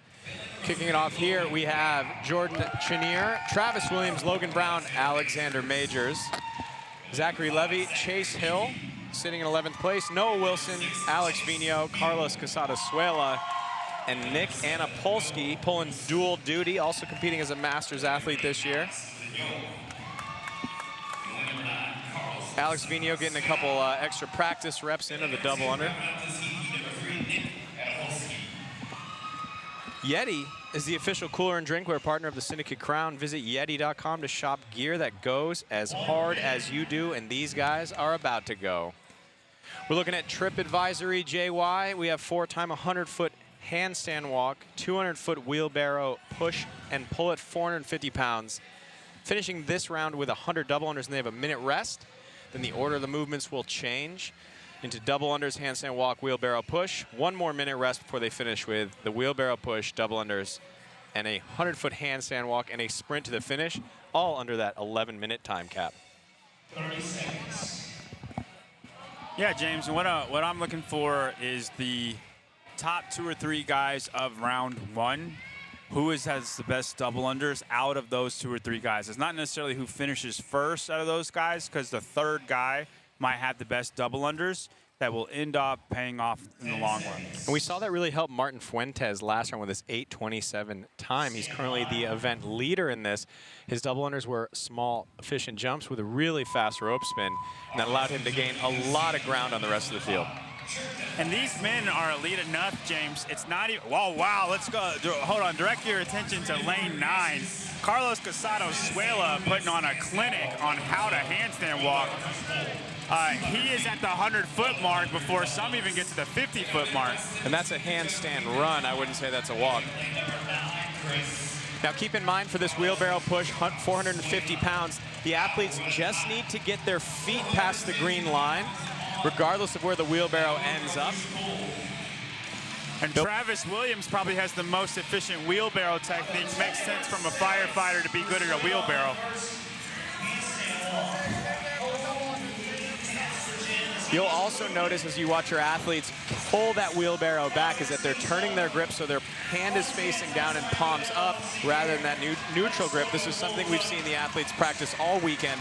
It's a little bit more efficient, taxes the shoulders left, and makes it easier to grip the wheelbarrow as they pull it back down. Now, I noticed John Wood, whenever he was against everybody, he had the neutral grip the entire time. Do you think it makes a big difference or just comfortability? I think it's just a preference thing. When I tested out both, I felt like switching that grip with palms up was a little bit easier for me. Hey, but if you have the grip strength and you don't have to take the time to turn the hands up, it probably will be a little bit faster. Yeah, I like switching as well. It was just interesting to me that he did not. So we're looking for our first athlete to finish their 100 double unders. Keep an eye out for the judges' hands to go up at 90 reps as the athletes will finish up their last 10. Lane 9, Carlos Casada-Suelo there, basically ran the 100 feet on his hands, so we're expecting him to finish his double unders first. Here we go, lane number 9. Carlos Casada-Suelo. And Carlos Suela is our first one at 2:05. Chase Hill after him, Travis Williams, and then a host of guys after that, following around 2:10. Now, I'll be the bad guy here. As amazing as Carlos Suela was on a handstand walk, his sprint down to the chest piece was a little slow. It gave some time for Chase Hill to kind of close that gap just slightly. But you know what? You end on a handstand walk in this round. If they're neck and neck, I'm going to take Carlos. Next round, handstand walks in the middle for this one. You end. I'm saying on round 3 the whole workout. The whole workout, yeah.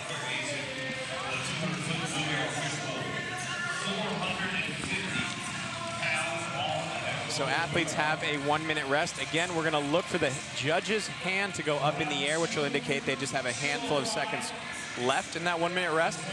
This round will begin with 100 double unders. And James, you did this workout. That second 100 double unders, is that where it starts to hit? I think it's the second wheelbarrow push at the end of this round is where you really feel the fatigue start to pile on, because not only do you feel the shoulders getting a little tired, but it's the breathing. And Chase Hill, Zach Levy, in lane 10, Nick Anapolsky, they all look like they are cycling their double unders a hair faster than Carlos Suela. He's by far the fastest handstand walker, but we have about 4 men who cycle that rope a little bit faster. Yeah, and what we're looking for is this really minimal jump. The higher you see an athlete's head go, the likely they are jumping a little bit too high and having a slower cycle time on that double under.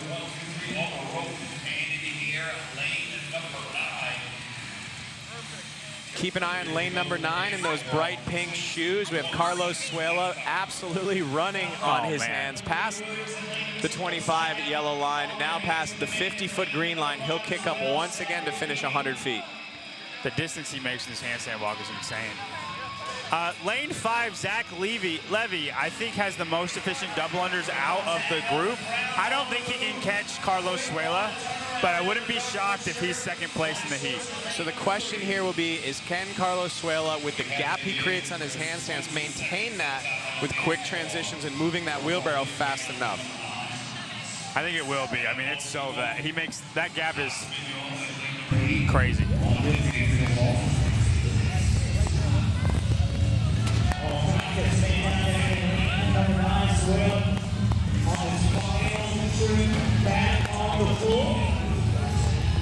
Chase Hill, lane 6, center of your screen. Carlos Suela, lane 9. Carlos will drop his wheelbarrow and sprint down to the chest piece. And Logan Brown making up a little bit of a move on the wheelbarrow is now second place in the heat. And he was about 4th place going into the wheelbarrow. I bumped into Logan Brown earlier, and he mentioned to us, sorry I let you guys down last night. I'll try to do better today. So I bet he's looking to make a move in this workout. Chase Hill started that round in second and ended in fifth. I don't know what happened. Do you see? We'll have to keep an eye on Chase Hill. I would have to imagine, looking at his double unders, that there may be something happened on the handstand walk.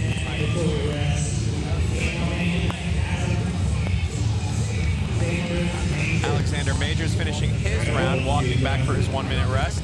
Right there in lane 4, gray t-shirt. Alex Vigneault finishing his round as he walks back. Carlos Suela's match should be almost coming to an end for his last round. Starts with the wheelbarrow this time, and then we have double unders and ends on the handstand walk. He is off. So we have a 200-foot wheelbarrow push and pull. He pushes down. The feet need to get just past the green line. He'll turn around and pull the wheelbarrow for another 50 feet, and then he'll repeat that before he transitions over to the double unders. And then we got Noah, Zach, and Logan Brown together for second place. Zach is the worst at the wheelbarrow out of the 3 of these guys, but he is the fastest on the double under portion. So there we have Logan Brown, blue shirt, lane 3. Zach Levy, lane 5 in the middle. Chase Hill joining them in lane 6. Noah Wilson, lane 7, just about to finish his last 50-foot wheelbarrow pull. Carlos has gotten started on his double unders. As long as he can keep this unbroken, I think he's good for the heat win. If he breaks, though, the door is open. And I would say even if his cycle time's a little bit slower in the double unders, he's still in a good spot considering how fast his handstand walks were.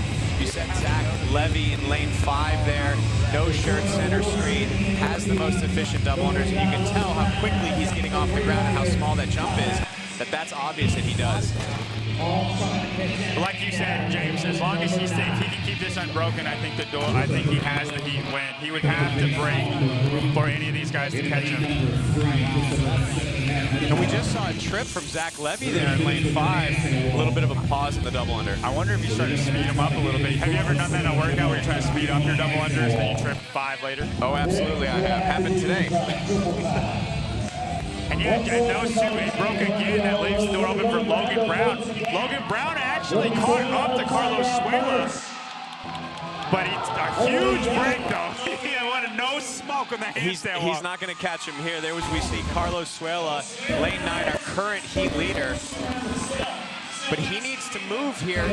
He's only 12 seconds away from the previous heat winner, Martin Fuentes' time of 8:27. Got a battle for second place between Noah. You're right, and Martin Fuentes' time is going to stand. Carlos Suela comes in at 8:30. The battle for second is between Noah Wilson and Logan Brown. Oh, Logan Brown comes down to the 25-foot mark. That's why he took that long break. He knew it. And Tugboat Noah coming in for second place in the heat. Nothing slow about his time and effort there. Zach Levy just got a no rep on the handstand walk because he ran into his sled and did a flip over it. That could not have felt good. That gave the opportunity for Chase Hill to sneak into 3rd place.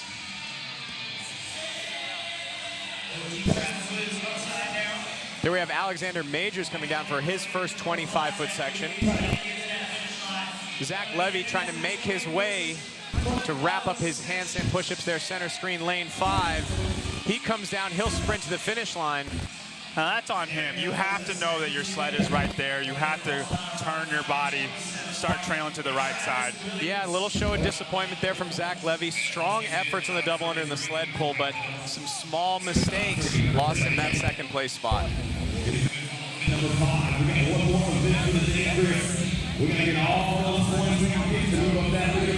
Alexander Majors finishes his handstand walk as he comes across the line. 9:52. Alex Vigneault coming across right under 10 minutes. And Jordan Chenier comes in to round out the group. Again, JR named this workout Trip Advisory. It is those small mistakes like he called that were going to cost athletes some spots in this one. We saw that unfold here. But great work to Carlos Suela for taking that heat win. But Martin Fuentes' time from heat number 2 of 8:27 still stands. This is what we saw happen last night in semifinals, Nate. Correct, Martin ended up having a time that held for a couple of heats. Yeah. So excellent, a gymnasty athlete to say the least. As we get ready for the final heat of elite men to come out and take on Trip Advisory. James, I don't need to tell you how much execution matters for this last heat. Places are, one trip could be the difference of 5 places, and whenever 7 spots are within 24 points, that's the world. Yeah, we've talked about this all day, how close that race is on the men's side. Quinn Robinson currently holding on to that 3rd place spot by about 3 points over Nate Ackermann and just under 20 points from Ty Jenkins. Sitting behind Ty in 6th place, Colten Mertens. Behind him, Chris Ibarra. So very tight race at the top for the men's field. And this workout is such a wild card. It's a really hard to call until you see the double unders of everybody. I think a random like Henry Matthews could have the best double unders in the group and then just take off and win the heat. But like I'm saying, that's possible. I'm not calling that to happen, but the double unders just proved to be the fail-safe. Henry Matthews, known for being a strong and fast athlete. Keep an eye out for him in lane 2. But on top of that, just the accumulated experience of athletes in this heat. You have Travis Mayer, who's going to be in here, 9 times gains athlete, already qualified first for the 35 to 39. Saxon Panchik, 6 times games athlete. And it's nice to see Colten in the final heat. Colten has been trying to work his way up into that final heat all weekend. Here he is. Let's see if that can give him the push he needs to grab those extra points.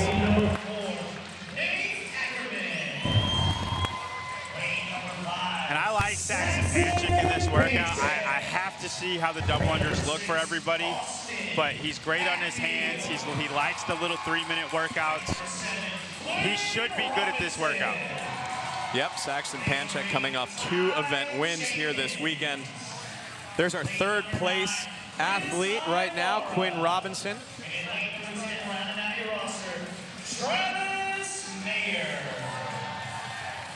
My prediction is that Quinn Robinson is the fastest with the wheelbarrow, and I don't know anything else after that. There's our current leader, Austin Hatfield, with 367 points. 5th place at the games last year, 10th place at the games in 2024, continuing to look to move his way up, not just the securest spot here, but also the games leaderboard. If you move up 5 spots in year 1, you move up 5 spots in year 2. What's that equal, James? I think that's a 1. That's the fittest man in the world. I'm sure that's what he's aiming for here after he secures his ticket this weekend, but he's still got some work to do in Trip Advisory. He's going to kick it off with 100-foot handstand walk, followed by a 200-foot wheelbarrow push and pull at 450 pounds, and then 100 double unders. After that, he will rest a minute. Then athletes will switch up the movement order, double unders, handstand walk, wheelbarrow, rest 1 more minute before finishing with 200-foot wheelbarrow push-pull, 100 double unders, and a 100-foot handstand walk.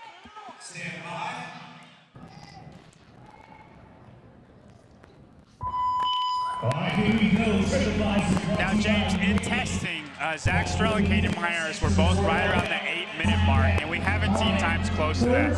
Do you think that's just the weekend taking a toll on the athletes before they started this event? I absolutely think it's the weekend taking a toll on the athletes. I also think it's all of the other little things, maybe getting caught up in somebody else's race, having to navigate the wheelbarrow, the jump rope, all of those things, and also those testing athletes, as we've seen in the showcase workouts, are no slouches. They're very good at these movements. That Nate Ackermann, fastest on his hands by far in the group, has an early lead, much like Carlos Suela did after the handstand walk. And Nate Ackermann is an athlete to watch, currently in 4th place, sitting outside of 3rd place by about 3 points. And he's Jenkins and Saxon Panchik close behind him. Nate Ackermann finishing up his wheelbarrow, starting his 100 double unders. Now keep in mind, as athletes move to their jump rope, they need to finish those 100 double unders in sprint down the field to touch the chest piece at the bottom of the screen, that is when their rest time will start. And he looks good, James. Ty Jenkins also very, very efficient double unders. You look at Ty Jenkins and Chris Ibarra. Chris Ibarra jumps about an inch higher every single rep across 300 reps. That matters. Now this is the danger of that fast double under really small jump that we talked about.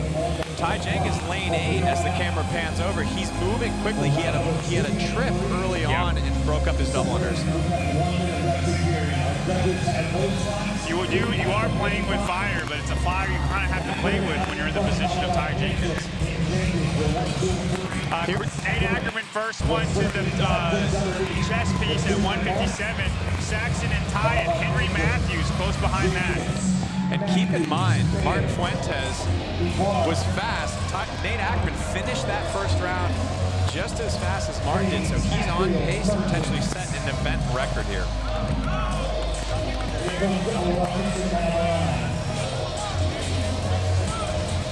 And Quinn Robinson, James, last in the heat for that round.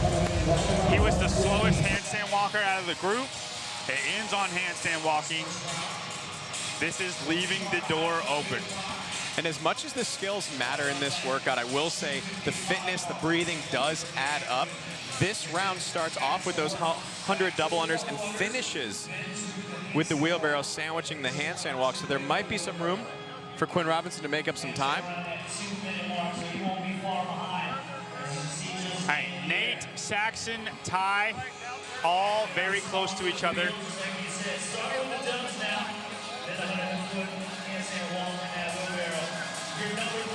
Both athletes. James, there has been an error. Ty Jenkins' judge just sent him off, and he's like, what's going on?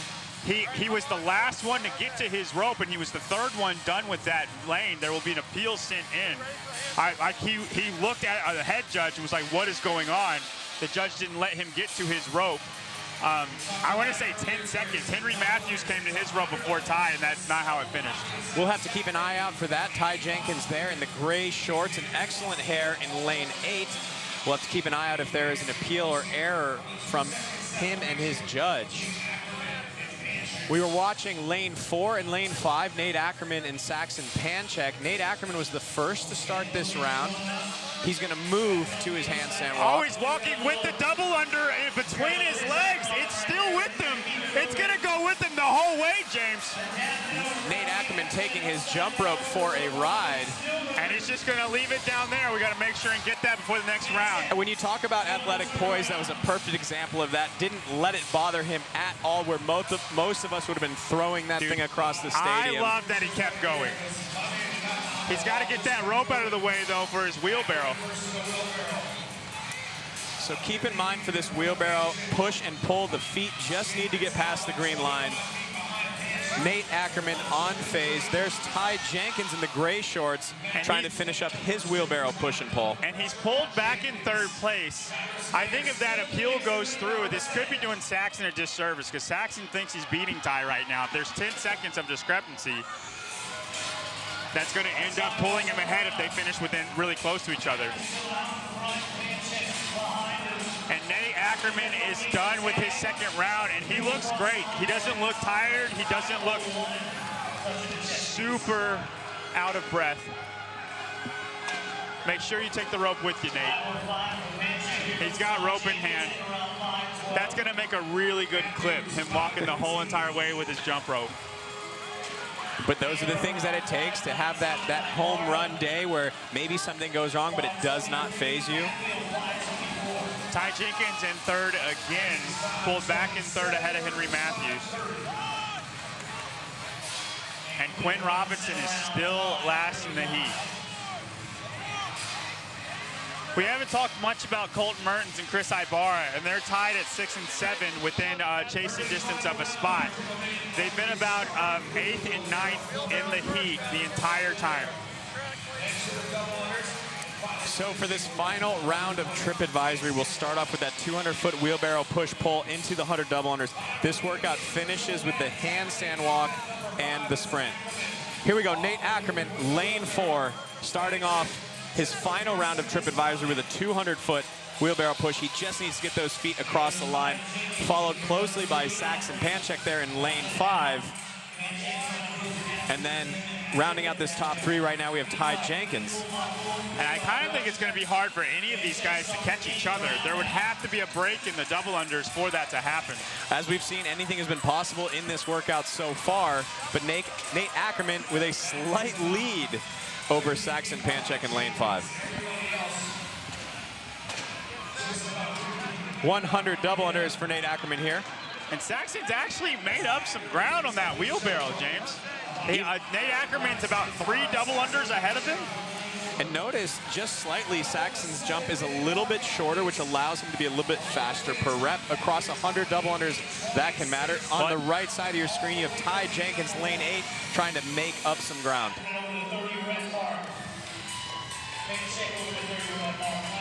Quentin Robinson has just started his wheelbarrow. He has another down and back. Or no, he's on his double unders. Him and Colten are battling for 9 and 10 spot in this heat. Remind you guys, 8:27 is the time to beat. We are at 7:30 right now. That shows you just how much Martin Fuentes was flying. He has some skills. This is the same thing that happened yesterday. It's cool to see again. But right now, the race is between Nate Ackermann on your left and Saxon Panchik on your right. Saxon kicks up first, but Nate Ackermann is a faster hand. And Ty Jenkins, out of nowhere, has a statement to say. Regardless of the error the judge made, he's going to win this regardless. Ty Jenkins quickly back up. Fast turnaround. He knows he needs to do something. And he is doing something, James. Ty Jenkins is going to have an event win if he doesn't run into the sled.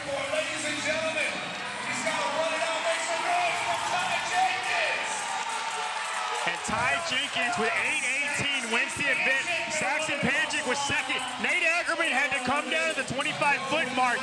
Martin Fuentes and the two people that came in at 8:30, 8:33 are going to be ahead of Nate Ackermann. Oh, he failed! There's a no-rep for Nate Ackermann in the handstand walk. And he's crushed, James. This is the games right now for Nate Ackermann. Oh my gosh. This is huge for Ty Jenkins. Colten Mertens comes in. Henry Matthews also got a no-rep. Chris Ibarra comes in.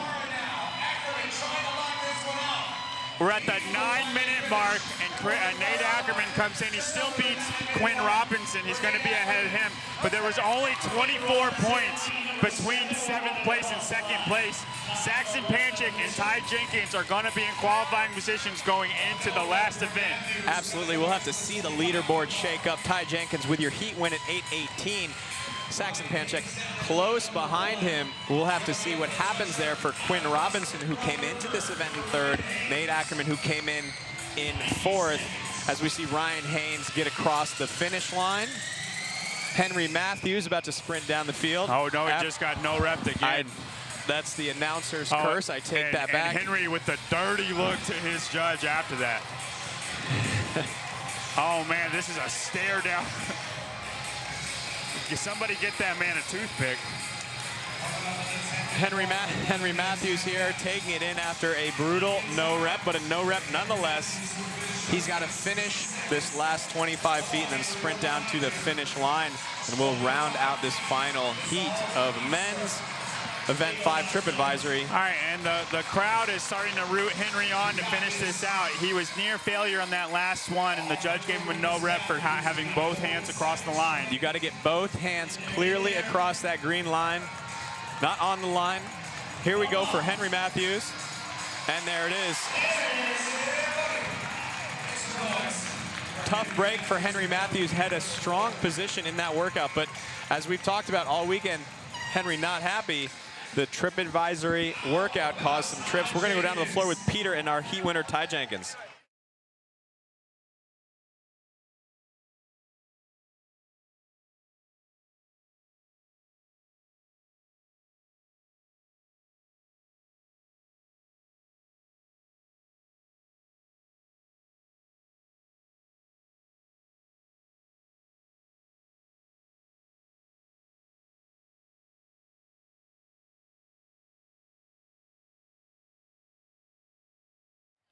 Let's bring Ty up here.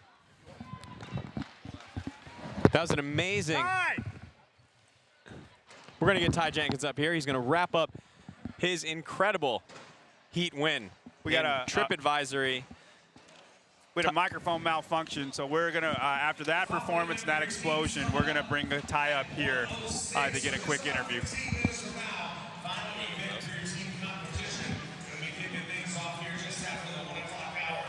Don't go too far. Stretch your legs a little bit. Get some protein. Get some caffeine. We're gonna be right back to the action here right about 1 o'clock. We'll see you in a few minutes.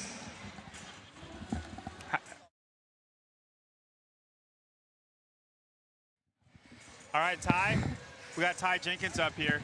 Now, Ty, I know after round 1 there was a little bit of an error with the judge. I saw you look up here and you were like, what the heck? Did that piss you off a little bit and say, I'm going to win the event anyway? Yeah, I didn't know if my judge gave me more than a minute of rest or if the other two did like shorter. But either way, I was like, appeals are never guaranteed, even if something does go wrong. So time to fight. And yeah, it felt good. Like, third round really stung, especially on the double unders. And I don't know if you saw, I was almost walking with that wheelbarrow.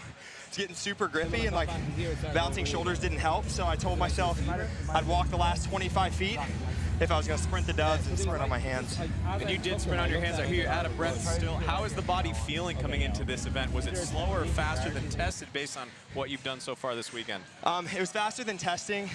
I never got to try it with this Rogue wheelbarrow. I tried it with an old garden wheelbarrow, and the moment I tried to pull it backwards, it fell over. So I did farmer's carry. Yeah, then they were all over the floor. It was a mess. But I mean, tested it with farmer's carry, so it's not going to be the same. But I'm really happy with how that went. I like interval style. I like having a minute of rest because I feel like I can recover quickly and just pedal to the floor. Really wasn't paying attention where anyone else was at because I knew what I had to do on this workout to give myself a chance at the end of the day. And you did that. I don't know if you saw what else happened in the field, but there were some explosions amongst your competitors. Right now, you and Saxon have it all to play for. And going in the last event, I don't think you'd have it any other way. No, I mean, it feels like last year. There was like a couple way tie going into the final last year. So right back at home, high pressure, Sunday night in Knoxville. Been here before and hoping to execute again.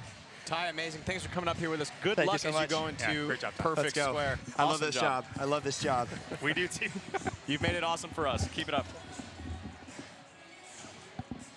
And there is your leaderboard. Austin Hatfield still in first place. Saxon Panchik might just end up winning the whole competition. Like I said, he kind of came into day 2 of this competition just with the attitude to be a complete menace. He's had some event wins, a second place.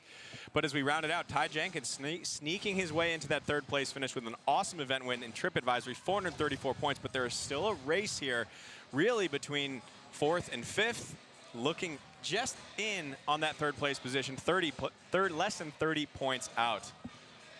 Yeah, there's only 27 points for Nate Ackermann to Ty Jenkins. It's about a 10th place. So if Ty can get 9th or better, that will solidify his game's ticket. But it's still all to play for. Like Nate Ackermann, we know he has Syndicate ability. He just did it and ended up on the wrong end of it there.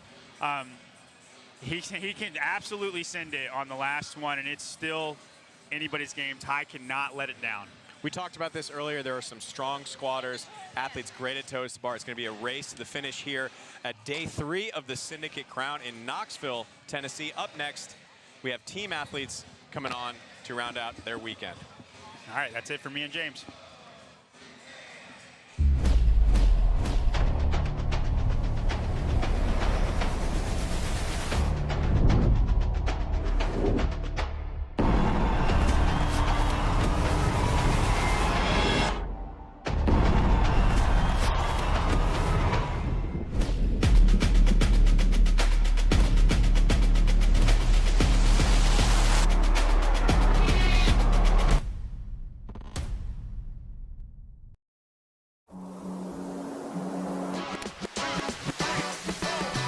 Knoxville.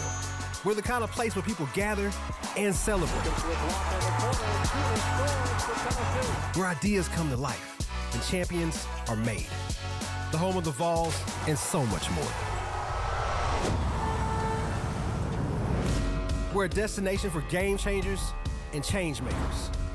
Maybe it's just that pioneer spirit, but here, everyone has an open invitation to do things a little different.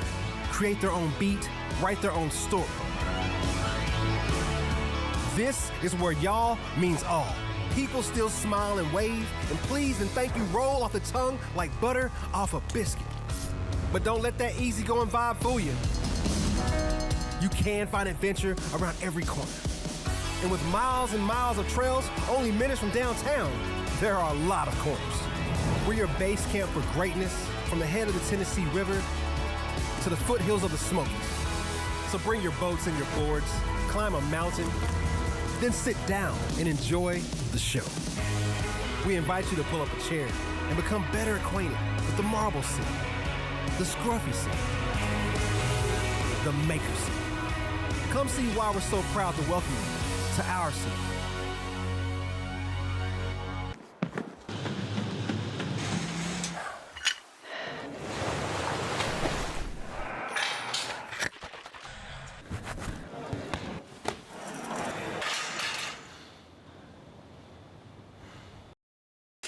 Early morning, long days, late night. Grounded in the work, brewed in the dark. Every road leads to home. Start yours on Paper Street.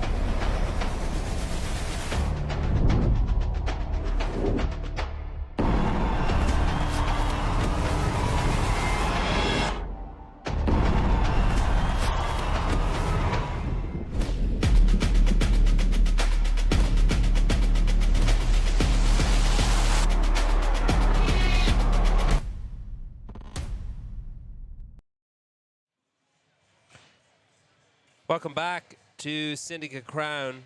We are going to finish out our team competition for the weekend.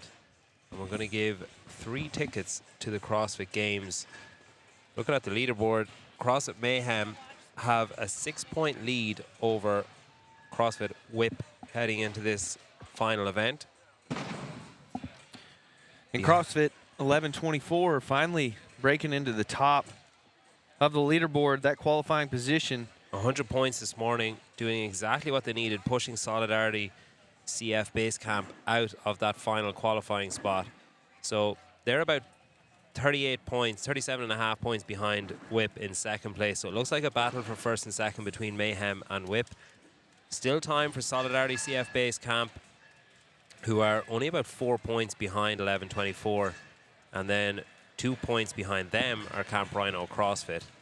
So anywhere down as far as 5th, really with a good shout to get into one of those qualifying spots for the games. There's a leaderboard on your screen right now. So all to play for. You're looking at a battle between 1124 CF Base Camp and Camp Rhino CrossFit. CrossFit 1124, Brandon Smith, Androsic, Emma Harvang, and Tyler Cook. They had a bobble in the last event yesterday. Brandon Smith lost the clutch on the last set of snatches. They needed an event win. Kind of impressive to go back-to-back wins because that was a two-part scored workout, 50 points for each part. Them winning both parts is... That was enough to push Solidarity CF Base Camp out of those top 3 qualification spots. You can see the goal line across the top of the leaderboard there. So your 1, 2, and 3 at the end of this workout will qualify for the CrossFit Games in San Jose at the end of July. If you want to go, you can go to games.crossfit.com and buy tickets. You can get 3-day or 1-day tickets. And you can also have a chance to visit Castro's Ranch. Priority will be given to those who buy their tickets for the games. I'll be there if I can afford the flights. It's only on the other side of the entire planet. And a round of applause here for the volunteers. We spoke to Wilson earlier on. He was explaining just how vital they are and the team he's built here. Be interesting to see what they do next. There's your workout. The obstacle is the way. First time we're seeing the worm in its conventional sense. We had burpees over the worm on the first day. Now we're seeing 9 worm thrusters, 30-foot handstand walk obstacle down and then back. 15 worm thrusters, a down and back on the handstand walk, and then 21 worm thrusters and a down and back. And they're going to follow each other on that handstand walk. 8-minute time cap. This is all about execution here.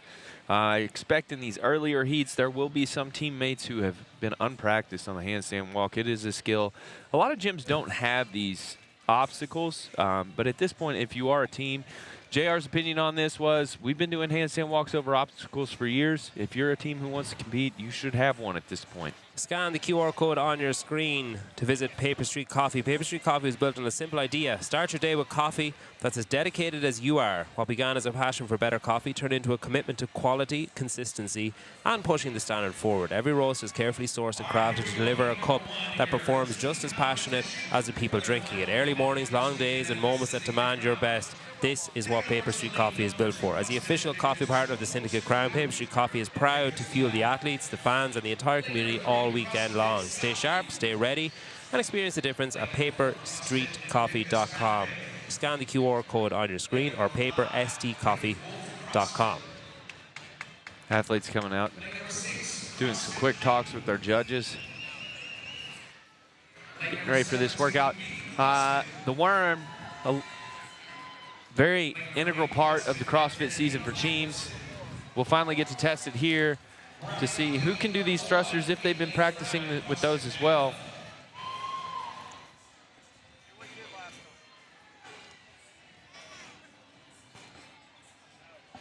There's your listings on the screen. CrossFit Hype.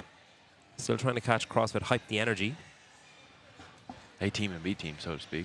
Couple of empty lanes. We've got CrossFit Wild West and Training Think Tank have had to withdraw due to injury. So a nice little cluster here in the middle under the rig. It's cute. So they're going to kick off here with 9 worm thrusters running down the far end of the field towards us.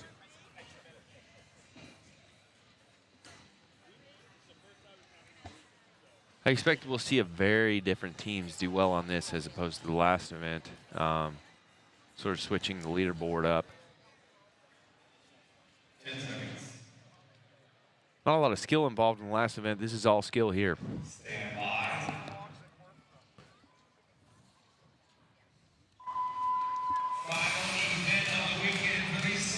And they're off. Teams are making their way out to the worm.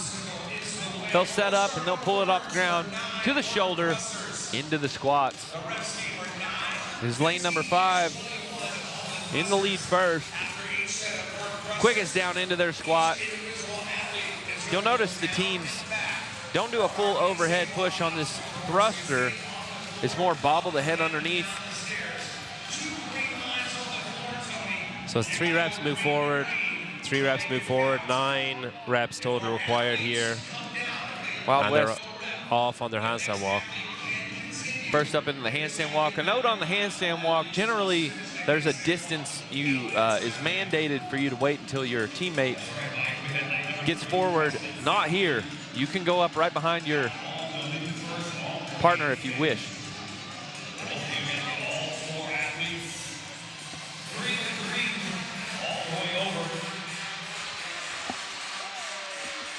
It's Great Wolf CrossFit lane. Ooh, there's a no rep for CrossFit Hype. Just came across that green line a little bit too easy. So you have to start before that green line, make your way all the way over. Once this final athlete gets over, the next athlete will be released to make their way back. You'll see this, the athlete struggling with handstand walks will be put towards the back. Yeah, you can see here Great Wolf CrossFit in lane number 4, just off your screen, are struggling to get any of their remaining 3 athletes on the left-hand side of your screen there across this ramp. They're making it to the top and then falling off one by one. So one of their athletes just waiting, I was going to say patiently, but just waiting for them to catch up. Great Wolf CrossFit lane number 5 seems to be stuck on their last athlete to make it across the obstacle. And here come CrossFit Hype. We've got 3 athletes across now, heading back for 15 worm thrusters.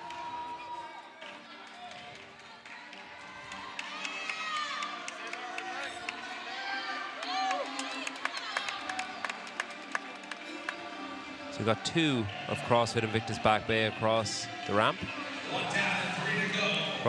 Great Wolf CrossFit bail on an attempt on the return journey. The first team all the way across, CrossFit Hype, are going to work through 15 worm thrusters here in the center of your screen.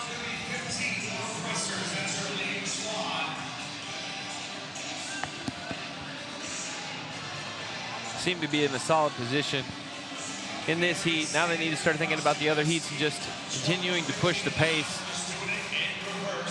to get the best possible placement at the end of the weekend.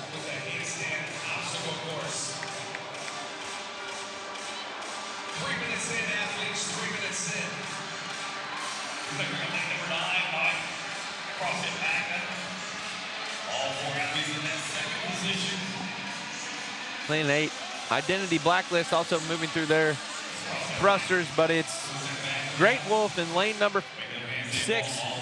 CrossFit Hype in lane number 6. They're going to start on their second set of handstand walks across this obstacle. A lot of teams just they're lapping a couple waiting. of teams here. Identity Blacklisted, moving forward. They're going to drop their worm and head back, joining CrossFit Hype in lane number 6. Identity Blacklisted over there in lane number 9, just out of shot. I'm a bit confused in what's going on in lane 2 with CrossFit Invictus Black. They just seem to be sitting there, all 4 of their athletes, not attempting to go into the handstand walk. Well, the minimum work requirement was 1 round. They've completed 1 round. So unless they know that they have an injury on one of their teammates or there's something wrong with one of their teammates and they just didn't want to get a DNF,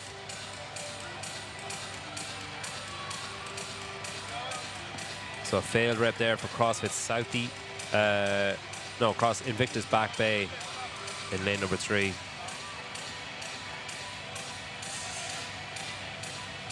No, CrossFit Southie in lane number 3. My bad.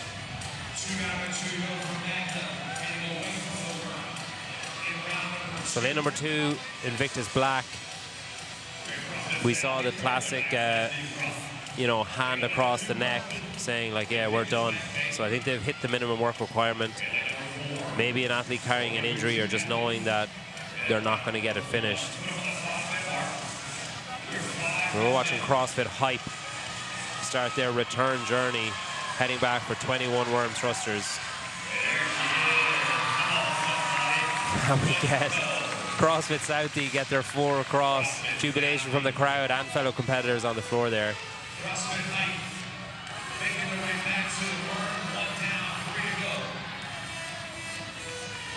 CrossFit Hype clearly have a ramp at their affiliate. A lot of smooth work going across here. I don't think they've had a single no rep yet. Up and down, up the stairs the far side and down the ramp on the way back before crossing that green line. I wouldn't say any of these teams that are held back right now are frustrated. They honestly have looks of joy on their face when their teammates are making it across if they're struggling. So you've got Great Wolf CrossFit on the worm in lane number 5. And CrossFit Hype in lane number 6, well ahead here, looking for their last set of thrusters. They're waiting for their final athlete, just making it down the ramp here. He has to cross that green line. Lane number 6, CrossFit Hype, he had about a 10-second pause on that ramp on one of the steps. Oh, and he gets a no rep. His hand didn't cross the line. Good idea to argue with the judge. And over in lane number 8, Identity Blacklisted get across the ramp. A no rep for B CrossFit in lane number 7.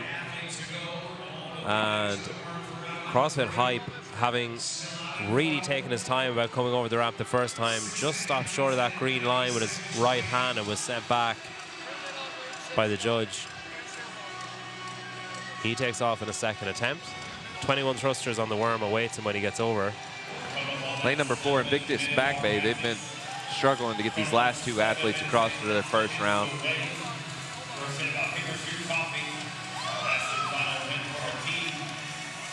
He makes it this time. Doesn't look for confirmation from his judge. They're on to 21 thrusters on the worm. So your heat leaders, CrossFit Hype in lane number 6, have 21 thrusters and 1 return journey up and down on that handstand ramp between them and a heat win. They've got CrossFit Identity Blacklisted for company there. 30 seconds remaining. CrossFit Magna over in lane number 9. We're looking for a hand in the air. CrossFit Hype taking a break. Now Magna taking a break. Magna are the first to move on the right-hand side of your screen. Got 10 seconds to go. Another break from Magna. Hand in the air. They've got 4 reps to go. And that's a heat win. Oh boy, big spill. And that's the end of your weekend for your first heat of teams, and a heat win for CrossFit Magna, stopping 4 thrusters short of the round of 21, and they would have had a handstand walk down and back across that obstacle waiting for them. 3 more heats of teams to go.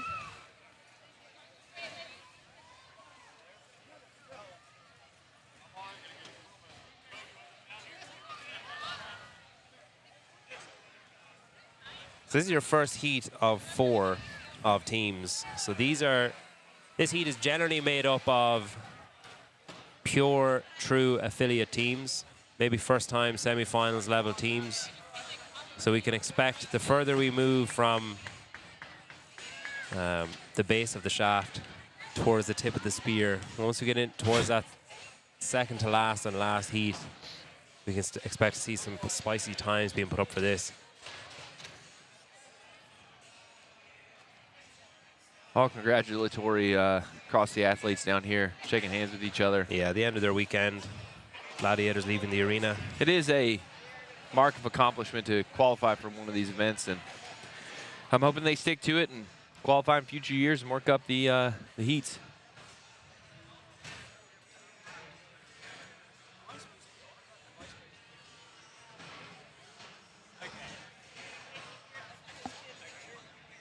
Reminder on the workout, this is the final workout for the teams. 9 worm thrusters, handstand walk across the obstacle course, which is be 30 foot down, 30 foot back, 15 worm thrusters.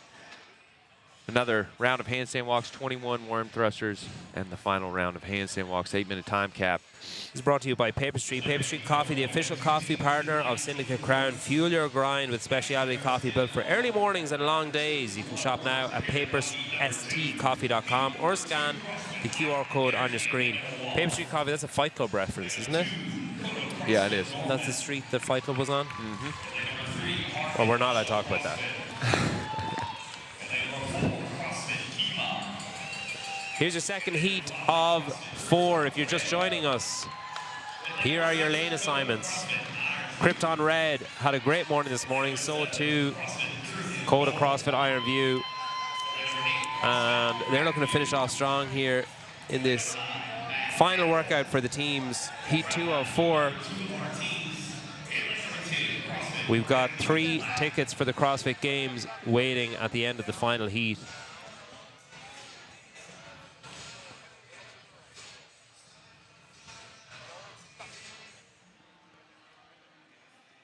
We had Dave Castro here earlier in the week, obviously mid-programming for the CrossFit Games, putting on the final touches. He was praising the ingenuity in the team programming from JR Howell and WPTH.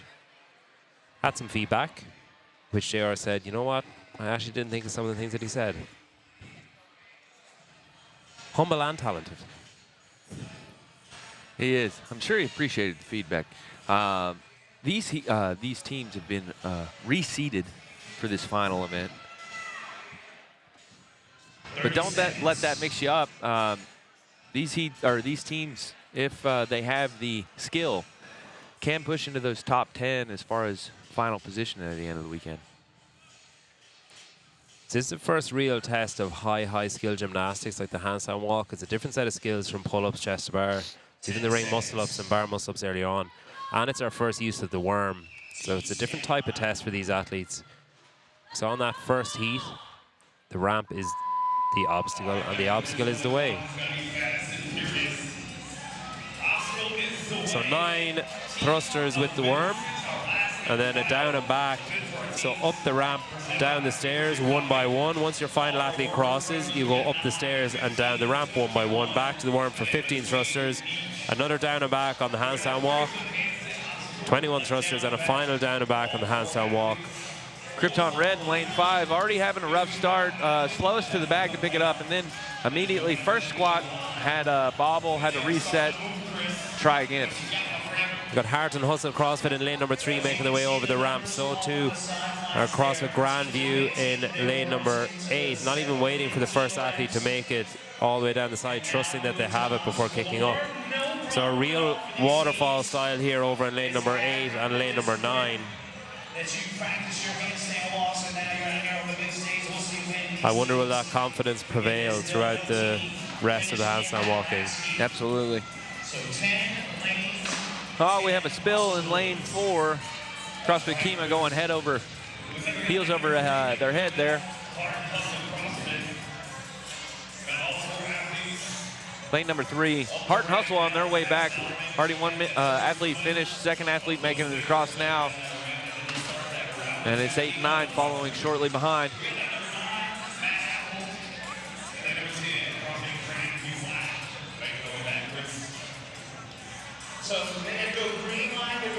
So we have got CrossFit Hype the Energy in lane 1 and Grandview Black in lane 10 making their way back across. They're going to join Grandview, Trivium Gold, back on this side for 15 worm thrusters.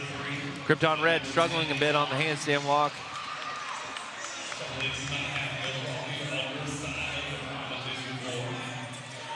The Energy's got 3 across. What is that team next to you?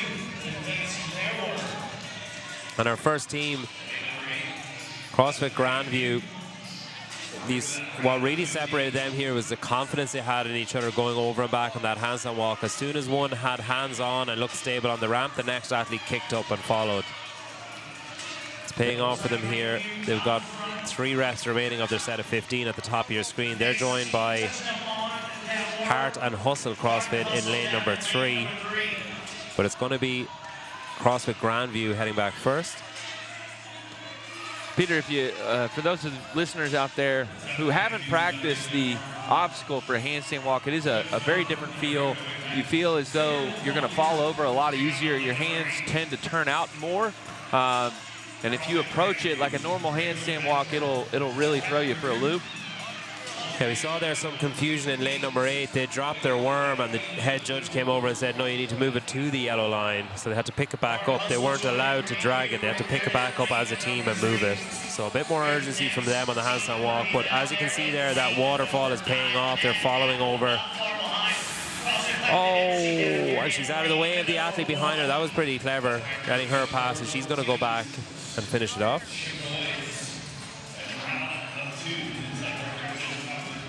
Real trust you have to have if you're following an athlete closely behind on the handstand walk obstacle.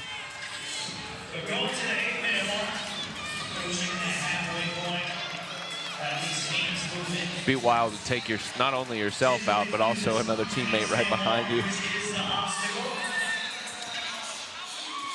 All the way to that green line. So your leaders on the floor, CrossFit Grandview, waiting for their final act to come back over. They've been actually overtaken by Krypton Red here, pretty much neck and neck. Mad Apple too. And it looks like Mad Apple are going to be the first team to have all of their team members across and head back. Another failed attempt from CrossFit Grandview, really slowing them down and evaporating that lead that they had built up. So Mad Apple, your leaders on the floor, Hype the Energy are about half a length of handstand behind them over in lane number 1.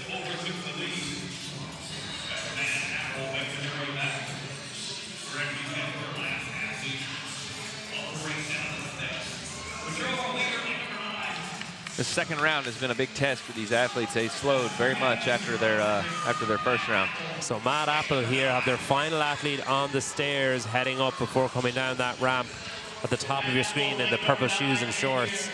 She's going to cross over the green line, and now they've got 21 thrusters. They've got nobody for company. CrossFit Hype the Energy had a failed attempt.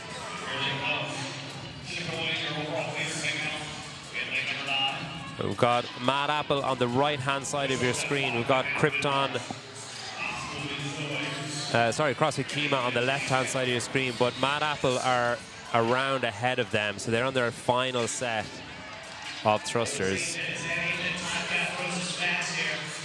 So nobody else joining Mad Apple. As you can see, they're all on their own in that final set of thrusters.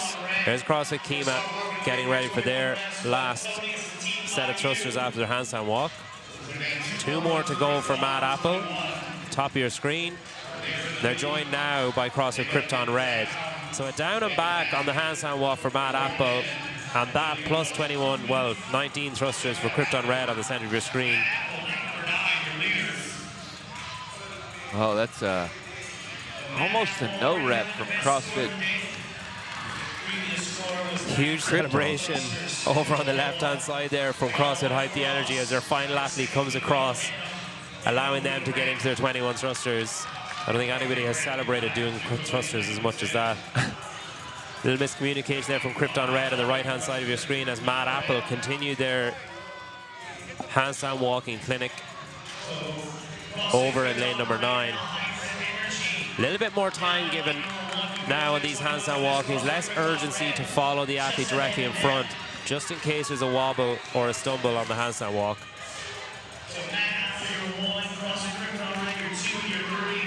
Krypton finalizing their last set of worm thrusters. They're going to head back over, but we got 1 minute remaining before the end of this workout. They'll have to rush. So it looks like Mad Apple are going to set a new score to beat without finishing the workout. They've only got 50 seconds. They have one final athlete making his way. There you can see him in the center of your screen in the gray shorts, making his way back over that obstacle. He'll release. Oh, he's going to come back. 40 seconds to go.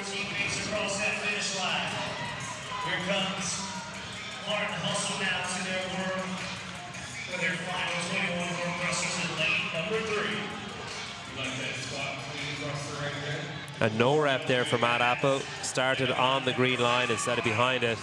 Got 20 seconds to go. It looks like nobody's going to get that first ramp finished. But here we go in lane number 5, CrossFit Krypton Red. Use that no rep to make it all the way across. Pass out Matt Apple on your screen. And CrossFit Krypton Red almost make it back across. So that's a heat win for CrossFit Krypton Red. You can see the center in the red shorts there, almost making it to that green line. So CrossFit Krypton Red actually have the score to beat there.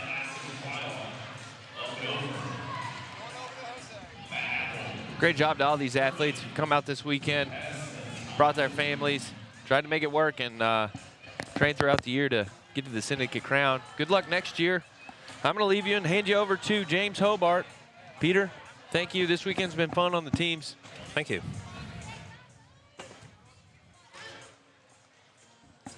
So yeah, we're going to get our heat number 3 out.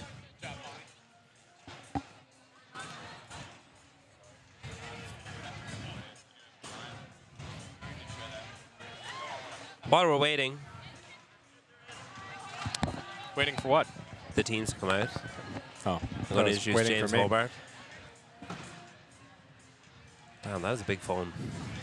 It's bigger than yours. That's a phrase I hear all too often. Team event number 6, heat number 3. The obstacle is away, live from Syndicate Crown, Knoxville. There are 3 tickets to the CrossFit Games up for grabs. Currently, Mayhem, Whip, and 1124 have a ticket in their hand. We'll see if they can hold on between the next 2 8-minute workouts or 8-minute heats of this workout. The obstacle is the way. You can see the obstacle on your screen. We have 9 worm thrusters, a down and back of the obstacle walk. It's 30 foot for each journey. They can go in a waterfall style, whatever way they want, but one athlete on the obstacle at a time, or one athlete, you know, crossing the line at a time. We saw in the last heat there, it was really useful for athletes or teams with confidence in their handstand walking ability. As soon as, you know, a bit of confidence in stability on the ramp was established, the next athlete just took off. They didn't wait. It was early on in the heats, you had those nervous athletes in. I better let them get across the line before I start because they could be coming back. So this workout is brought to you by Paper Street. Paper Street Coffee is the official coffee partner of Syndicate Crown. Fuel your grind with specialty coffee built for early mornings and long days. You can shop now at paperstcoffee.com. paperstreetcoffee.com. Gabe is one of the most supportive guys of especially the competitive CrossFit scene around CrossFit. He supports multiple podcasts, multiple outlets, multiple media outlets. He goes to Crash, he comes here, he goes to as many different events as he can to support. He has a shop there in Proven, Nashville, just, well, down the road by American standards, a long drive by Irish standards. And supporting the 100+ volunteers here this week and just keeping them caffeinated to the gills with that beautiful Frost cold brew in a can. Frost cold brew, and he has this like an oat milk, vanilla oat milk cold brew too. Guy knows what he's doing. I mean, hopefully these athletes know what they're doing as they navigate this 30-foot handstand walk with the stair climb up, ramp down, and then back up and over.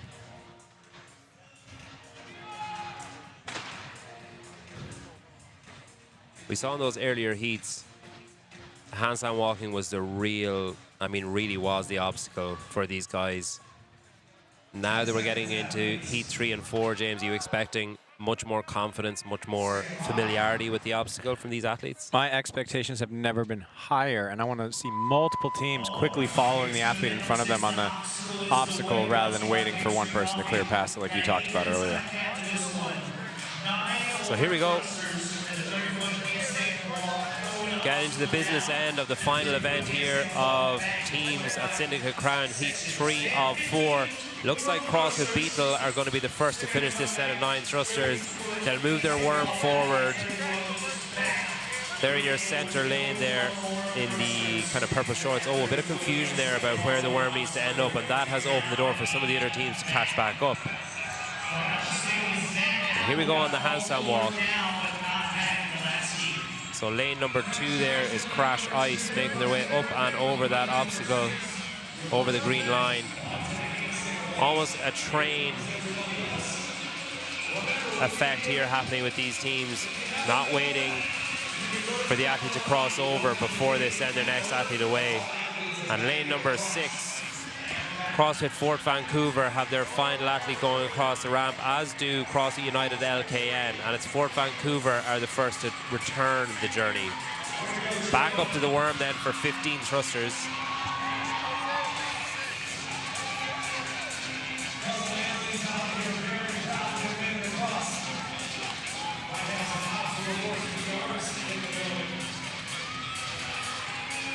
And a spill there from Beetle. And one of the interesting things about this is if the athlete in front of you does come down and get a no rep, they can kind of sneak off to the side, and the athlete behind can finish a successful rep. That's a really important piece for strategy in this. Give your athlete enough space, if you're not confident in their ability, where they can have that mess up and get back around, but keep as many athletes moving as possible through this.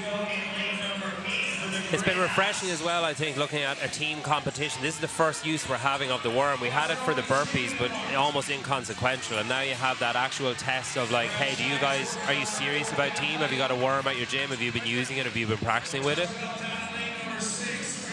Synonymous with team competition in CrossFit, all the way back to invitational and regional games of old. So it's Fort Vancouver, the first to move on the worm. They've got company over in lane number 8, the Grit House. And now Ariok Recruits and Crash Ice are getting going on their worm too. And no surprise to see Fort Vancouver having an easy time with the teamwork. That gym has sent more affiliate teams to the games probably than any other.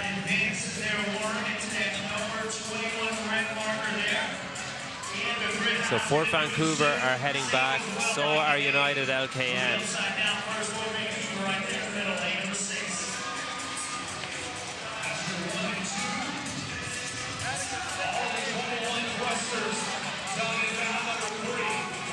Fort Vancouver really trusting the athlete in front there each time.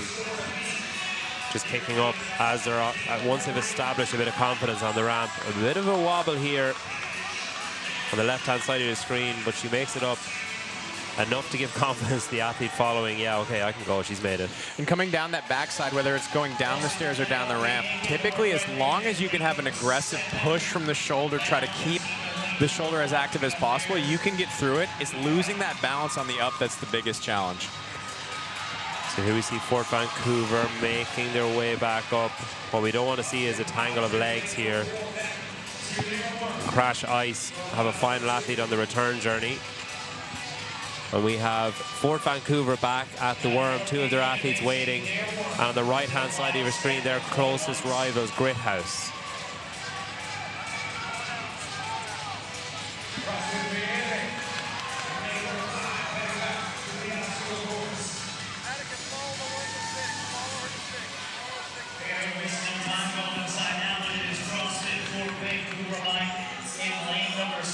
So 15 thrusters for Fort Vancouver.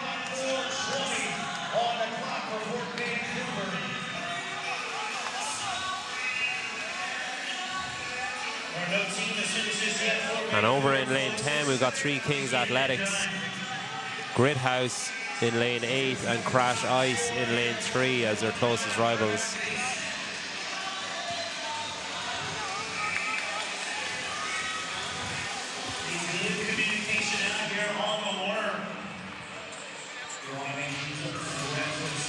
Here comes CrossFit Hyde Park for their set of 15.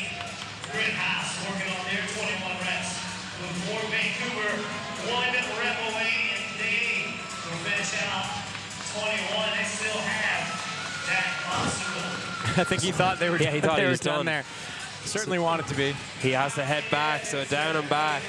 Got 3 minutes to go on the cap. Down and back on the obstacle ramp. He thought he was finished, looking to hit that chest piece, and his teammates reminded him, no, buddy, sorry, we have a bit more work to do. So CrossFit Fort Vancouver,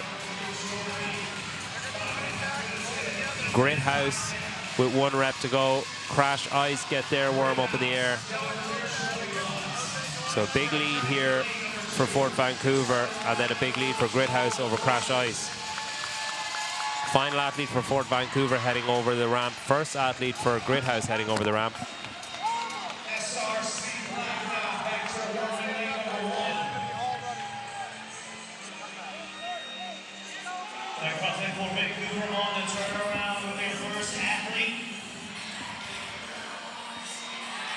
So Fort Vancouver have 1 athlete over. A little finesse in the finish. His weekend is done. Second athlete is over. Not as much finesse.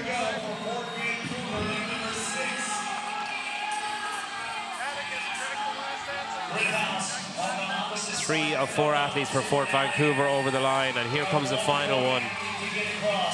And arguably the most comfortable looking on her hands. She crosses over, and a heat win and a time to beat of 6:41 for CrossFit Fort Vancouver, coached by Central Training. 6:41. Adam Need for his gym. He knows a thing or two about team.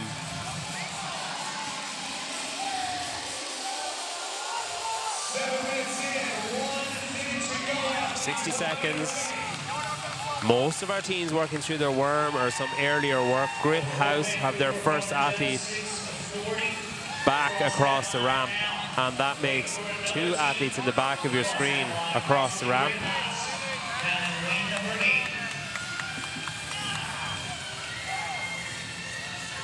Here comes athlete number 3 for Grit House in the center of your screen there, black shorts. She's over now. The 4th and final athlete has 20 seconds to finish this handstand ramp.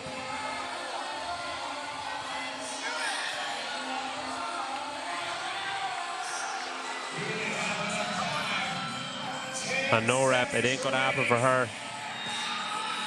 5 seconds to go. CrossFit Cadre get to the worm. Have they got time for a thruster? They get 1 in. And a heat win and a new time to beat. CrossFit Fort Vancouver, from CrossFit Fort Vancouver. 6 minutes and 41 seconds. There they are on your screen. Great way to finish out the weekend for them. 6:41.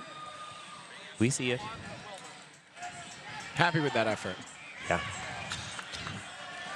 Great pacing from them. I mean, just the trust in the athlete in front to get over the line. So 6:41, CrossFit Fort Vancouver. There's your time to beat. We have our final heat of teams making their way onto the floor. And a huge weight of consequence here over what is to come. In your center lane, lane 6, CrossFit Mayhem, a small 6-point lead over CrossFit Whip. The real battle is for 3rd and 4th place. Solidarity CF Base Camp, currently outside the top 3. 11:24 are inside the top 3. And only 4 points separates Solidarity from that 3rd place spot, currently held by 11:24. Rhino CrossFit, not too far behind either. All it's going to take is a slip up here, a mistake, some help from the teams around them, and any of those 3 teams can make it into that final 3rd qualifying spot to the CrossFit Games in San Jose. If you want to go, you can head to games.crossfit.com. You get to see the masters like James taking on whatever they have planned in San Jose. You get to see Mayhem or Whip or whatever 3rd place team qualifies here. You'll get to see Jason Hopper defend his crown, Kyra Milligan, Lucy McGonigal, who qualified today over in Madrid. They'll all be returning to Congrats. the CrossFit Games. Great for her. There's your leaderboard. Really, really, really tight there from 3rd place all the way down to 5th, really. But anything can happen in this final workout. And if we follow the trend of what we've seen so far, you have to imagine these top, maybe even all top 10 teams are pretty familiar with the obstacle and have practiced with it. I know the Mayhem Whip teams have certainly spent a lot of time on the obstacle. And the worm.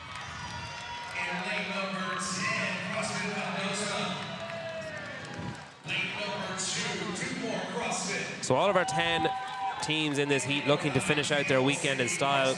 Maybe they're in contention for a games ticket. Maybe they're thinking, hey, we could finish inside the top 5 of a really packed heat here, really steep field. 11:24 there on your screen. They're looking to hold on to that 3rd ticket.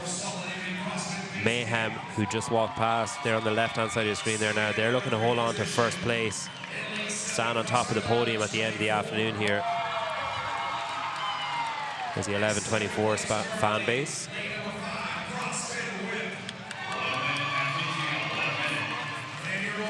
Last year's 2nd fittest team on earth, now known as CrossFit Whip, looking to get that 2nd place, or maybe even 1st, and pull one over on their Mayhem rivals.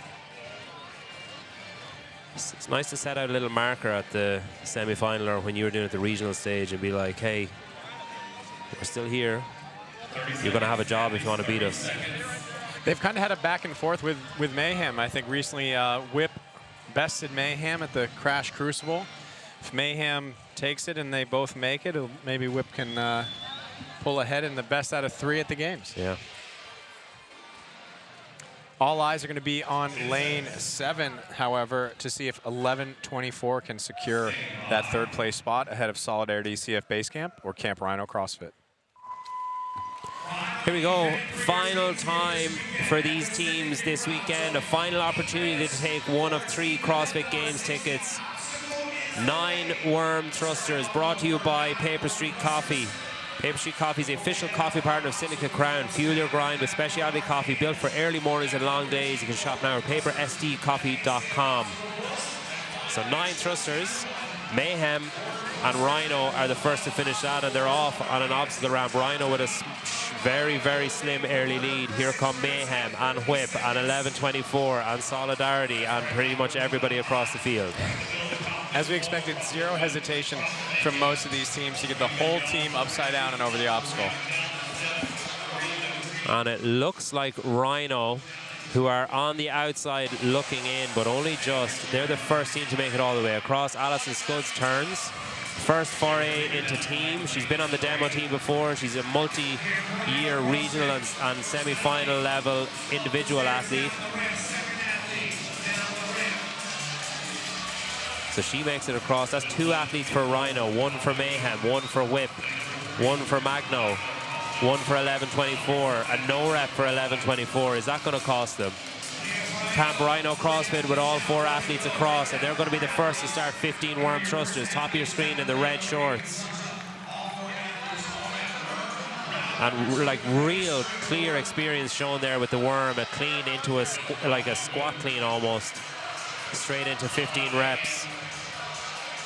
Real pace there on the worm. They've got company now in Mayhem in lane 6, Whip in lane 5, and Magno in lane 3. Solidarity CrossFit doing what they can to get back into that 3rd place position, but Rhino know they have to take 100 points, and they know they need help from teams around them if they want to get into that 3rd place qualifying position and take the ticket away from 11:24. 11:24 get going on their set of 15 thrusters, but Rhino already have their 4th and final athlete on the way back on the ramp. A little stumble, but great holding there. Really impressive.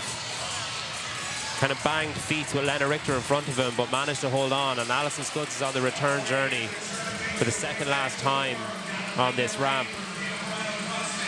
Rhino only 6 points out from that qualifying position. If they can hold this pace in the heat, that should be enough to sneak them in. Solidarity looks like they're falling back to the middle of the heat. And just behind 11:24 there on the worm, we saw a no rep from Rhino on the ramp. An earlier no rep from 11:24 has left them a little bit of a mountain to climb here. And right now, this is kind of a perfect scenario for Rhino. You have Rhino winning, Mayhem and Whip right behind, and then trailing all of those teams is 11:24, who currently sits in that 3rd place spot, which Rhino in the red here, about to start their thrusters, is looking to take.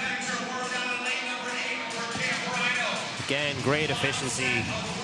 A full squat clean for the first of the 21 reps of these thrusters. Lena Richter there, 2nd back on the worm. Huge experience, former fittest team on earth. with Oslo. She's been on Peak 360 with Noah Olsen. She knows a thing or two about team competition. Raphael behind her has done multiple years with Cam Brino, and Alexis Scuds on demo team in first year as a team athlete.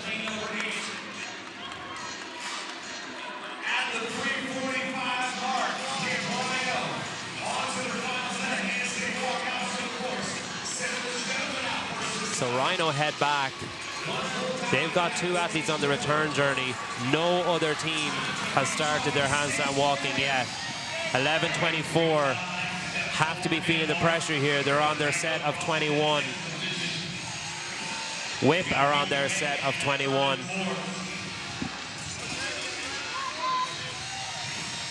And Mayhem are a full round behind here. So an opportunity for Whip to move into first place. And an opportunity for Rhino in the back of your screen there in the red to overtake 11:24 on the right-hand side of your screen, who are still doing thrusters, into that third final qualifying position.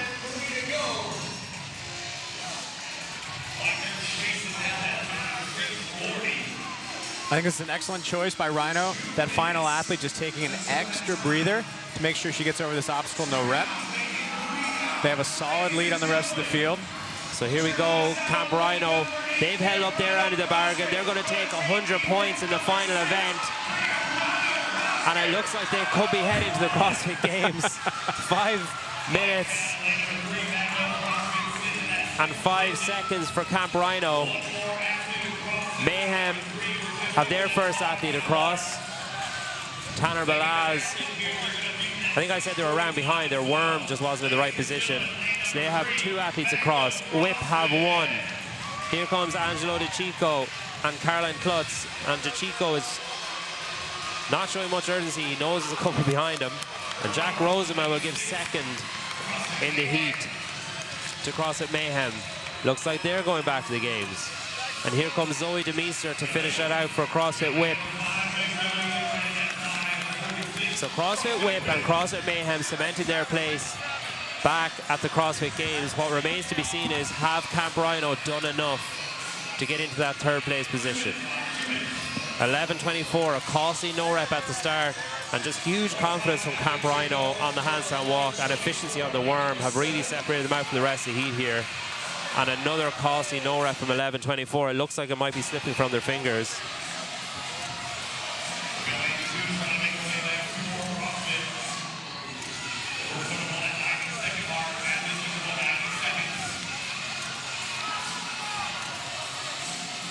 Magno CrossFit in lane number 3 across the finish line, while 11:24 are just struggling to get this last athlete across, and another failure.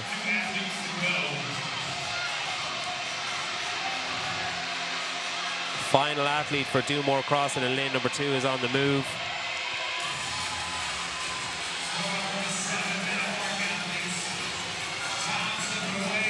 You have to feel for 11:24 here, looking around the heat, just seeing that ticket slip from their fingers. They did everything they needed to do this morning to get themselves into that third place position prior to this heat, but it looks like they won't be able to do enough to hold on to it. Here comes Camel City Sentinel to finish out their weekend in style. 45 seconds on the clock. We've got our final athlete on the move for Kilo 2 over in lane number 1, near side of your screen. She's got 35 seconds to get it finished. So too 11:24 in lane number 7.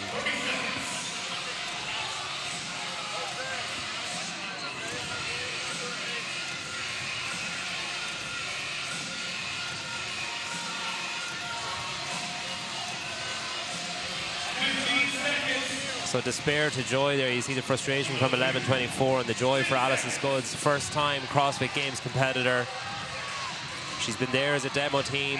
She's watched as a doting wife, and now she gets to go on a team.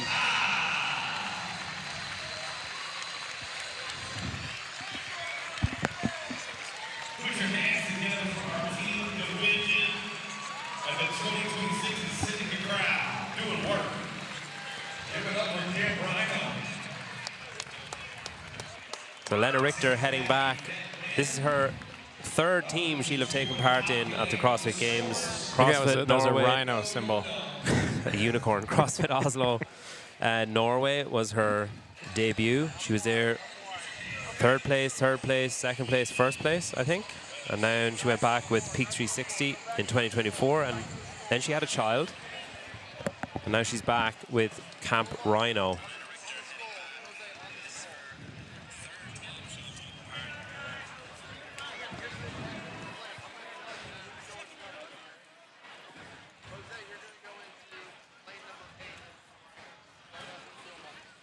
So we're going to try and get confirmation of these scores. Lots of emotion out on the floor. Some good, some bad.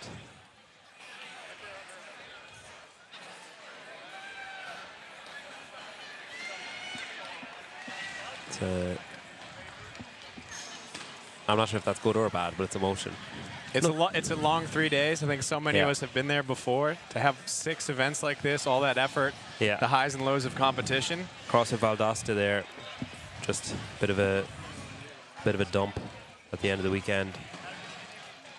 So our teams are staying out on the floor. There will be drug testing for, I think, the top 5 teams. They're going to be brought off. I think CrossFit actually only mandates certain athletes and a certain number of teams to be picked, but Syndicate said, look, let's just do the top 5. They want to send the right teams to the games. So hey, if you finish 4th, I mean, there's still hope. There's Yep, there is still hope.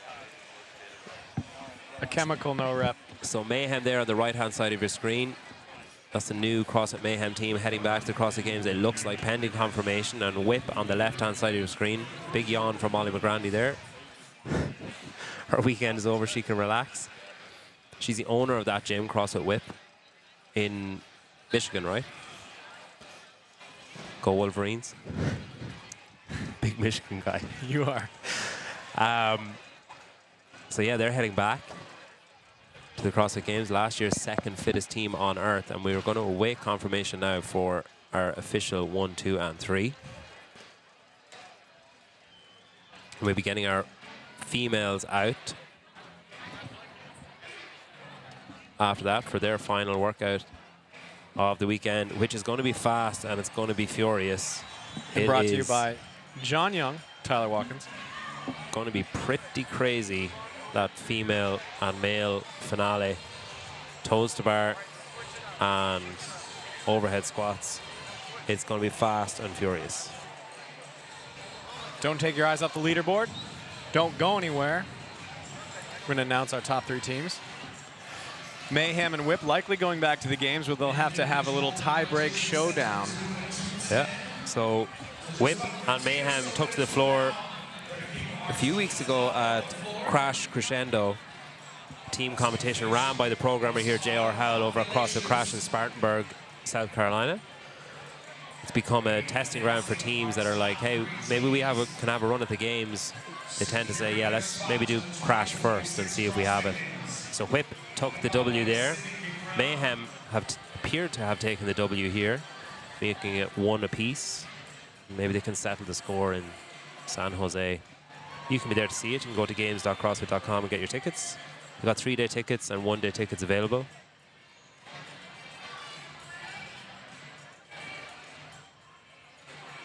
I believe tickets for a little ranch tour event. Yeah, I think if you get tickets to the games, you're in priority position to get tickets to go and see Dave's ranch.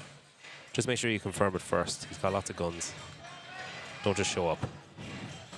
Big dog, too. Badgers, dogs. He might shoot you with olive oil with a super soaker. Yeah. Maybe you'll win a free He's belt. He's got chili olive oil, too. You wouldn't want that. See the home of the first CrossFit Games back in 2007. The famous trail run. The Hopper. The Hopper still there. The original CrossFit Games leaderboard is still on the wall at the ranch, the Castro Ranch. Not to be confused with Jason. Jason Hopper is not still on the wall. He's not still sitting there. Though he has visited. Yep. So we're totting up some scores here, just making sure. I mean, the last thing you want to do is have an Oscars scenario where you open the envelope and announce the wrong winner.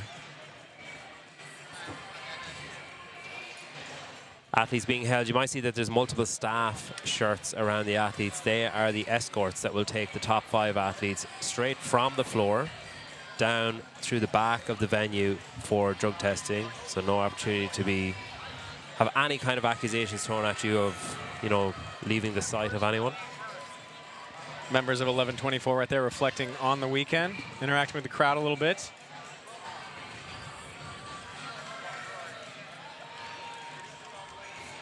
Waiting on the floor post-competition, either knowing you made it or didn't, is probably the hardest workout of the whole weekend.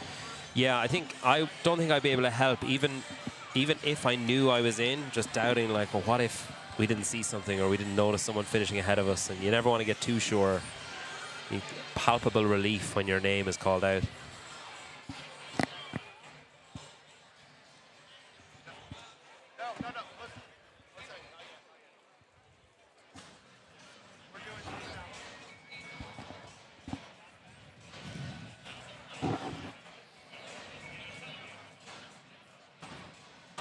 Amazing effort by our teams as we wait to hear our top 3 teams headed out. I almost said to Madison, headed out to San Jose for the 20th anniversary of the CrossFit Games.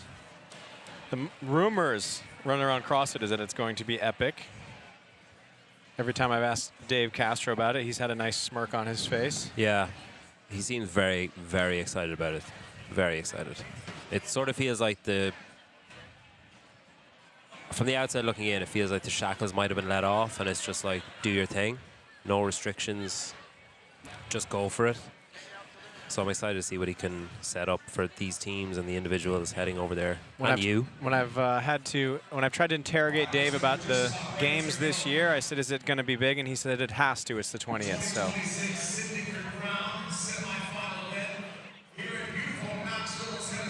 Here we go. Looks like we have confirmation.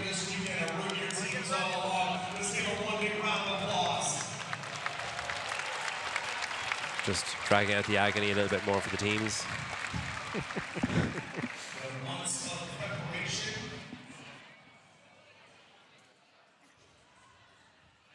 The sweat equity put into this event for these athletes as they prepare to go out to the 2026 CrossFit Games. We're going to go from the top down. Our #1 team here at the 2026 Syndicate Crown. So confirmation of your winners of Syndicate Crown. CrossFit Mayhem, your overall winner, heading to San Jose to attempt to become the fittest team on earth. Only 9 points out of first place with 561 points. Second place here at Syndicate, CrossFit Whip. CrossFit Whip, last year's second place team, second fittest on earth, heading back. Can they go one better this year? Angelo DiTico left hanging for quite a while there in a high five. They need to work on their teamwork. Our final spot for the 2026 CrossFit Games by way of Syndicate Crown. In third place, 526.5 points. Make some noise for Camp Rhino. Camp Rhino CrossFit head to the CrossFit Games. Alison Scuds, after years of trying as an individual, years of demo team, supporting her husband at the CrossFit Games. Raf, he's heading back. Colombia represented, Norway represented, and Vegas. So 11:24 missing out. Camp Rhino getting in, and they'll join Whip and Mayhem at the CrossFit Games. Magno jumped up into 4th place. That last handstand obstacle really costing 11:24. They slipped down into 5th. There will be an opportunity for any of the teams here. Magno, CrossFit, Solidarity, 11:24, Camel City, Sentinel, Do More CrossFit, Kilo 2, CrossFit Fort Vancouver, Valdosta, any of those teams. This coming weekend, online team semi-finals, there'll be 7 spots up for grabs for the CrossFit Games, so all hope is not lost. There's also drug testing still to go. You never know. Bit of schadenfreude there. You're looking for joy in other people's misery. So that brings a close to the team competition for the weekend. stay with us. We're going to have the individual females coming. We'll have Tyler Watkins and John Young taking you through that, and then we'll have the individual males. I'll be back for that first couple of heats of that, and we'll see you shortly.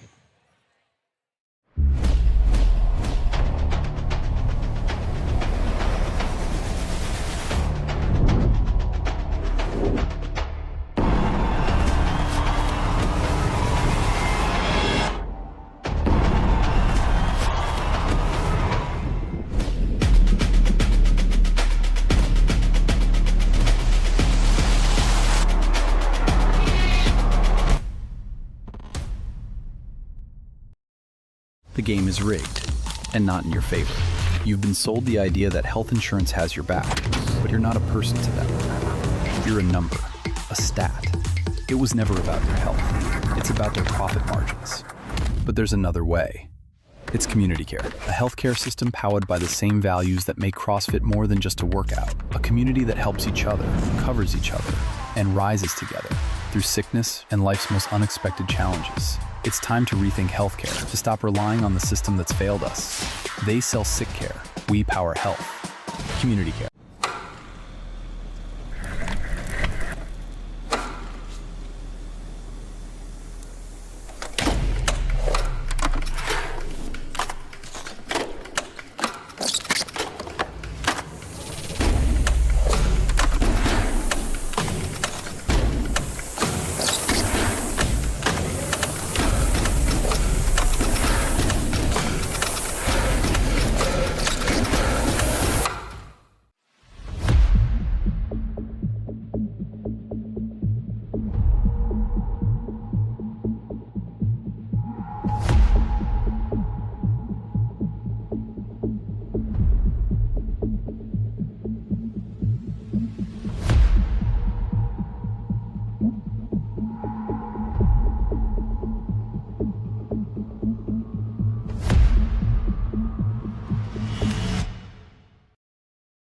After all these years, we're still at it. Incredible. The cold, the wet, numbness and a hunger. The road is still the road, leading to the next coast. The next cast. That is freaking cool! A string of plans and expectations, folding into the messiness of a life well lived.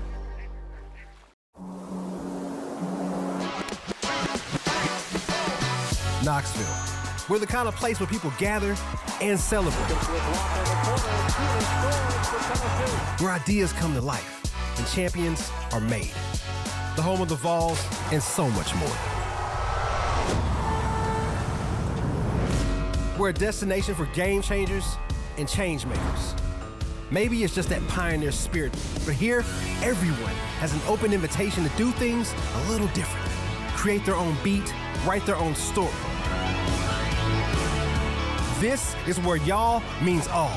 People still smile and wave, and please and thank you roll off the tongue like butter off a biscuit. But don't let that easygoing vibe fool you. You can find adventure around every corner. And with miles and miles of trails only minutes from downtown, there are a lot of corners. We're your base camp for greatness, from the head of the Tennessee River to the foothills of the Smokies. So bring your boats and your boards, climb a mountain, then sit down and enjoy the show. We invite you to pull up a chair and become better acquainted with the marble scene, the scruffy scene, the maker scene. Come see why we're so proud to welcome you to our scene.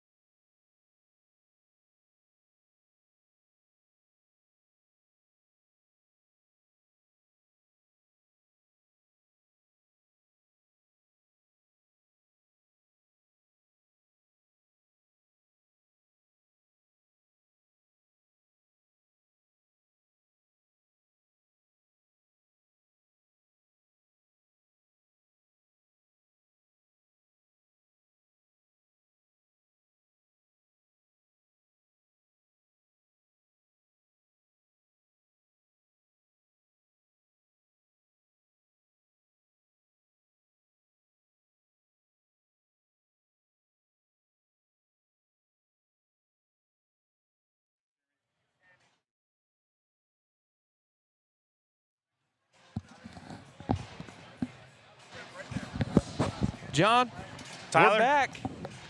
Ready for individual event 6 for the women. But before we get into that, we have Wilson Pock here with us. And we also have Mr. Keith. Wilson, what we see the Syndicate Crown. I hope it's going well for the viewers at home. It's been a blast here. I know this last event for the men and women are going to be chaos. I'm looking forward to it. But what's next for you after this? It is the inaugural event. We're going to be at the Ford Center in Frisco, Texas. And a lot of our members on the event team will be assisting me to launch something that is going to be great. It's going to be the Decathlon of Fitness, and it's going to be new in the fitness space, specifically in the CrossFit space. And your boss here with us. Hello, hello. Keith, how you doing, buddy? I'm good. I've really enjoyed this weekend. You've not ever made it out to Syndicate Crown, correct? I have not. This is my first time in Knoxville, which is a lovely city. Really enjoyed it. How's preparation for Dallas going? Yeah, super well. I think coming and seeing this with Wilson is a good settler to see the quality of the operation that is going on here and how professional everything's been. And look, our intention with Xenon and what we're going to do in Dallas is this is incredible, world-class production and show. But obviously, there's a limited field of people that get to come and experience this on the floor, and it's the best of the best. In Dallas, it will be for those best of the best, but it will also be for that average affiliate member, for that average person in the box who's never had the opportunity to come out onto this world-class floor, have world-class production, have a consistent format. So yeah, we're really excited for it. As the athletes roll out, it'll be very similar to what I felt in the showcase. For those who watched the showcase event, you won that, didn't you? Yeah, I did in the scale division. It's me, a regular quarterfinals athlete, getting a world-class experience with elite athletes. That'll be similar to what they can feel in Dallas. Absolutely. Yeah, exactly. With exactly. Xenon. Yeah. If anyone's ever been to a High Rocks, if anyone's ever been to kind of that kind of high-level production, we want to bring that, and we want to bring the experience I had in helping to build that. And give that to athletes in our space, give that to athletes who are able to put on display this broad work capacity across time and modal domains, but give them a competition and give them a quality of competition that reflects the seriousness that people in our space take themselves and their athletic performance. I want to prep this event. It is perfect square, the final event, 4x 49 toes to bar, 7 overhead squats at 175 for the women, 4-minute time cap.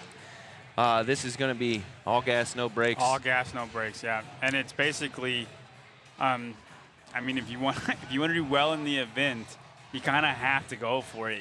JR forces your hand here. You cannot be smart in this event. You're either going to have it or you're not going to have it. And then if you know that you don't have this 90-mile-an-hour speed for this workout, then you're just staying in your lane, but you're not in contention to win if that's you. The first heat here, these heats have been reseeded. Athletes are now in their final position where they're going to be for the weekend. They're trying to do the best they can to bolster themselves up the leaderboard. Chelsea Espy there on the camera in lane 6. Last edition of the Syndicate Crown. She's done well this weekend. Yeah, now Keith, I've always described Xenon when people have asked me about it. I'm like, it's basically, it lets the regular person experience the CrossFit Games. And I know that Decathlon of Fitness is what we're rocking with because it's 10 events and it's going to stay the same. You can train for this if you want to train for it, just like you can at High Rocks. They're not going to change. But the production, I don't think, can be understated. You don't know what it feels like to be on the floor of a major competition until you're there, and it's unlike anything else. No, exactly. Look, this is an entertainment product. Like, if you look at this is entertainment. That's what it is. And we have to reflect that now in the industry. We have to reflect the quality of production that we go out and put on the floor for people. And we have to give them this experience because this is game-changing. Like, for everyone in our world, fitness is a deep core part of their personality. If we can give them the opportunity to take that core part of their personality and put it onto a floor with incredible production, with this incredible show around them, and they can say, hey, come down, my wife, my kids, my buddy from work, and come and watch this incredible thing that I do. but do it on the floor of the Dallas Cowboys Stadium and come and watch me snatch and come and understand what this thing is. It's game-changing. Yeah, I think about people at your gym, like your buddy that you go to bat with every single day, and you're in your workouts, the workout of the day. You get a group of friends, and you're like, let's throw down at Xenom and see who wins and see who's the fittest person in a CrossFit Games-like experience, and not just the workout of the day, where you have official judges and everything like that. It's Amber Davey, the first off the toes to bar.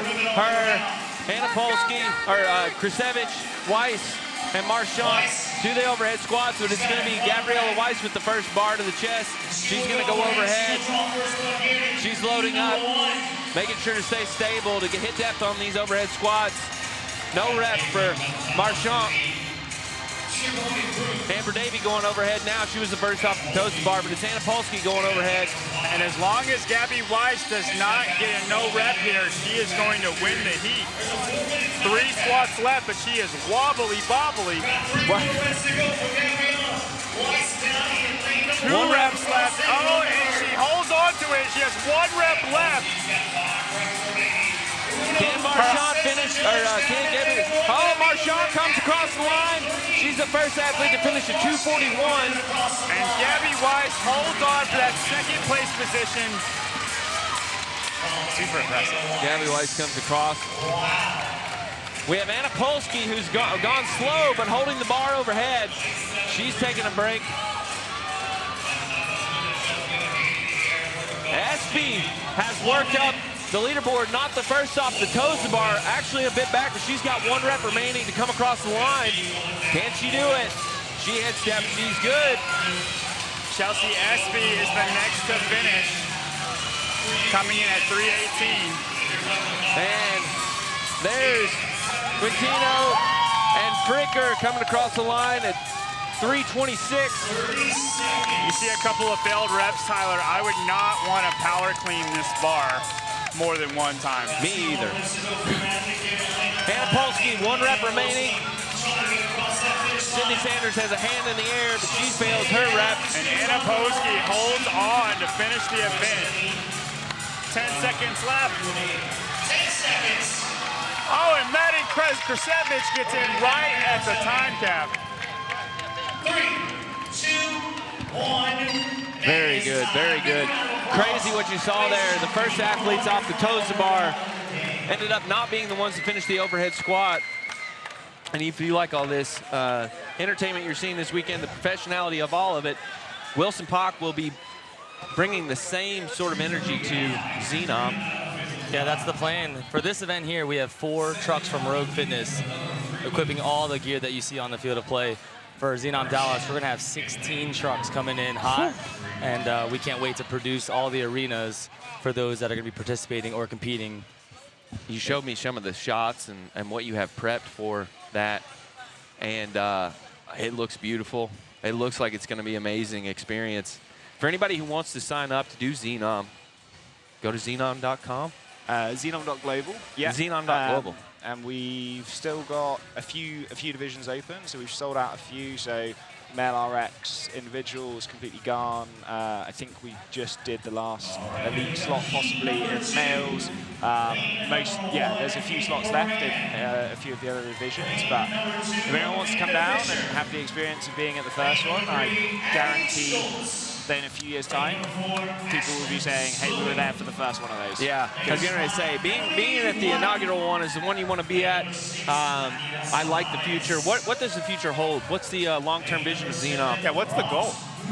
Hey, I think that there is the best sport to think of in comparison to Xenon. It's not the sports that already exist in the space, it's Ironman. Ironman. I thought you were going to say pickleball. All right. Yeah. Fastest growing sport in the world. Like, apart from Ironman. Yeah, like if you think about the people that compete in an Ironman, like they are the same psychographic, they are the same type of people that are here. They are obsessed with their sport. They're doing the hardest thing in the world. They're sat on a bike for 20 hours a week. Like, it's no different to a CrossFit mentality. But if you take a look at like the size and the scope and the relevance of Ironman in the broader culture of media and entertainment, hey, that's sports. As impactful as anything else in the world. I think there's no reason that we can't do that here. Fitness is the biggest sport in the world. It's the biggest mass participatory sport in the world. We are the best version of that sport. I think the biggest thing to take away is we have the Elite Performance Index, the EPI, and that's going to be in regards to scoring. So if you compete in Dallas and then I compete in London in a couple months, we can compare scores with the same events. And we actually released all 10 events. We just came out with event 6. We did. So event 7. Event 7. What's the name of the equipment? It's a Rhino. Brand new equipment from Rogue Fitness, the sponsor of this event. Rogue, Do Not Weaken, official equipment partner, supplier of the Syndicate Crown. What's it called? The Rhino the Air Rhino. Rhino. So the Air Rhino, so it's a piece of air resistance equipment, but you can do a belt squat on it, you can do a bench press on it, you can do a deadlift on it. So we're doing a 5-rep max deadlift, which is quite nice because it takes away the eccentric portion. So it's a pure strength movement. Second day of a competition with 10 events. We don't want to fry everyone's central nervous system in the first bit of the workout. So yeah, we're super excited to bring that to life, and that'll be the first time that piece of equipment's ever been used in a competition. Wilson was telling me about the deadlift on that and how hard it was going to be. I really want to get in front of one and test it out just to see what I can pull on it. Yeah, so they have a damper very similar to the machines that you see here, but there's also a Rhino mode, which is magnetic, and that's going to add more resistance to the deadlift pull. Yeah. It's a power thing, but it's not similar to what you would see on a rower. It's its own deal. So its own stimulus that you would not have felt unless you tested one out before. These athletes are started off. Looks like Blair Cheney, one of our leaders who is known for coming out hot. She is in the lead right now, followed by Nadia Zamilis. And all of these athletes are very close to each other. I don't think we're going to know anything until we see the overhead squat. I like Nadia for this event. I think she will have a bit of a time with the overhead squat, but it's Blair Cheney. Blair Cheney is very strong. We'll see how she handles these overhead squats. I think they're not going to be a problem for her, John. Amanda Fisher coming out as well with Dana Paran. Oh, look at the wide clean and jerk by Blair Cheney. Very cool. But she's going to have a rush with Amanda Fisher, the strongest athlete on the field, likely. I don't think Amanda Fisher's going to have trouble with these overhead squats, Tyler. No. Nadia Zamilis squat cleaning that bar. Roxy Grutschulten coming out as well. Hand in the air. 2 reps remaining, 1 rep remaining for Amanda Fisher, but Blair Cheney is going to hit the time first. 2 minutes and 8:06. Amanda Fisher coming across 2:10, 2:13 for Dana Paran. Nadia Zamilis the first off the toes of the bar. She's gonna has 4 reps remaining, and she looks good. Nadia, one of the smaller athletes, but she looks really solid on these overhead squats. Roxy cleaning her bar, getting ready for the overhead squats. Nadia Zamilis coming across 2:33. Panchik going to the back rack. DeFore, an early performer in our event, going overhead. Emily White will come across at 2:46. 1 rep remaining for Slovak. And that's a good rep. She's going to run across. Ruth Schulten, 1 rep remaining. Oh, come on, Ruth Schulten. Oh, no. Wow. Man, she always pushes right to the end, doesn't she? Yeah, she does. Come on, Ruth Schulten. We got Nicole Hanches with 1 rep remaining, 40 seconds left on the clock. Gotta lock it in. Don't fail now. Oh, and it looks like her elbow came out of place, Tyler. The Brooke Wells. I'm seeing bone, John. Yeah. I'm not loving that. We got medic out there for Stephanie DeFore going overhead. And Groot Schulten trying to get her last rep. Tough clean there. She's going to go to the back rack before she goes overhead. She's got 10 seconds left to hit this last rep. She's doing this for pride now. Got to get it overhead. Oh, wow, what a lockout. Yeah, good lockout. She's got to tap the chest piece. She's going to make it got there with the dive. Very good. Good effort. They're going to take Nicole Hanches back to check her out. Multiple medical teams here to check her out. Gentlemen, Zena, sign up now. I do not think you'll want to miss Dallas. Keith, we appreciate your time. No, absolutely. Thank you for all your support. You've been great on the show. Look forward to seeing you in Yes, Dallas. sir. Yeah, Wilson, appreciate it. Thank you, guys. Wilson? Later, dude. How many athletes under 2 minutes? 5. Boom. John, you knew I didn't know the answer to that. Thanks a lot, guys. Thank you, guys. Thanks, Have a good one, guys. Thank you.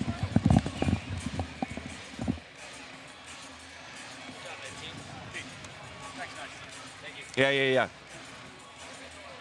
All right, and Medic has taken Nicole away. We'll check in on her in a minute.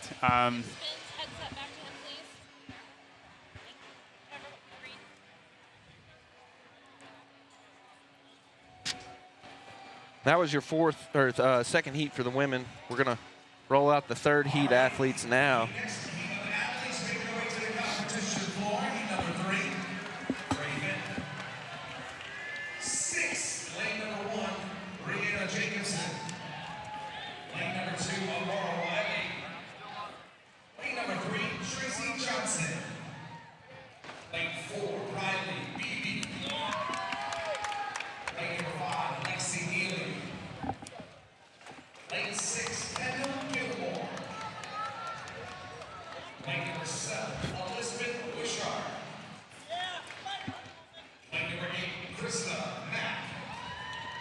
All right, event 6, perfect square 4 time, 49 toes to bar, 7 overhead squats, 4-minute time cap, 175-pound barbell for these women. It is brought to you by Rogue.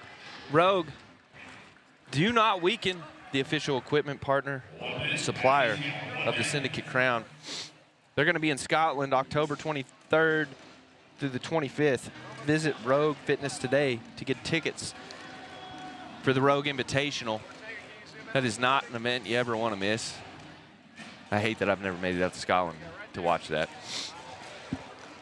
Yeah, we need to tell Spin and get us out there one year. Yeah. Put it on the company card. It's a write-off, right? Write-off. Riley Yeah. Beebe on your screen. She's had a pretty good weekend.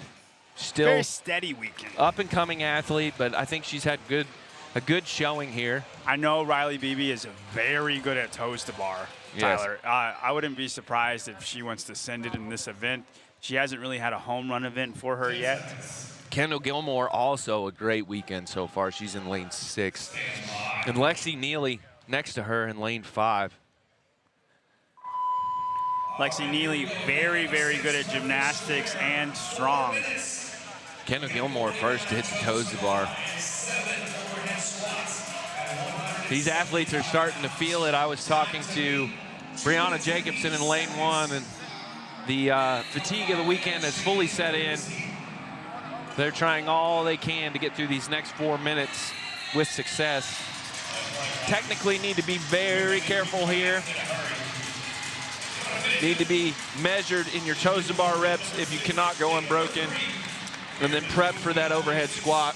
I think it depends if you're trying to win, Tyler. If you want to win this event, I think unbroken's what you have to be. If you want to win, put Booby in. Riley Beebe looks very smooth right now. Her and Lexi Neely have not come down yet. Neither has Elena Pomarisi. She's been known to go for it since we've started this event. Tracy Johnson taking a break. I'm interested to see how she handles these overhead squats. Elena comes down. Lexi Neely and Riley Beebe still have not come down. Same for Elizabeth Wishart. Jordan Kearney taking a break. Oh, Elizabeth Wishart had to come down, not because she wanted to. Riley Beebe is going to be the first one off of the bar, Tyler. Shika Beebe. Oh. 1 rep remaining. And She's going to do a strict toes to bar for the last one. She runs to the barbell. Confident for the overhead squat, I'm assuming. And it's Liz Wishart to follow her out, followed by Lexi Neely shortly after. And Riley Beebe with a solid jerk, and she, wow. Man, she's going to murder this. Tyler. Minute 40 on the clock. Let's see if she can get under 2 minutes on this. Riley Beebe. 1 rep remaining for Beebe. Wow. And she's going to come across. Let's beat 2 minutes here. Oh, yeah. 157. Nice. Amazing event for Riley Beebe. Lexi Neely, Tyler, snatched the barbell. Whoa, jump over that bar. And ended up at 205. Liz Wishart had to lock in. She's focusing on all these overhead squats, but they're good reps. Just taking her a little bit longer. Tracy Johnson puts the bar on her back rack, getting ready to squat it. Jordan Kearney with a little bobble, but does stabilize. And Elizabeth Wishart gets in. Kendall Gilmore getting prepared for the overhead squat. She was someone who I was excited to see on these. 2 reps remaining for Kendall Gilmore.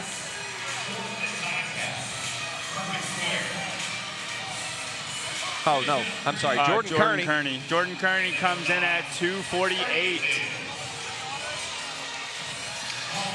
Now 2 reps remaining for Kendall Gilmore, but Pomarisi coming across the line, round about 257. Kendall Gilmore finishes up 302. Kristen Mack going with the narrow overhead squat grip. Yeah, and she's got to do a little bit of a press out every overhead squat. I like it.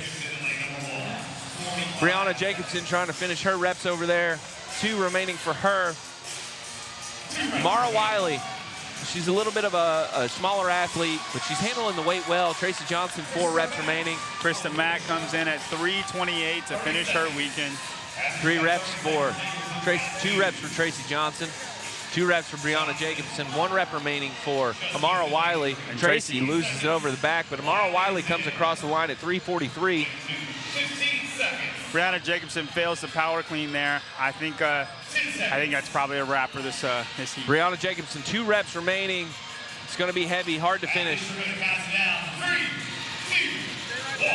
Good effort all the way through. Very good job, athletes. Very impressive 156. That's from Riley Beebe. I like that she got a good performance on that. I feel like she's been looking for a home run. Yeah, she's got a little bit of Olivia Kerstetter in her. Yeah. Like it's a very fast barbell-centric event. She's going to crush the field. They're wiping down the equipment now. Ready for the last heat of the last event of the Syndicate Crown. John, we got Haley Adams, Zoe Warren, Lydia Fish, who is in the outside and who is on the inside looking out. Haley Adams is still in 2nd place, but it is only by a few points. And then in 3rd place, we have Janie Chevry. But again, Danielle Brandon is the name to look for. She is 10 points out of 3rd place. Janie Chevry. No, Danielle Brandon. Danielle Brandon. Janie Chevry is in 3rd. Haley is in 2nd. They are all within 30 points of each other. So athletes to watch: Janie Chevry, Zoe Warren, and Danielle Brandon. I like Danielle Brandon for this workout, but the range of motion for Janie Chevry and Zoe Warren is going to be a little shorter. But Danielle Brandon, when her back is against the wall, she knows how to send it. She ended Legends on 2 event wins. And she started today with an event win as well at Syndicate. I know she's these overhead squats are not going to be an issue for her. Lydia Fish had a commanding weekend so far. She looks great in every single event. Effort is a choice, Effort Tyler, is a choice. And nobody gives as much effort as Lydia Fish. 1 minute. I choose to give the minimal effort possible. Minimal effort. You're like the opposite of Deadpool. Yeah.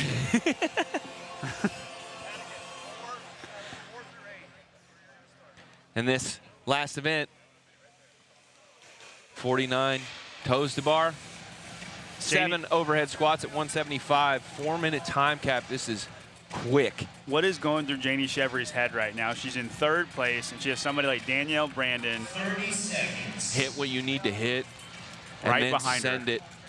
When you get to the back half of those toes to bar, you need to be a bit aggressive. I don't know what that barbell like is for Janie Chevry. I think she's more comfortable with the toes to bar than the overhead squats. Again, she doesn't have to beat Danielle. She just can't let Danielle beat her by 3 spots. I want to see one of these athletes snatch the barbell, John. Lexi Neely did that in the 3rd heat. I don't know if any of these women will. And this last event brought to you by Rogue Fitness. Once again, the Rogue Invitational will take place in Aberdeen, Scotland, October 23rd through the 25th. Visit roguefitness.com to buy your tickets today. Get over there. Somebody sneaky in the heat, Tyler, is Alexis Raptis. Finally made it into the last heat. Once again, athletes to watch: Janie Chevry in lane 7, Zoe Warren in lane 4, and Danielle Brandon. This event matters the most for them.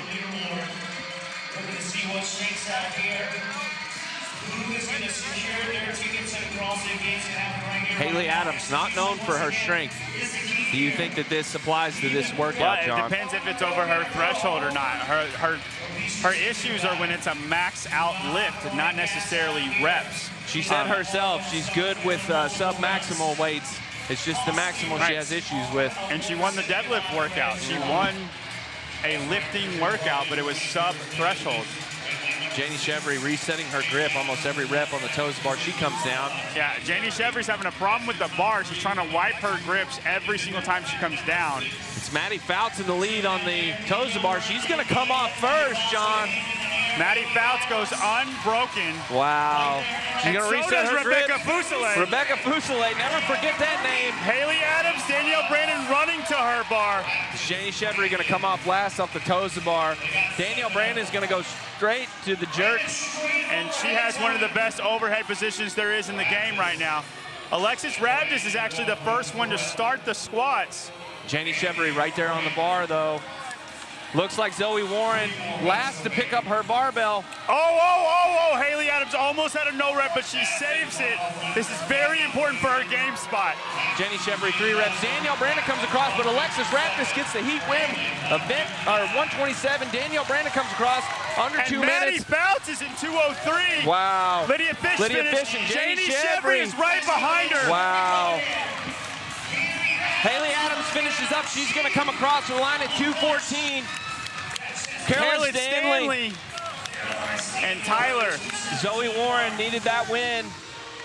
Tyler, the point spread is going to be so close. Haley was the last one to finish out of that group, but she was 2nd place going in. Janie Chevry was 2nd to last, but she was 3rd going in. Danielle Brandon was 5th going in, but was 2nd out of the group that was grouped together. This is going to be wild to see, John. I don't know how the points are going to work out here. Elena Savage finally finishing up right here, right at 2:46. Lydia Fish is the only one that's safe. That's all that I know, Tyler. Wow.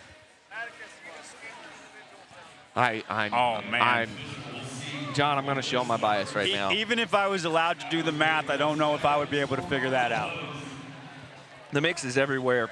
Last heats, there's Alexis Raptis 158, Danielle Brandon 159, but what was the top finisher for the last round? The top finish. So there are times that play into this. A 157. Lexi Neely?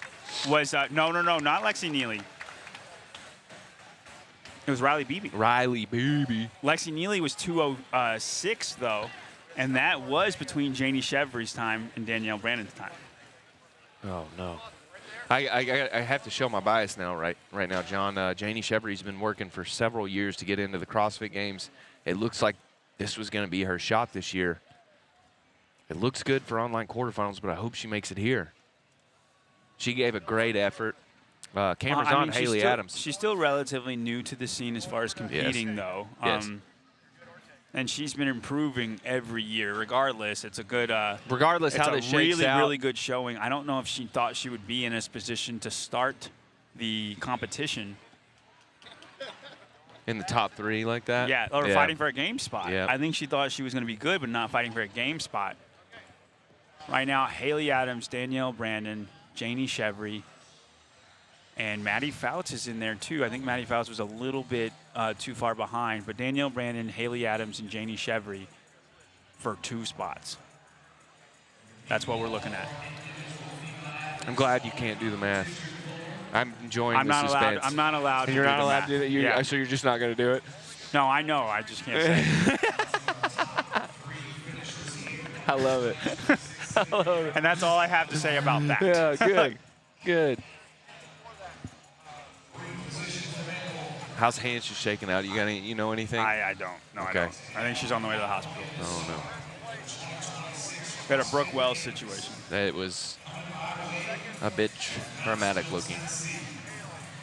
Man, Haley Adams did so good to save that one overhead squat rep. She walked 10 feet and then had to walk back to her square and continue. If she had lost that, could have been her. No, it would have been. It would her have been. chance And we to the don't know games. if she's made it not yet, but that ability to save that rep is the reason she makes it if she does. Going on right now, the Syndicate team double, triple checking. Wilson was running us through that process this morning.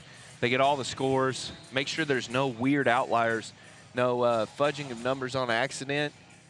They check it again, and then one more time for good measure, and then they give it to us to prep for who's going to win, who's going to qualify to go to the CrossFit Games.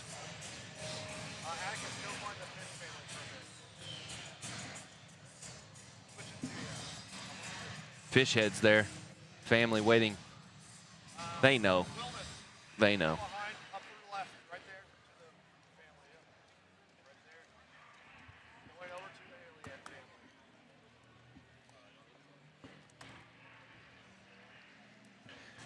No eyes on Danielle right now. I'm wondering how she's feeling. I actually don't even see her. Yeah, Danielle has to be nervous right now. She doesn't run off the.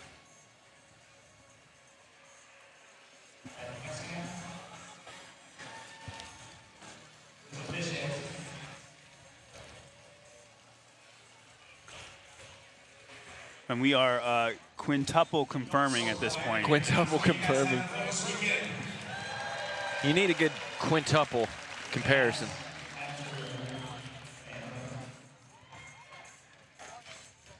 All the cameras for the behind-the-scenes stuff. It always would. I would not want a camera in my face right now if I was on the edge of qualifying.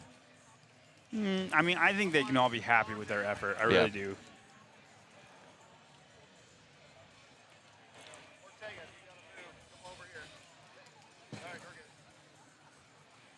All right, we are getting the note card right now. It is put in the hands of Michael Wynn. Michael Wynn, Competition Corner. Secrets getting passed off, you know. And then and then the guy who handed the results by ran away immediately. JR dropping that note off. It doesn't say who won. It just says you're doing a great job. Yeah. That would be so funny if he just handed a note. That was it. Still calculating. Again, none of these. Oh, Lydia Fisher's the only one who knows the results right now of her placement. Always an absolute joy here in Knoxville, Tennessee. Thank each and every one of you for being here today. Big round of applause for all your athletes out here this week and working hard. Yeah, big round of applause for the athletes. They've done a great job this weekend. We're going to announce the results right now, Tyler. An amazing show. We are sending 3 athletes from Knoxville to California this summer for the 2026 CrossFit Games. We're going to start with our #1 finisher here at the Syndicate Crown. With 570 points, Lydia Fish. Lydia Fish going to the CrossFit Games. Congratulations, Lydia Fish, for the overall win. In a dominating fashion, too. Dominating fashion. There's the fish heads, the family, One right of the there most on the camera. Impressive semifinal performances I think we've had all year. I think this is her first ever win. It's her. This is the first time she punched her ticket to the games in person. Yes.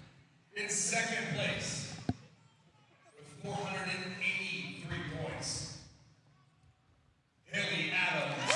Second place goes to Haley Adams. You can see the cheer on her face. Yeah, I don't think she can believe it, Tyler. Look, she's holding back tears.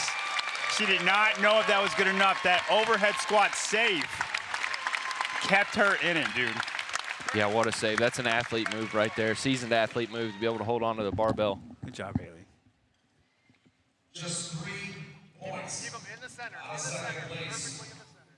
And by 5 points. 480 points going to third place finisher at our final position for the CrossFit Games. Get Danielle more in the center of the frame. More center.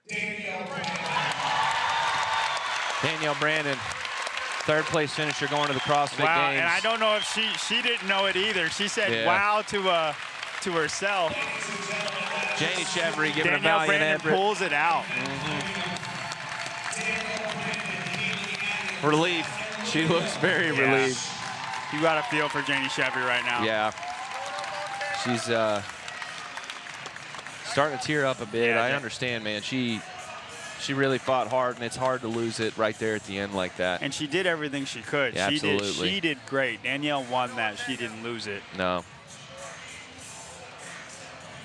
How many points between Janie Chevry? 5 points. That's 1 spot, John. If they had tied, yeah, it probably still would have gone to Danielle Brandon for the tiebreaker. Yeah, and it's 2 spots for this. It's not 5-point scoring, but I think we're going to see Janie Chevry in the future. I don't think it's the first time we're going to hear her name. I think this was her coming out party, and now everybody knows her name. Everybody knows. It's looking great for Janie Chevry for the online qualifier. Yeah. The online semifinals. I think she'll do I'm great. I'm just thinking of years after this. Oh, absolutely. And I like you got to give credit to Danielle Brandon. Like, she won this event, or won the prior event and got 3rd in this event. She did everything she could in the last day to do it. It wasn't pretty. We expect more, but she got her ticket punched to the games, and that's all. I know. That's all she needed to do. From talking to, even though Janie's crying at the moment, talking to her in the back, she couldn't believe where she was and didn't really expect it. I know she'll be happy with her effort at the end of all of this. What a show for the women. Thank you. Lydia Fish, event winner of the Syndicate Crown, or overall winner of the Syndicate Crown, going to the CrossFit Games. John and I thank you for tuning in with us this weekend. Remember to like and subscribe. Up next, we have one thing remaining here. Really quick, guys, if anybody's in the chat, go DM my dad, okay, at Larry Young. Today is his birthday. Go tell him happy birthday. Flood his phone. He's turning 53 years young, and all he wanted for his birthday was a Vindicate shirt, a red Vindicate barbell spin shirt. You can get that online too. Yeah, that's John it. and I appreciate it. Thank you, guys. Hobart coming on, replacing me, and I'll see you guys later. Thank you very much.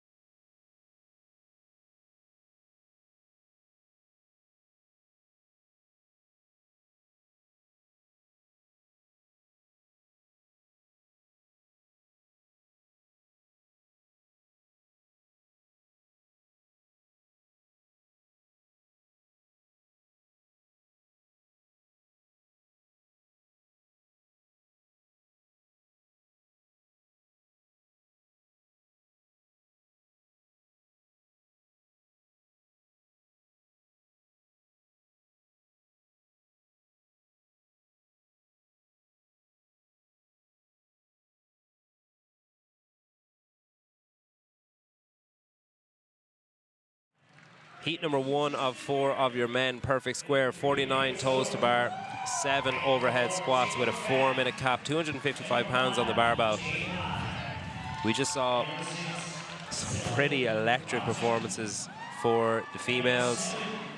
Your qualifiers for the CrossFit Games decided. We have Mayhem, Whip, and Camp Rhino, rounding up the top 3 of our teams. And then over to the ladies. Lydia Fish going to the games. Haley Adams, Danielle Brandon slowly working her way up the leaderboard all weekend to squeeze into that 3rd spot. Just 5 points ahead of Janie Chevry. 100 points to start the day gave her a boost, and then she needed some help from people around her just to squeeze in between her and Janie Chevry, and she got it. I think we're going to see similar happening on the men's side. This workout is brought to you by Rogue. Don't weaken, the official equipment supplier of the Syndicate Crown. You can scan the QR code on your screen or go to roguefitness.com and peruse. You can buy some attachments for a sled to get your wheelbarrow that you saw earlier on. Here's your lane assignments. Looking to finish out the weekend in style. Keep your ears open for a blow on the seashell from Elijah Sabiono's support crew there from Kumana CrossFit. Worth mentioning, though, in the women, Riley Beebe finished this workout in the women's heat with 175 pounds in under 2 minutes, minute 57, so. Pretty ludicrous time. Just ahead of Alexis Raptis. Nick Azor there from CrossFit Mayhem. Center lane, Selvan Ramjatan of CrossFit Offset. So 49 toes to bar.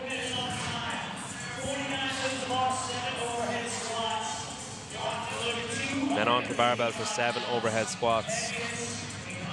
The Rogue Invitational will take place in Aberdeen, Scotland, October 23rd, 24th and 25th. You can visit roguefitness.com to get your tickets. And allow yourself to get distracted by the new additions, the deals, CrossFit packs. Maybe that wheelbarrow attachment for the Rogue sled. Can't tell you how annoyed I get by wheelbarrow. Someone spelled it wheelbarrow in the chatter drawn. That has to be trolling. All right, so 49 toes to bar. RJ Mestri over there from CrossFit Proven in lane number 8 is currently leading.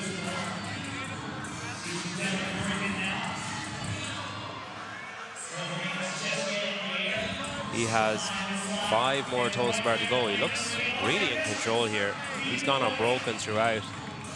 Last rep for him, and he's going to move on. Riley Beebe set the time to beat from Proven. She's sitting here in front of us watching RJ Mestri, one of the up-and-comers over there at Proven Nashville. 255 pounds on the bar for both these gentlemen here. E.J. Hine left screen, RJ Mestri on the right. E.J. Hine goes chest to overhead with a wide grip. RJ Mestri looks like he's going to back rack it first. So 1 rep for RJ. Oh, straight over. Wow, that is a narrow grip from RJ on the right. A lot of talk from the athletes about whether or not to take it one hit from the ground, wide or narrow grip, clean and jerk from the front, or bring it to the back rack. A no rep from RJ, but he's really powering through these. E.J. Hine is going to get in first. A couple of reps to go for RJ. He drops the bar and he's going to finish 2 minutes flat from E.J. Hine. And hey, 2 minutes flat in heat number 1. I think we're going to see some pretty incredible times as we work our way through these heats.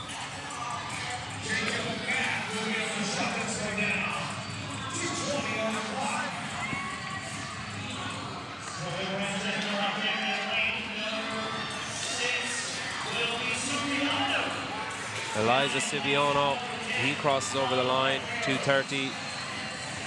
Great finish for him. Definitely one of his better finishes in these heats. Selvan Ramjatan absolutely clocks himself trying to jump over the bar there. That has to be incredibly painful.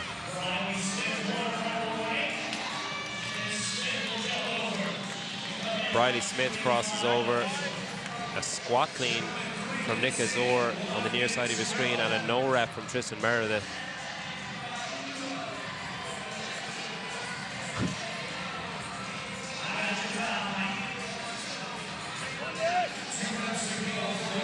Tucker McElmore getting that bar overhead. Nick Azor taking a break. 4 reps to go for Tristan Meredith. They are your remaining 3 athletes on the floor. Tristan Meredith, the leader on the floor, cleans it and back racks it. Hand in the air now for Tucker McElmore, and a failed rep from Tristan Meredith. Tucker McElmore has an opportunity here to finish out strong.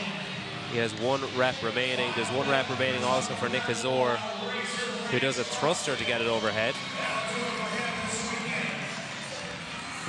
Fails his rep. So Tucker McElmore, one of the last to get to the bar, finishes out in style. High fives all around. That's an end to heat number 1. So EJ Hine, 2 minutes flat. Just behind him was RJ Mestri on your screen there.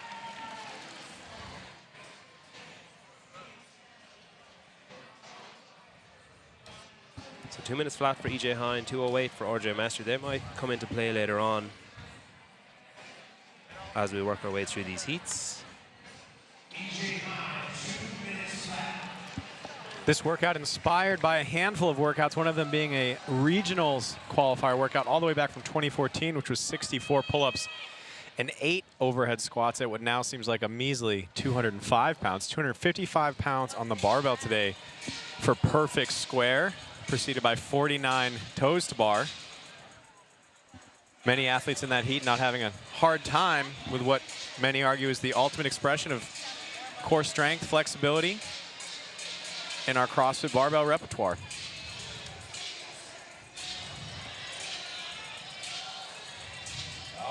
Here they come, heat number 2 for Perfect Square, brought to you by Rogue Fitness. There is your lane assignments. Travis Williams, center lane. William Carney, who competed last weekend at Torian, was a last-minute addition. Nick Anapolsky, who has qualified for the Masters Games. No slouches in this heat. They got 4 minutes to get through 49 toes to bar and 7 overhead squats at 255 pounds. We've joked all weekend about Travis Williams being someone that's never survived a strategy. If there was a no strategy workout, Travis, this is it right now. Here's your time to shine. The Rogue Invitational will take place in Aberdeen, Scotland, October 23rd, 24th, and 25th. You can visit roguefitness.com or scan the QR code on your screen for tickets today. Rogue, don't weaken, the official equipment supplier of the Syndicate Crown. What's this in Queen's money? 255, like 120 kilos? Yeah. Close enough. You guys just need to get with the program. Ben Davis in there, another last-minute addition, along with Will Carney in lane number 6. 115 kilos, I'm being told in the chat. That was close. So 2 minutes is your time to beat EJ Hine, 2 minutes and 8 seconds from RJ Mestri. Let's see if they come into play here. A 4-minute workout. I spoke to JR Howell down on the floor, and he said, hey, where you do not want to be is right around that 2-minute mark, because that's where a whole heap of people are going to finish. And we saw the importance of the earlier heats in the women's division, with Riley Beebe setting the winning score in the end with 156. And we're off.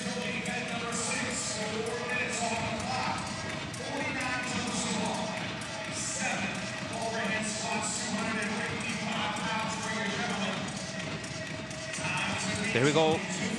Perfect Square, brought to you by Rogue Fitness. Don't weaken, the official equipment supplier of the Syndicate Crown.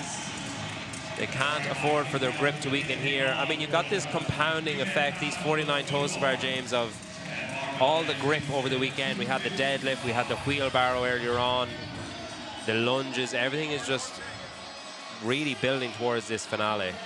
I don't think there's many parts of their body that they can't say is not sore. Legs, low back, well-balanced weekend of pulls, squats. I mean, watching Travis Williams work through those 49 toes to bar, he met us in the hallway yesterday and said, my hip flexors have never felt like this before. 120 GHD sit-ups earlier this weekend. Yeah, those deadlifts, the front rack lunges, it's all just coming to a point here. Heat number 2 of 4 of your finale here. Perfect Square in Knoxville, Syndicate Crown. looking to send 3 male athletes to the CrossFit Games, joining our earlier awarded teams and females. Keep an eye out for the judge's hand going in the air to signify 5 reps. Here we have Jordan Chenier making his way to his barbell for 7 overhead squats at 255 pounds, narrow grip. 90 seconds on the clock as he gets going. Opportunity here to beat that time to beat of 2 minutes flat from EJ Hine in heat number 1. He's got company over here in lane number 8 from Samuel Pakwan and in lane number 5 from Travis Williams. 3 reps to go for Jordan Chenier, and he drops the bar. Pakwan. 4 reps to go, but Pakwan is going to get over the line at 2:03. Travis Williams with 2 reps to go, 2:05, I beg your pardon. The last rep for Travis Williams, center of your screen, and he's going to finish out, but he's not going to get there ahead of Brian Hahn over in lane number 9, who squeaked in just before him. Ben Davison with 5 reps to go. Jordan Chenier with 2 reps to go. He's really grinding those out. Opportunity here for Ben Davison. 1 rep to go for Ben Davison. He's going to dump the bar and go over the line, but not ahead of Leonardo Russello, who gets in ahead of him and Jordan Chenier. Will Carney, center lane, is trying to close the gap on Jordan London. Andreas Calderon in 1 and 2. Andreas is over the finish line on a spill forward from Jordan London, opens the door for Will Carney, who has 2 reps remaining. 1 final rep for Will Carney. Can he hold on the right-hand side of your screen? He gets it done. 60 seconds to go. He's over the finish line. We've got Jordan London with 2 to go, and we've got Nick Anapolsky with 5 to go. Crazy narrow grip from Nick Anapolsky. He has 4 to go. 2 reps for Jordan London on your screen right now.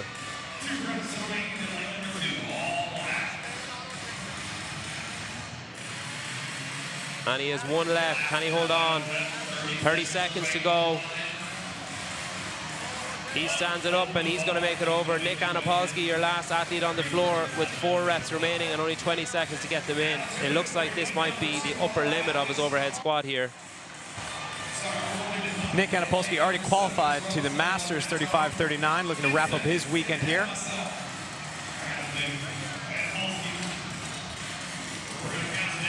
So he's calling time.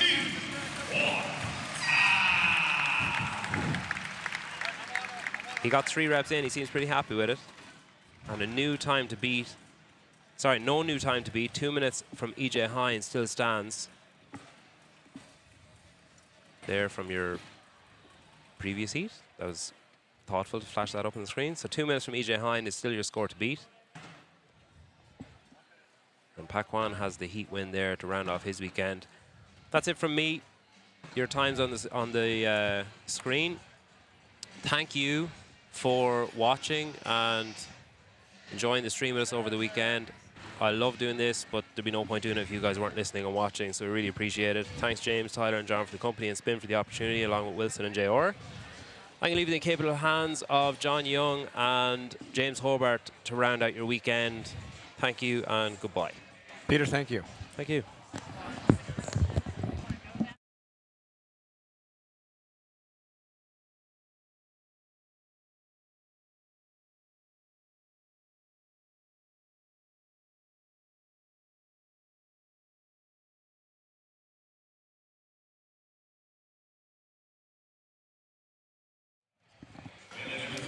John, welcome back. What's up, James? I went ahead and a little update on Nicole. She's doing fine in the back in the recovery process. Glad to hear that. Probably get some imaging later, but how EJ Hine put up a pretty filthy time to beat. Yeah, fastest time we've seen so far. EJ Hine with 2 minutes. RJ Mestry 2:08 right behind him as we head into Heat 3 of the men's final event here at Day 3 of the Syndicate Crown. And one of these athletes in this heat, Grant Griffin, he told me that he's on the screen right now. He said his only goal in this whole weekend was to be in the third heat, and he said it took him all weekend to get here, but he finally got there. Congrats to Grant Griffin. We'll see him in lane 1. These athletes are going to take on the perfect square 4-time 49 toes to bar, 7 overhead squats. Inspired by an old 2014 regional workout, which was 64 pull-ups and 8 overhead squats at a much lighter 205 pounds. But these athletes not having too much trouble with 255. I mean, the athletes are not quite, but almost 50 pounds bigger than back then than some. So We were much 50 pounds bigger on the barbell. There. Much smaller back then.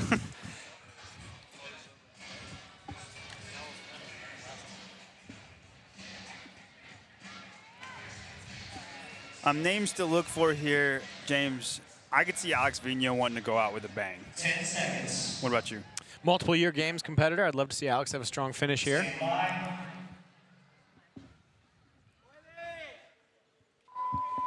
Now, in the first 2 heats, have you seen that the first person off of the bar is usually the one who finishes first, or is it likely just the people who are the best at the overhead squat those are the guys that are finishing first? It comes down to athletes being able to handle that overhead squat well. Getting those 7 unbroken seems to be what separates athletes. We saw Jordan Chenier come off the bar first last heat, but he struggled to get through those final 3 overhead squats. A very fast break in lane 1 by Grant Griffin. I want to say he did a set of 14, maybe. And that grip is still going to matter here. The fatigue on the shoulders is going to matter before these guys make their way to that heavy barbell. They're going to have to use a strategy specific to them, but if they want to move up the leaderboard one final time, they need to get to that bar quick and get 7 unbroken overhead squats at 255. And I promise that this workout is not going to go according to how you did it in the gym. After 5 grueling events, you want to talk about the grip being tested. I feel like grip has been fried at this point. I was talking to Peter earlier, and we were saying I think every part of the body has been used this weekend. We've squatted, we've pulled, we've seen high skill, low skill, and everything in between. And now we have arguably one of the hardest movements in the CrossFit repertoire, the overhead squat, at a pretty hefty weight of 255 pounds. As we see right here, lane 5, Ryan Haynes, lane 6, Henry Matthews on the right, approaching their barbells. Well, Henry Matthews is a very wide clean and jerk. I always like guys with crazy mobility that can do that. It's just as impressive as snatching the barbell, in my opinion. Henry got that bar right overhead, and looking the speed of that overhead squat coming out of the ground as Ryan Haynes to his left takes a no rep. Henry is chiseling through those overhead squats. Looks beautiful. I think we got a sub 2-minute time here from Henry Matthews. 157. Ryan Haynes right there next to him. Right across the line in lead number 5. I was talking to Henry a little bit earlier, and I asked him how he felt about this last workout, and he said not too good, but I thought maybe it's just because he knew it was going to be hard because he was going to do so well. Hey, and you got to feel for Henry because he got no rep pretty hard in the handstand wheelbarrow event. Had that not happened, I mean, Henry would have been top 8 in this whole competition. Yeah, From absolutely. a Masters athlete, that's pretty filthy. From a Masters athlete.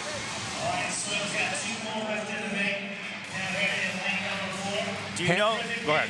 Handful of athletes left here in the orange shorts. We see Martin Fuentes taking his bar overhead. Lane 4 just to his right. We have Carlos Casado Suela, 2 athletes who have excelled at gymnastic movements all weekend. Let's see how they handle this heavier barbell. Zach Levy coming in, just finishing his squats at 304.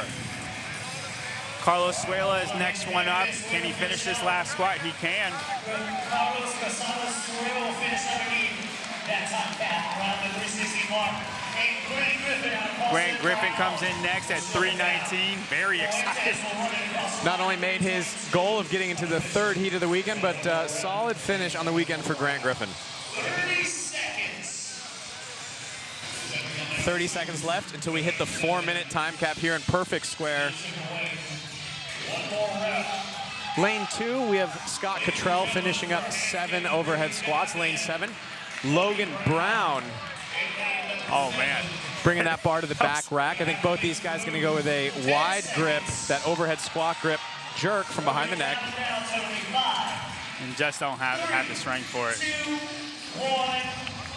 and that is time. Big round of applause for Germany, heat number 3. With the fans, we're going to throw man Henry Matthews in the top. All right, so your time to beat is 1:58 by Henry Matthews, coming in ahead of E.J. Hine, who will still have the second fastest time at 2 minutes. Ryan Haynes, second place in that heat, and then rounding at the top 3 in that heat, Alexander Majors at 2:23. Strong athletes, and if you want to be strong and not weaken, Rogue, don't weaken, the official equipment supplier of the Syndicate Crown. The Rogue Invitational will take place in Aberdeen, Scotland, October 23rd through 25th. Visit roguefitness.com for tickets today. Here we are, John. This is our leaderboard right now. This is what it comes down to. Ty Jenkins has a 27-point lead over Nate Ackermann and a 33-point lead over Quinn Robinson. I know Colten Mertens, as long as he's not hurt, I don't know how his arm is feeling, is going to go out with a bang on this in this workout. Saxon Panchik and Austin Hatfield have about an 18-point, 20-point lead over Ty Jenkins. For these 3 athletes, you just can't blow up, right? If you finish around that 210 mark, 205 mark, I think you're safe. If you don't finish around that mark, you're not safe. This is a challenging heat. You have a lot of previous games, veteran experience, firepower in this heat, ranging all the way from 9-time games athlete Travis Mayer up to 2-time top 10 finisher Austin Hatfield, and everyone, sorry Austin, and a lot of athletes in between. I don't think there's a lot of time for athletes to take it easy in this workout. No, and if last event meant anything, I think Nate Ackermann is going to sprint to his barbell and then just let the chips lie where they will. Well, we know Nate Ackermann is a strong athlete, demo team athlete last year. Lots of talk about how fit and good he is. I don't expect Nate Ackermann lane 4 to have a ton of trouble with the loading on this workout. We'll have to see how he gets through with the toes to bar. James, if you're Saxon or Austin, are you racing to win the event, or are you just racing to get your game spot? Because Saxon Panchik is only 3 points from winning the whole Syndicate Crown. If I'm Saxon Panchik, a part of for him to beat Austin Hatfield in this, it would be pretty crazy. Saxon Panchik took a year off from CrossFit competition. Now he's back. I bet he'd like to prove a point.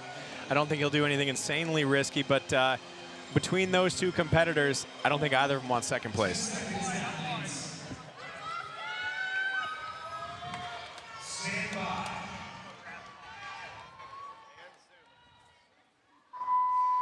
And we're off. There's our overall event leader, Austin Hatfield, lane 6, dead on as he takes on perfect square, 4x 49 toes to bar. Then these athletes will progress to 7 overhead squats at 255 pounds as we watch Noah Wilson there, closest to the screen, work through 49 toes to bar. Chase Hill working into the final heat for the last event. Chase Hill, who actually has already qualified for the 35-39 Masters, out here working his way into the top 10. Awesome accomplishment. The Iron Hog, Colten Mertens, chiseling through his 49 toes to bar. Colten and Austin trading that first place spot right now as they work up on 30 total reps. Austin with the break, the only one to break out of the top guys. Very quick back up. Colten has not let go of the bar. I have a sneaky suspicion that he's not going to. Colten Mertens currently sits about 40 points out of that 3rd place spot. He has to make up a lot of points here if he wants to punch that ticket to San Jose. And James, Saxon Panchik has gone unbroken. He's got 3 toes to bar left. Colten is the first one off. Chris Ibarra, Quinn Robinson, and Saxon Panchik and Colten Mertens have all went unbroken. Colten's first one to the bar. Chris is racing to his bar. Whoa, Colten got 1 squat in. Oh man, they're all squatting. I'm just looking for no reps. Colten Mertens comes in at 149. That is going to be your event win. Other times are going to come into play right now. Nate Ackermann. Nate Ackermann gets second, 158 in the heat. Quinn Robinson and Ty Jenkins Austin Hatfield still has one overhead squat to go. He goes down to his back. Oh my gosh, James. He has to save this. Now he had a little bit of a lead. I think it will be enough, but I am not sure. Saxon Panchik, I think, won the Syndicate Crown. I have no idea what that does to Austin Hatfield. We all just thought he was going to be okay. And for him, saving that last squat, going back down to a snatch balance for the last overhead squat, it might have been just as clutch as Haley Adams on her overhead squat save, which is pretty funny, seeing as there are a couple. Man. Travis Mayer finishing up his final 7 overhead squats, a perfect square.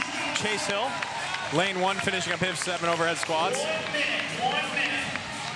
There we see Chris Ibar, Colten Mertens, probably trading a couple jousts there as they were close to 1 and 2 in that workout. How's that for Ibarra saving something in the tape? I mean, if he was closer, you talked about he would have gotten a game.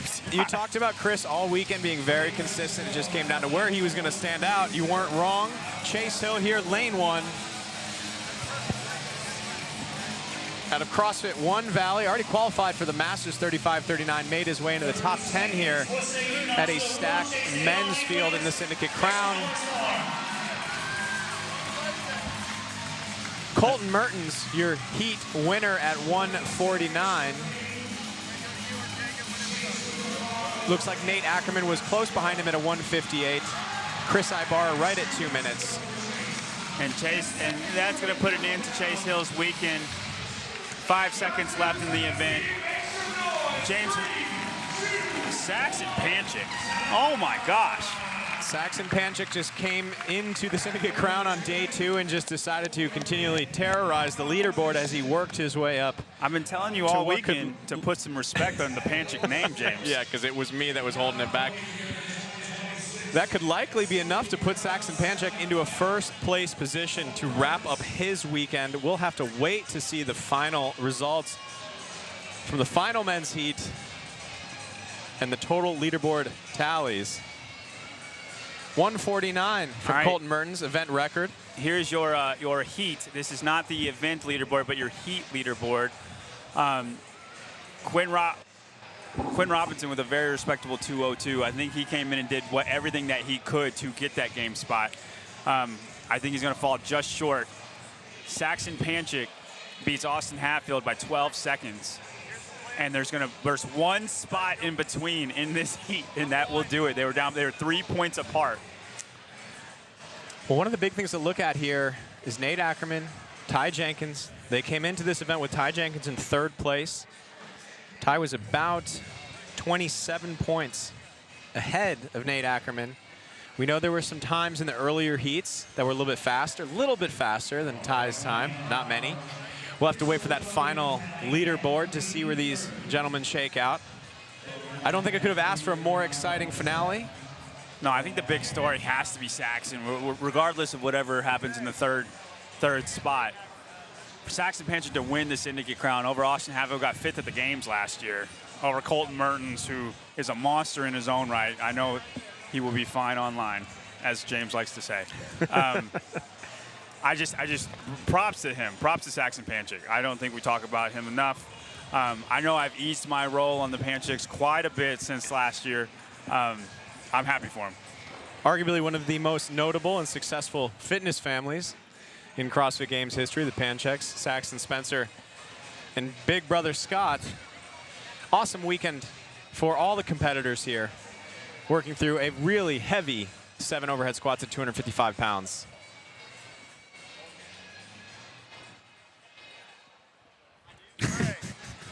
I'm sorry.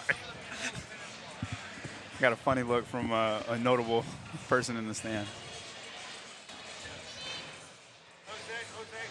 See all the male athletes down by the finish line, talking to the crowd, talking to friends. Everyone refreshing the leaderboard 18,000 times. Colten Mertens right there on the screen, the Iron Hog, our event winner with a blazing time of 1 minute and 49 seconds. And JR talked a lot about this workout and how many athletes we would see go sub 2 minutes. There were a handful. Colten's was the fastest.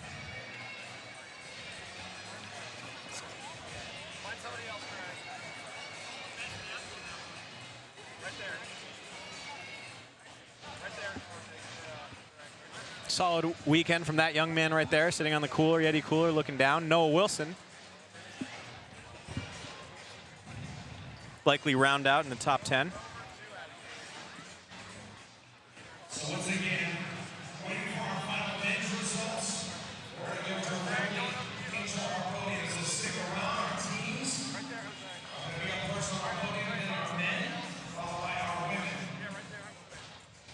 Our team's coming up at 3:30 for our podium ceremony. The only North American semifinal. John, you coach a lot of athletes. Athletes coming into this weekend thinking they're getting a qualifying spot, looking for that qualifying spot, maybe now have to look to the online qualifiers. What are some of the things that you're thinking about telling your athletes, getting them jazzed up, ready to take on an online qualifier after a really hard-fought weekend, no matter where they land out? Yeah, I mean, I think we're taking the rest this next week to just chill. I know they're probably lit on fire, wanting to get right after it, but we're recovering this week, and then we're just mentally getting focused, okay? The hay is in the barn the whole rest of the year. You're not going to make crazy fitness gains in the next 2 weeks, right? Mentally getting sharp, cleaning up all of the little standards that come with online, and making sure all of that stuff all the video stuff is locked in a way you have a system. That's what I'm focusing on. If you're getting ready for those online qualifiers, whether you're here this weekend or coming out another qualifier, make sure your judges have both their judges course, their level 1, as well as their advanced judges course. Get that locked in at CrossFit.com. And if you want to tune up some of your fitness, make sure you head over to Rogue Don't Weaken, the official equipment supplier of the Syndicate Crown. The Rogue Invitational will take place in Aberdeen, Scotland. Have you been to Scotland? Have you ever been over there? I have not. I would love to go to a good friend Rob Lawson's gym, CrossFit Aberdeen. And I'd love to go to the Rogue Invitational October 23rd, 25th. Visit roguefitness.com today to check it out. You been over there? I haven't been to Scotland, no. I went to the one in Columbus, Ohio at headquarters, and it was amazing. Very cool place to go.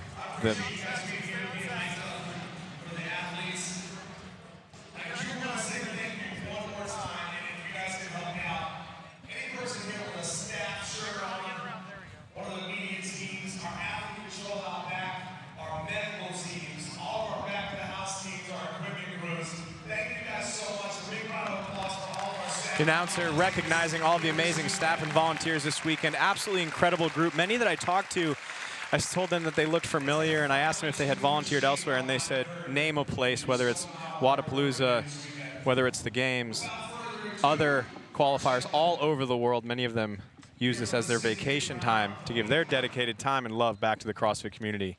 We could not do it without the amazing volunteers and staff that make this possible for all these athletes.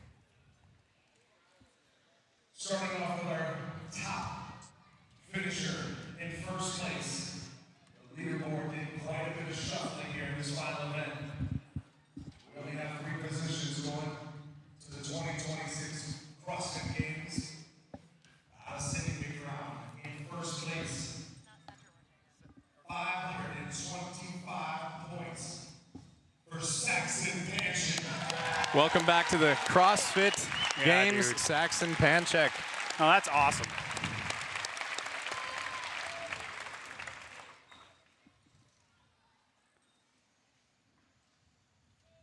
In second place, only 12 points out of first. 513 points going to Ty Jenkins. And Ty didn't know that he was second place. If you saw this, his elated face, I think he thought he was third place for sure. Return to the CrossFit Games for Ty Jenkins. In third place, get your guys. Tied in points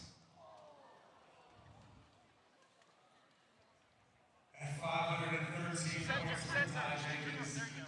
Our final position, Austin Hatfield. Yep.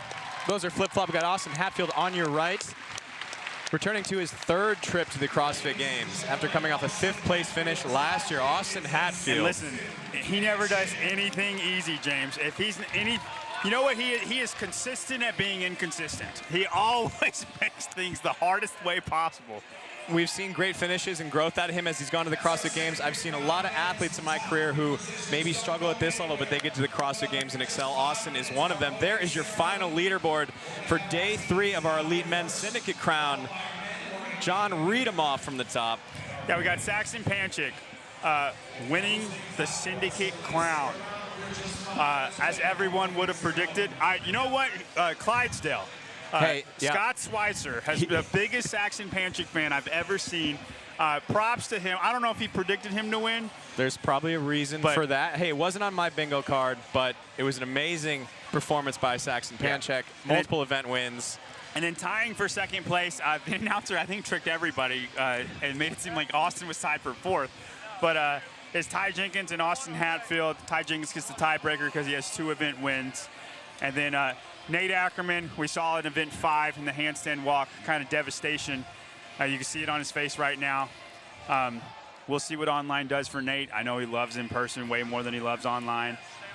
Nate Ackermann is a name that we need to know for the future. And we thought that last year. Last year he had heartbreak. This year he has heartbreak. You know who I'm thinking of who had heartbreak? Brent Fikowski should have been to the games 2 years before he went. The first year he got there, he was 4th place in the whole entire world. We've seen multiple athletes in the CrossFit Games history go through this, and no athlete, especially in Nate's position, wants to hear, hey, man, you're going to get there. No, just be patient, because that is the last thing you want to hear right now. But the truth is, Nate Ackermann is not going anywhere. Amazing performance this weekend, ultra-talented athlete, and unlike me, very young. You guys look about the same age, but I think that is that it for us at the Syndicate Crown? We're gonna stay on for podium, guys. We're gonna stay on for them to do the podium and do pictures and stuff. Man, James, I'm gonna have to come down from a high from that. I might have to psych myself up with another gorilla mine. I'm still, yeah, absolutely. I'm still rattled after the trip advisory workout, not to mention perfect square 4x 49 toes bar, 7 overhead squats. Races to the finish the entire time. We saw some really fast times. Colten Mertens with the event win there. 1:49 for him. And then there is your first place Syndicate Crown King, Saxon Panchik, after taking a year off, going back to the CrossFit Games. Yeah, and I mean, took a job at World Fitness Project, I think, and then came out of it. Is that okay to say? I don't know if it's like taboo to say there. It's not. It is something that happened in life. Yeah. It would be for them. But hey, great job. Logan Brown, one of the competitors this weekend, coming up to the booth to say thank you and give fist bumps all around. But I'm glad Saxon came back to individual at CrossFit and showed up and showed out. I'm really, really, really happy for him. I hope that the Panchik family knows I'm not against them. I might have been at one time, but I've learned my lesson. Okay? for this week. Until next week. I'm Team Panchik. Okay? Until next week, right? And really just a wild race overall this weekend. We saw athletes like Danielle Brandon slowly chisel her way out of a low starting spot all the way up into a 3rd place finish to punch her tickets out to San Jose for the 20th CrossFit Games. And if you don't have your tickets yet, seeing this stacked field of athletes, get over to games.crossfit.com. Buy your 1 or multiple day tickets to this year's 20th CrossFit Games. Rumor on the street, it's going to be epic. It's going to be wild. That's despite what John Young says about it. Do you know anything that we don't? He does. I don't know anything. There we have Allison Scuds. All right. First time Allison trip. Scuds. First time Games athlete. Allison Scuds. First time trip to the CrossFit Games on Team Camp Rhino. And if you guys didn't watch, I know a lot of people are sticking around for the podium. That last event for Team Camp Rhino beats everybody. Beats CrossFit Whip. Beats CrossFit Mayhem. We only know those 2 teams, it seems like. And they punched their ticket on an event win. It was a very, very, very cool thing to watch. A lot of kids out there. Saxon playing with his kids out there on the floor. Those two twin girls, man, what a handful that's got to be. I mean, twins make twins, man. Yeah. A little payback, I guess. Doesn't seem to be hurting his fitness by any means. No. He's not even tired. He's That's ready crazy. for a whole nother event. The legendary 3-kid scoop is Next level. That's why he actually, that's what he does too. That's why he does all that fitness. It's really just to pick up all the kids. Yeah. All right, guys, we are going to commentate the podium whenever the competition gets it ready. We got the staff working on that, working on the awards and handing. They get a whole Yeti bucket, it looks like, which is very cool. There's our 3 top female finishers: Danielle Brandon, Lydia Fish, and Haley Adams. Cool Chumming it up. Cool Kids Club. Yeah, the Cool Kids Club. Yeah. Qualifier club over there. Dang, Lydia, you think Lydia's saying, isn't it crazy, like, just how badly I dominated you guys this weekend? That's exactly what she's saying, John. 100%. That's insane, huh? You know, I'm sure that's exactly what she's saying. Lydia's humble until she wins. That's why they don't want her to win. No. It's like, hey. Dude, I don't know how you cannot like Lydia. That's probably like Jason qualifying. That's crazy. I'll beat you bad so bad. Jason would say that, though. One of our Camp Rhino athletes repping the Columbia flag, hanging out with his little one. Man, she's mesmerized. Ocho. You got it. Good job. What are the other 2, John? Trace and Vinton Nueve. Very good. All right, guys, we're announcing the podium now. Gonna start off with teams first.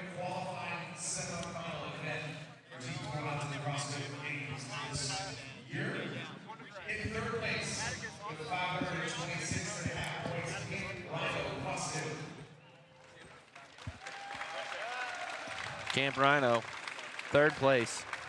And like I said, guys, you need to go back and watch that last event for Camp Rhino. Allison Scuds can call herself a games athlete. That's awesome. Good job. In second place with 561 points, CrossFit Whip. In CrossFit Whip, I don't think they are happy about 2nd place, but they did what they need to do. They need to punch their ticket to the games. They got that done. You know, they whipped up on Mayhem at Crash, and Mayhem caused mayhem here down at Syndicate. I think the games is going to be a great tiebreak between those 2 teams. With 570 points, CrossFit Mayhem. Then Mayhem with the best execution performance that this team has had. I mean, they've only been together for 2 competitions, but they performed so much better this time around than the first time at Crash. Wouldn't you They say, learned Tyler? their lesson. Yeah, I was waiting to see it from them. They finally strung it all together, figured out how to be a very cohesive team this weekend. But Whip making it back to the CrossFit Games. Apprehensive retired athlete. Yeah, it's going to be fun. The girls are going to Angelo. smile, and then DeChico and Sam are going to hold the hardest frowns. Yeah, DeChico knows what's coming. He's got to train for the games now. Reminds me of Rich Froning standing on the podium 2nd place. No smiles from their team that year, but Was that Wasatch that ended up taking them over, Mr. Hackenbrook? there we have it, our top 3 teams from the Syndicate Crown, CrossFit Mayhem, CrossFit Whip, and Camp Rhino to round it out. Molly McGrandy was all smiles. She wasn't getting the memo. She's like, screw you guys, we're going to the dude, games. it's her gym up there, man. She's the captain.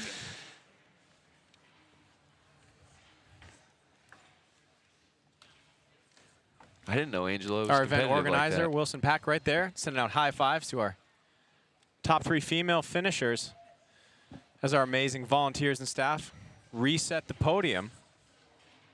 Haley needs to figure out what sponsor she wants to show off. Why don't you go tell her that, JY? Was it we got an Adidas or Red Bull? Which one? Give her your advice on sponsorship. I will. It's the new collab. She's the collab athlete, John. All right, next up is going to be our ship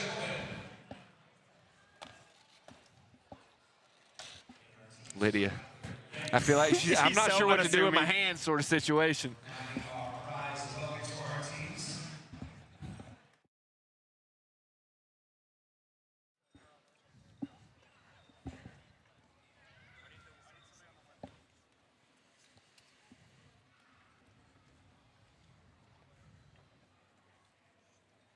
Are they going to make Nate Ackermann just sit through this? Yeah. Or is he choosing Hey, to? we're live. I know.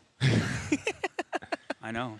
They had the camera on him. I think he's choosing to do that himself, John. I mean, I won't shy away from it. He did finish in the top 5. It's one of the most challenging parts of the weekend for athletes close to that spot. Is they're going to shuttle 5 athletes off to drug testing. So Austin Hatfield wasn't pretty. I have heard that he's dealing with a little bit of an elbow thing, and that encumbered his overhead squats, but did what he needed to do. Be excited to see his return to the CrossFit Games. Solid weekend here. The Syndicate Crown, 3rd place, Austin Hatfield. He was all smiles down there on the line. And then pretty boy Ty himself. That is what they call him. Ty Jenkins making his return to the CrossFit Games, 2nd place. The syndrome has entered the equation. Enter 2026 Syndicate Crown champion for the men's division, 525 points. From CrossFit Mentality, Saxon Panchik.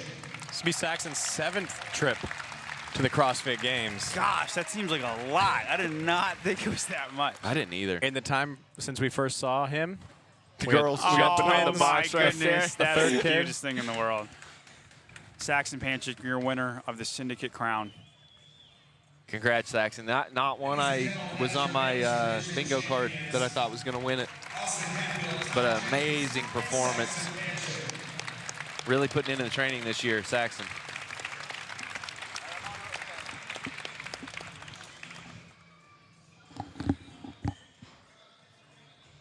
We're going to let the camera people get the pictures of The picture podium, opportunity. podium for the boys right now.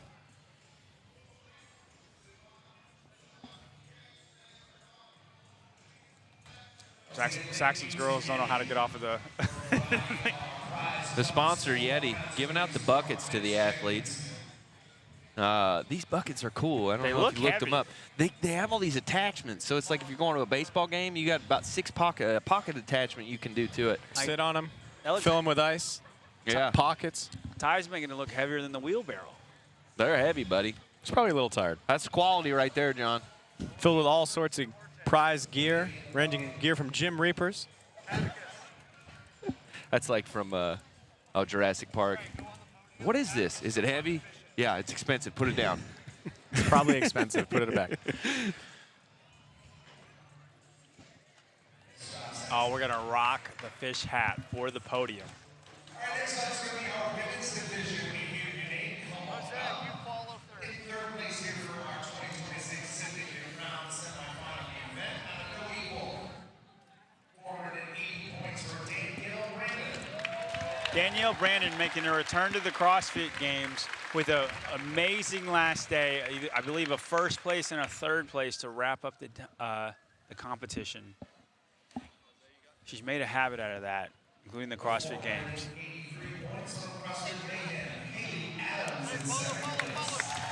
And Haley Adams, 2nd place, was pretty great all competition, made a great save in the overhead squats to punch her ticket to the games. And your female division champion here at the Syndicate Crown, 507 points for Chippewa Falls. The Lydia Fishheads. And she dominated the entire competition. We need to make a Just Keep Swimming shirt for Lydia Fish. Man, you talk about a or hot just situation. Keep winning, maybe? Just keep winning? Oh, that's good. Those fish hats are hotter than the surface of the sun when you wear them. They are. They are. They are. So hot. We wore them for about 40 seconds and we could not breathe. Get me out of here. And that is your women's podium for the Syndicate Crown. Awesome to see Lydia and Danielle Brandon come here after Legends and finally punch that ticket back to California.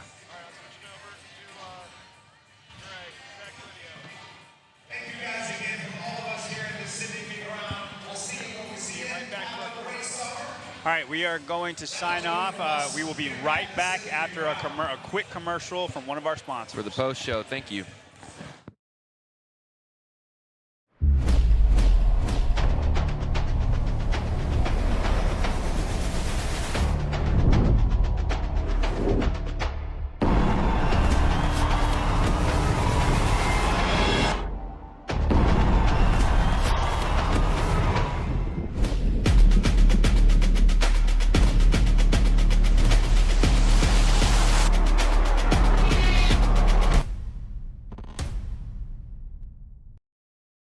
After all these years, we're still at it. Incredible. The cold, the wet, numbness and a hunger.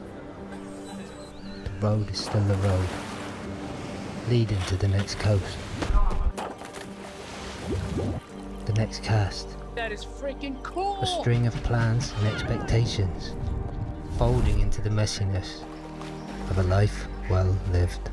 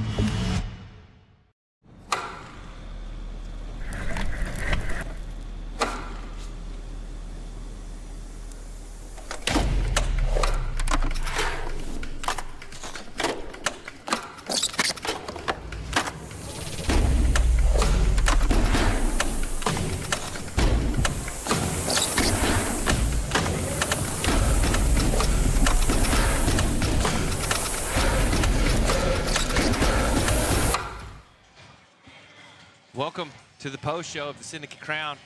What a great weekend we've had here thus far. Thus far. It's over. What a great weekend we've had.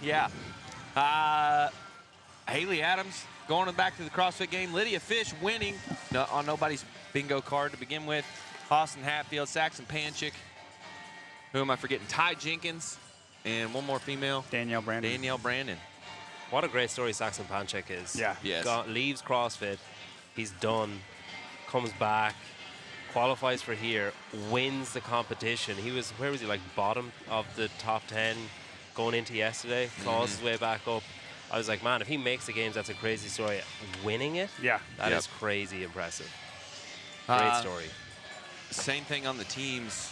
Dramatic finish, 11:24, sort of falling apart, but it was Camp Rhino. And even if 11:24 didn't fall apart, Camp Rhino still would have ended up making the games because they not only beat 11:24, but they had an event. They beat Whip and beat Mayhem. There were 6 people in between them and 11:24 if that meltdown never happened. So great for Alison Scuzz, though. I mean, she's been around years. Long Demo journey. team, regionals individually, semifinals individually, sanctionals individually, just missing out over and over and over again. Her first year of team, she gets to go. Lena Richter going back to team after having a kid. She's been on the podium like 5 times on team, I think, like with Oslo and then Peak. Janie Chevry walking across us now. She's teary-eyed. Yeah. Lost it in the last little bit, but she gave full effort, man. If you're going to lose, but you're going full bore, I it don't wasn't think her she fault. lost it. I don't think she lost it. I think Danielle Brandon won it. Yeah, that's a better way of saying it. I think it's frustrating as well. You have those moments with when you're relying on someone and you say that Mayhem are beaten and Whip are beating, and it's like, if they needed to win, would they have been beaten? You know, like there's so many variables in competition, and you're waiting like, all right, I need 5 people to come between me, and then you see Whip and Mayhem or Austin or whoever just kind of freewheeling towards the finish line because they know they're in, and just thinking like, wait a minute, I needed that. I needed you to help me here. Right. Yeah. It's really tough to take. I mean, you look at Nate Ackermann, he's inconsolable. His coach Dom is really upset. Like Janie there. For every moment like Alison Scuzz or Ty Jenkins or Saxon Panchik or Lydia Fish, you have the complete opposite on the other side.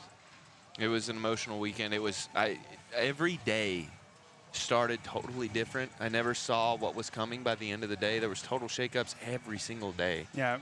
Complete volatility.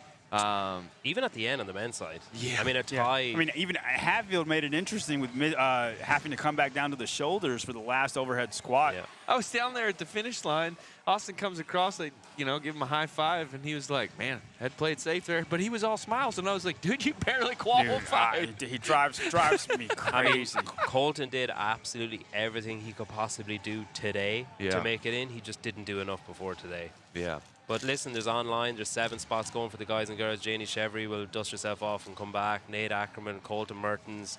I mean, those online semifinals, I don't like the fact that they exist. I don't like the fact that there's 7 spots, but that is going to be tough. Yeah. Tough, There's a lot of really good people that are going to strive for those online spots. Speaking to the heartbreak, Peter, when you say the other side of it, every monster we've ever had at the game or in our sport was built off a heartbreak. Like Rich Froning can't climb a rope. Katrin Davidsdottir on the legless rope climbs in 2014. Tia Toomey coming second place for 2 years in a row. Matt Fraser losing to Ben Smith in 2015, losing a 100-point lead. Every single crazy person we've had, or the greats, the GOATs of our sport, had heartbreak after heartbreak after heartbreak. Brent Fikowski 2 years in a row. And then when they come back, they're a monster. I mean, even removing it from the CrossFit realm and just looking at it at a human level, like if you get those moments of joy, they're worthless if you haven't had the hardship. Like it just, every comeback story needs a setback first. I mean, probably not the time to be saying that to the likes of Nate, but it is something they're going to have to come to themselves and just think like, all right, okay, I didn't make it this time. How sweet is it going to taste when I do? And it lights a fire for the whole year. No, and I get it's hard to go 2 years in a row, and that's what's happening. But you'll be better for it. That's what we're trying to say.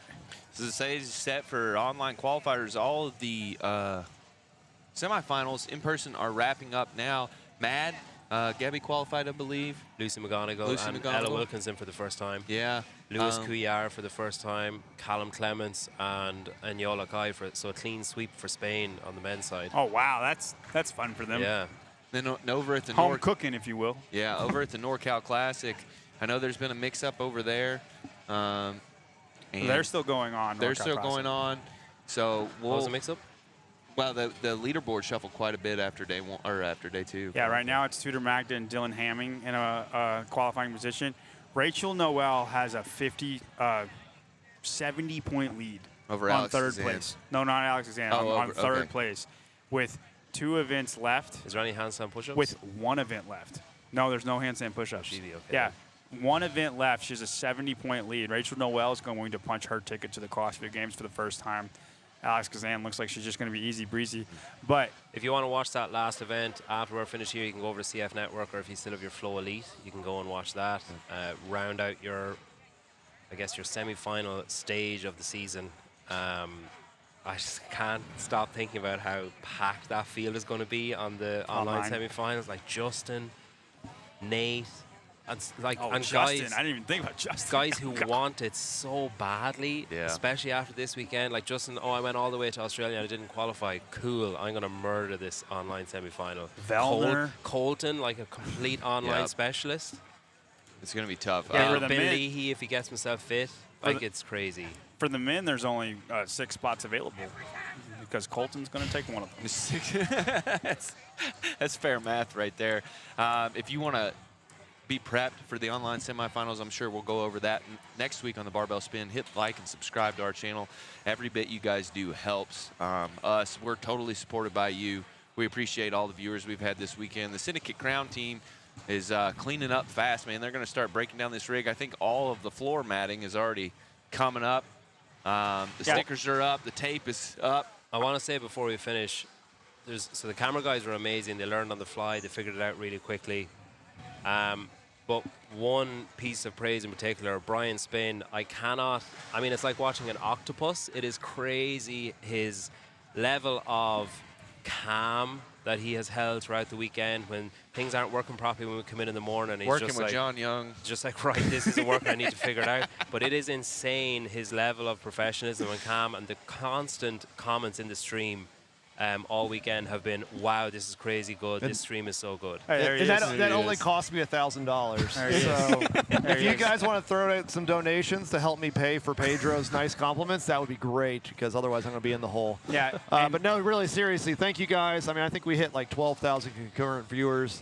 Never expected when I started this that would actually be doing doing a broadcast and actually having something like our team. I mean, from you got the guys you see, you didn't see all the camera guys. You did see my son, Meredith.